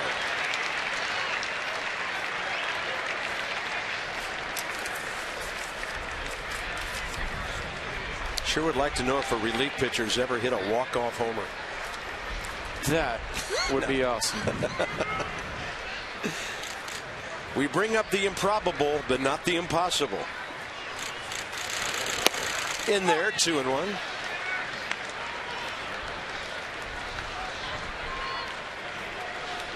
Well, with Ross Detweiler pitching 2 of the last 3 games, Matt Williams needs some more innings out of Stammen.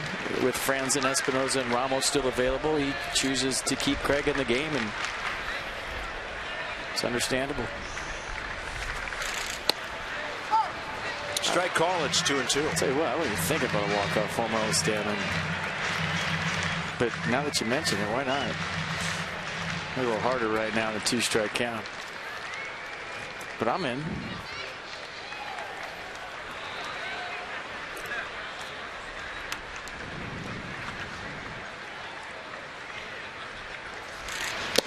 And Craig Stammen, foul tip, strikeout, 1 down.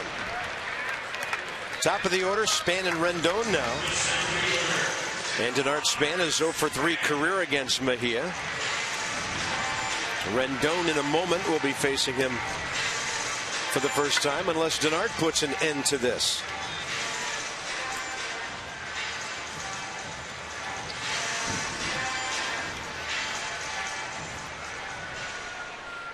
These are the ones, if you want to play in October, you got to grind, especially at home.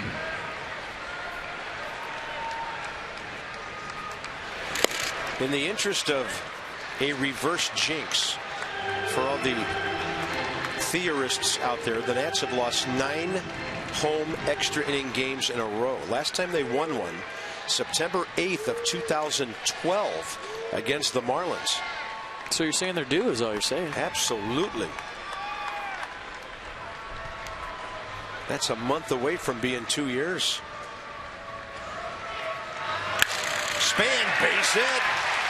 A 4 for 6 day for Denard Span. So you're saying they're due, is all you're saying? Absolutely.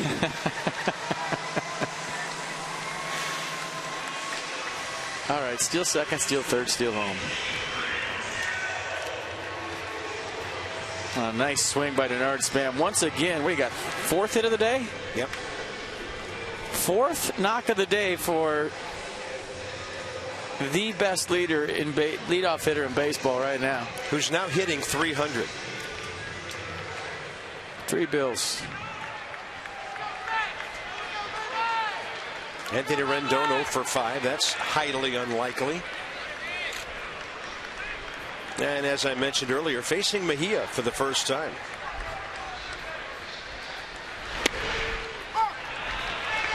He pulled his hands in. Dan Isanya called it a strike. Umpire's been consistent. He has liked that side of the plate all day.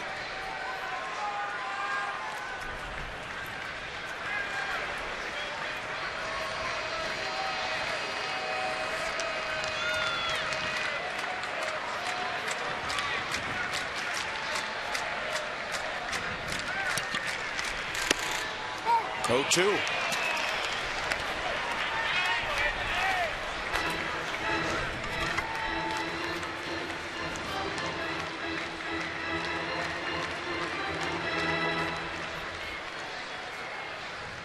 Hits in the game, 12 by the Nationals. They've not given up a hit since the 7th. Washington hasn't.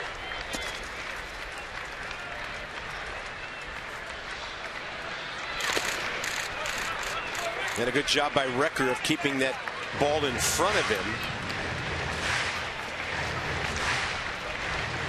And it's also big on reading balls in the dirt, carpet, is you have to have a manager that's okay with you getting thrown out once in a while as the catcher picks it up real quick and throws a seed to second base. It's going to happen, but it's really something you got to work on. And like I said, have a manager that doesn't care if you get caught every now and then, but it's hard. It's hard. You ask catchers, you know, they're scrambling to catch that ball barehanded, pick up the target, you're going. Busted bat. Campbell in for the second out. That'll bring in Jason Worth, who's 4 for 6 career against this pitcher Mejia.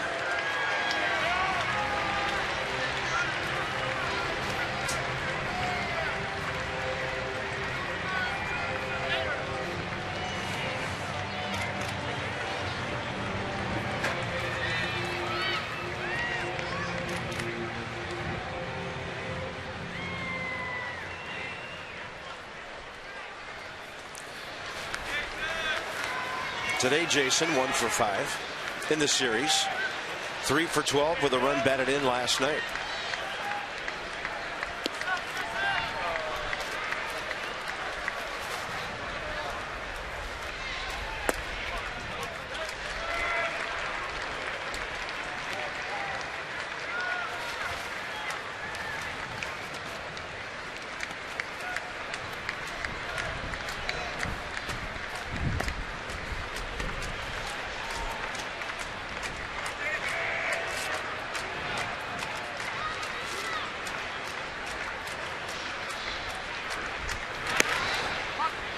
He's had a couple of guys leaning back on that breaking ball. Drops it in.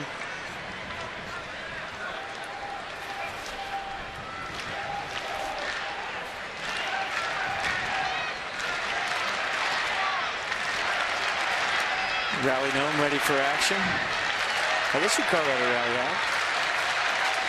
I like it.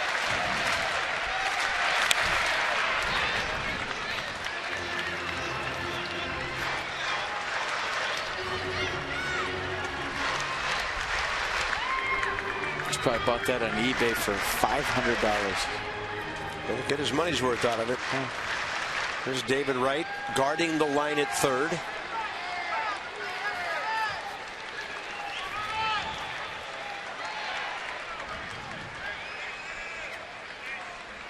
One ball, 2 strikes to Worth. Denard Span with a good lead. Holding. Worth strokes it up the middle. Span running hard. Heading for third. Winning run 90 feet away with 2 down. Oh, Jason Worth just standing between first and second right now. Nobody at the bag. And the Garden Gnome, the Rally Gnome, the Rally Hat comes through with the base hit. Runners at the corners, 2 outs. But what a good piece of hitting by Jason Worth. Just extending his swing. How many times have you seen him do that? Staying on the off speed, staying through the baseball. I'll tell you what, that takes away any kind of notions of burying off speed in the dirt with Denard Span at third base and 2 outs. Adam LaRoche might get something elevated to drive right here. And if he hits any ground ball that the pitcher can't get to on the left side of second base, this game's over. They got the huge shift on here. We would expect Worth to just go ahead and take second base. LaRoche takes strike 1.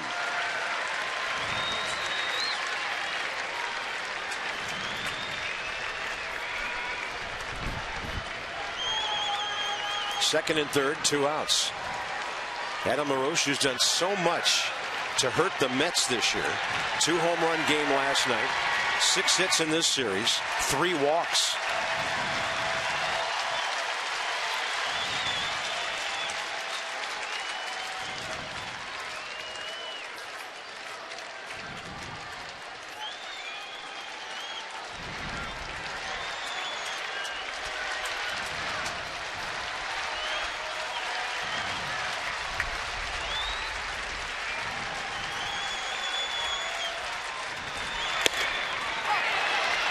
It's 95 to the edge. Good pitch. 95 on the black.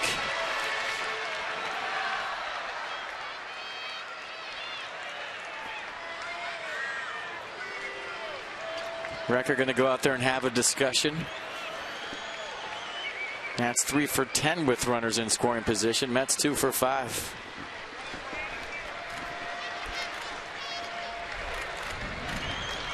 Bottom of the 12th inning. The Nationals trying to put this one away, capture the series, and go to Atlanta 4.5 games up.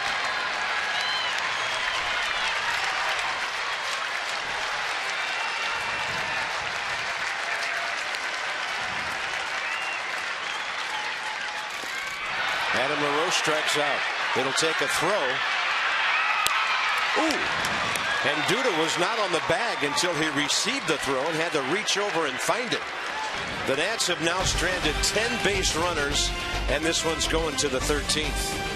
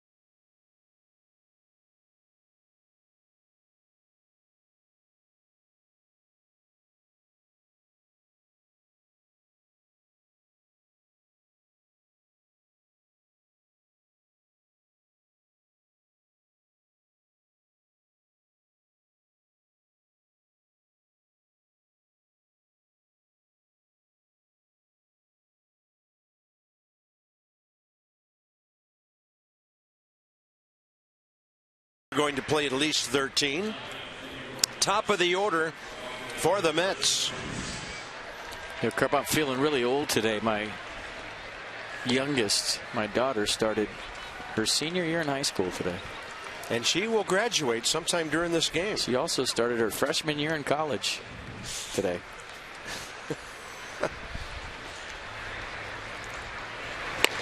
Midterms shortly.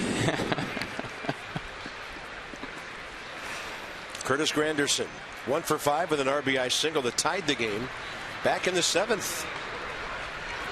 He's 0 for 2 career against Craig Stammen, who gets a ground ball to the right side. As Drupal Cabrera.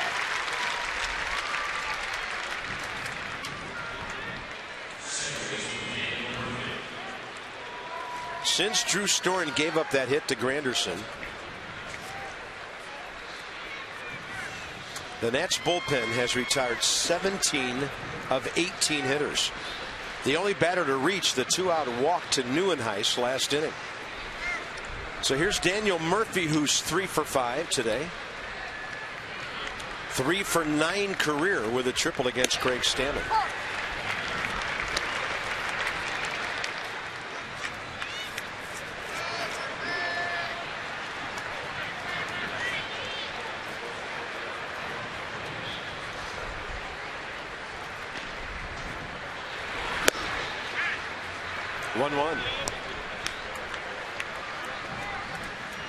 Craig's 2 innings, 29 pitches, 17 strikes.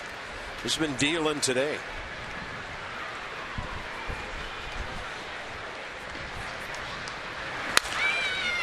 Another one for Cabrera.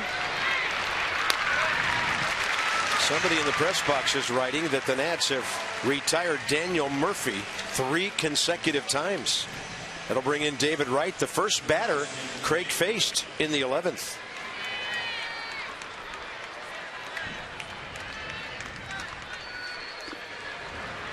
David flew out to center field at that time.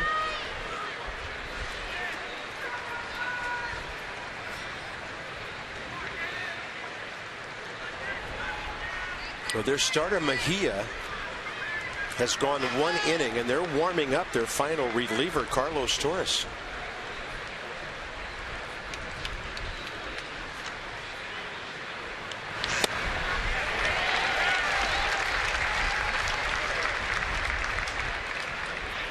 Five righties, 2 lefties, and he's the last one standing.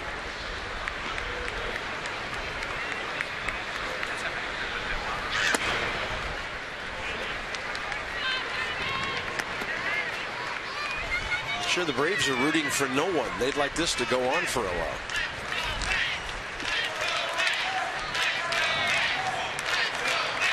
I'm sure baseball is the last thing on their mind today on their off day. Yeah, they probably need to get away. David Wright to the gap in left center. Looking like 2 bags. Span not able to cut it off, and David Wright would have been to second base anyway. So that's his 3rd hit of the series. Gets him a 1-for-6 day.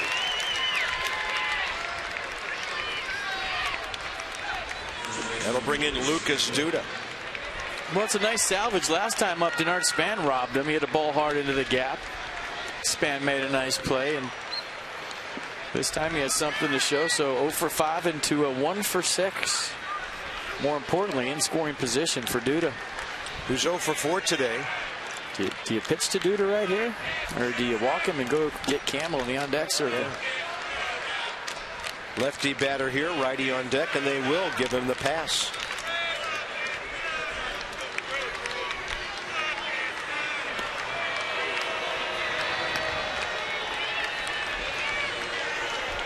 The way that sinker's been sinking, even though he struck out Duda with that sinker last time. Matt Williams going with the percentage. He wants the right-on-right matchup and the sinker versus Campbell.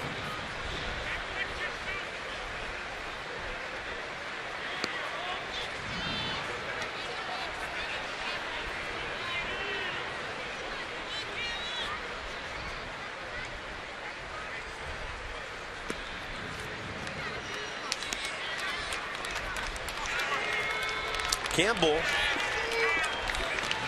grounded to Ian Desmond against Damon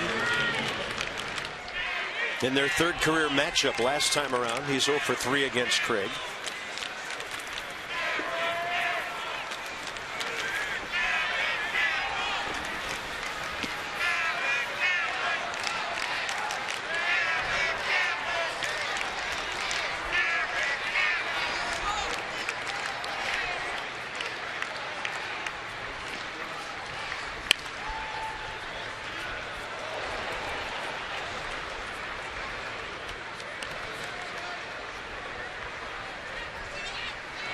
Campbell started the first game of this series, batting 5th on Tuesday night. He went 0-for-4. Pinch hitting appearance yesterday.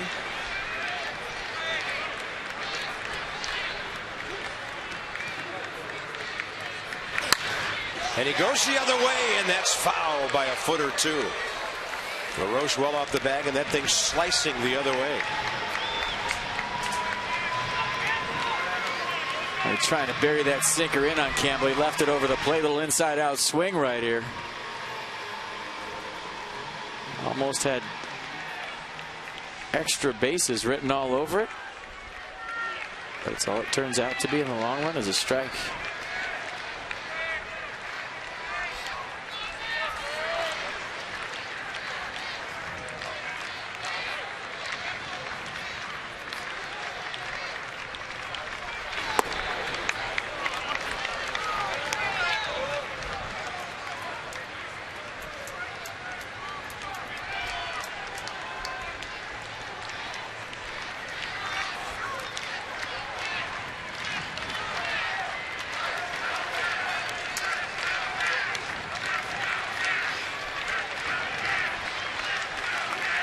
Counts 1-2 with 2 men aboard.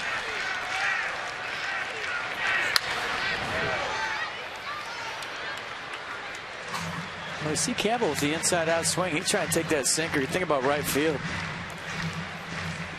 That tells me that he's going to be on the off-speed pitch, and he's got his hands in the right slot.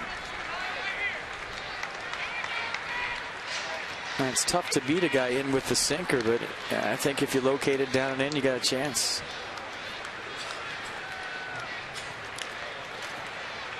He's taking some good swings.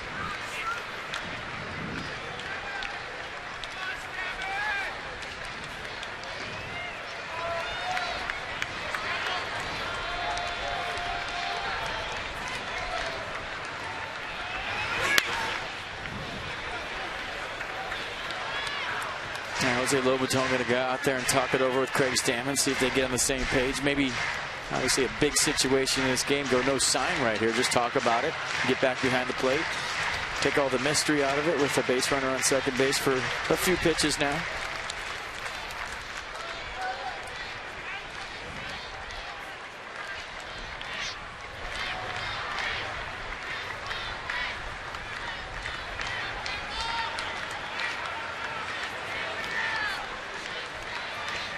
What a battle. Big gap in left center, but everything looking like opposite field here.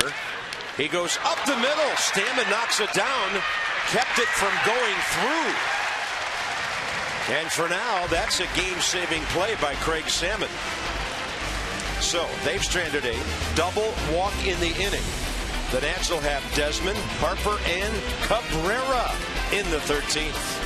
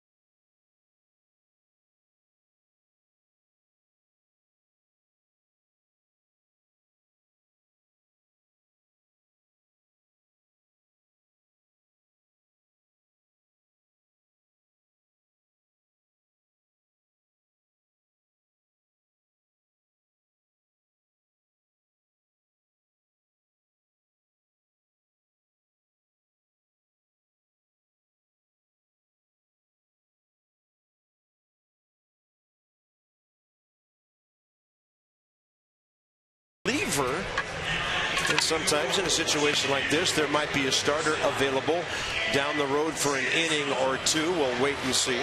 Sometimes it turns into a position player. Here's the repertoire of Carlos Torres. And fastball average is 92. He'll sink it. He'll cut the fastball at 89. Curveball change, and last man standing for the Mets. And I'm switching pens because this black one is not working. I'm going to go blue. See if that's good for a win. Does anybody play 10-inning extra inning games anymore? Well, the Nats have had some marathons this season.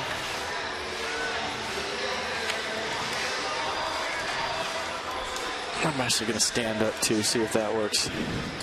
So 374 pitches between these two clubs.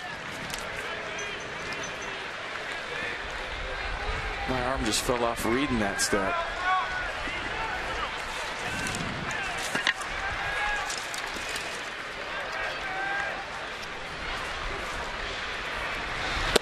Carlos Torres a strike to Ian Desmond, who's 2 for 5 career against him, with a double.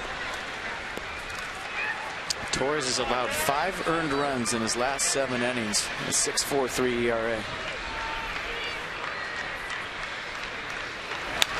Oh, Desmond got a center cut fastball.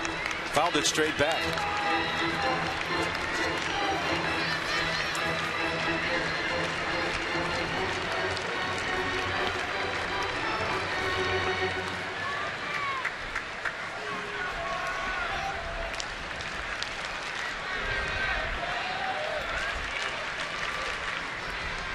They won it up, and they got it.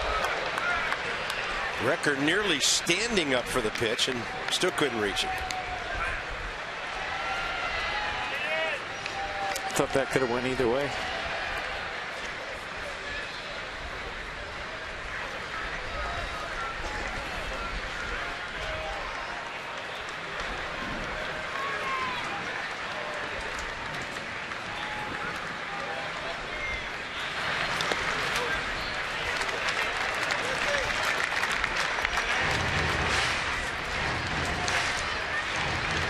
Desmond bounced back to Torres in the 8th inning last night.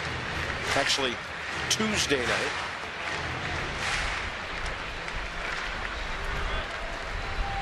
This has been a grinder of a homestand for the Nats. 8th game. They're trying to get a split here.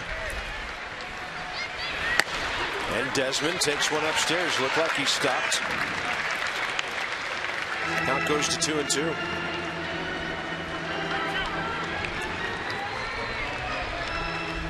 All in on the heater. Throw anything else, you got me.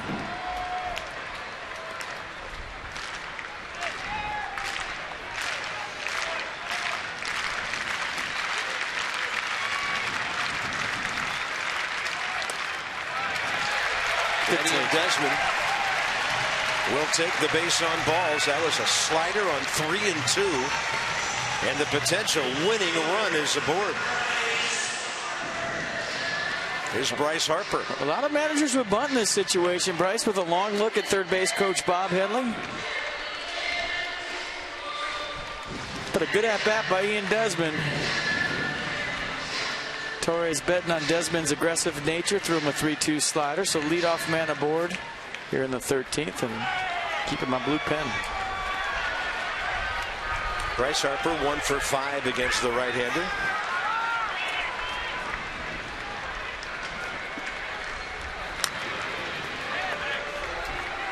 Ian Desmond 12 out of 15 stealing.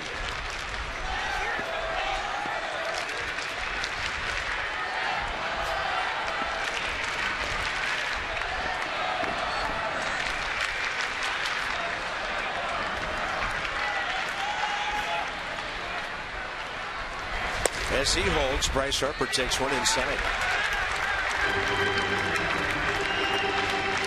Through this entire game, that was only the 3rd walk the Mets have given the Nats today. And I have Washington for 2 walks, both by Stammen, 1 intentional. So command has been good, command and control for both staffs.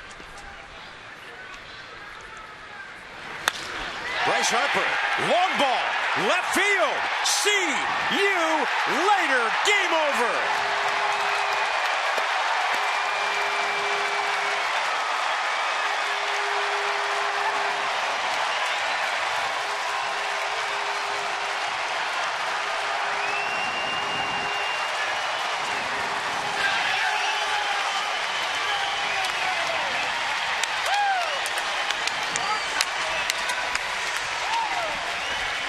Well, he said he's been getting closer. His 4th home run of the season is a walk-off tater, and that's how this one ends.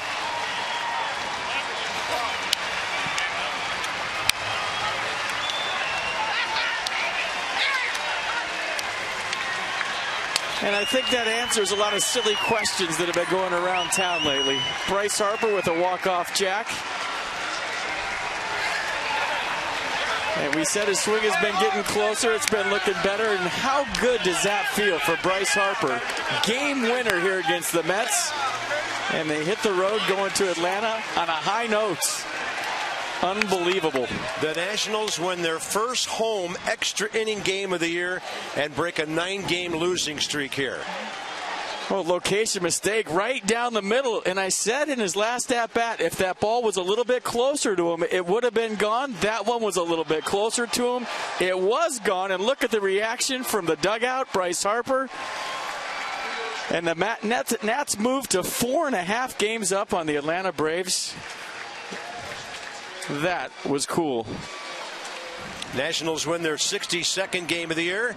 Dan's with Bryce. Thank you, Bob. Bryce, you lose a shoe in the dog pile over there. You get the Gatorade bath. How good does this one feel for you after all that's gone on the last couple weeks? I'm just glad my hair looks good right now. No, this is unbelievable. Being able to, do this for the team and get that W is definitely huge. Did you feel like you've been coming around the last handful of days? You've been drawing walks. It looks like your swing has been getting closer. Did it feel that way? Yeah, it felt pretty good. This team, we always battle, and, everybody's swinging the bat well right now. Everybody's playing well. Our pitchers are doing unbelievable. Let's go for 2. That's cold. You guys take the last 2 games of the series. You go down to Atlanta, riding some momentum now. How important, not important is that? Do you take it as just 2 games, or is it nice to be riding that going into a big series? We're going to play. We want to, go in there and, win some ball games and, go on this road trip and play well and, come back still in first place. This Atlanta series, 3 games or more than just 3 games, given where things are at in the standings? Atlanta's good. They always play us tough, and, we got a great staff going in there, and, hopefully we can win some ball games and, do what we need to do. Congrats, Bryce. Thanks for the time. Thank you. Back up to you. Well, Bryce Harper comes up big, his 4th homer of the year. RBIs number 15 and 16. And the Nats finally get a walk-off in extra innings here for the first time in nearly 2 years. That was Dan. For FP, I'm Bob. The final, Nats 5, Mets 3. Another series in the bag tomorrow night, 7 p.m. Nats Extra. Steven Strasburg against the Atlanta Braves and Urban Santana. This has been a presentation of Masson, Johnny and Ray. A full show to talk about in a moment. And from Nationals Park, see you later.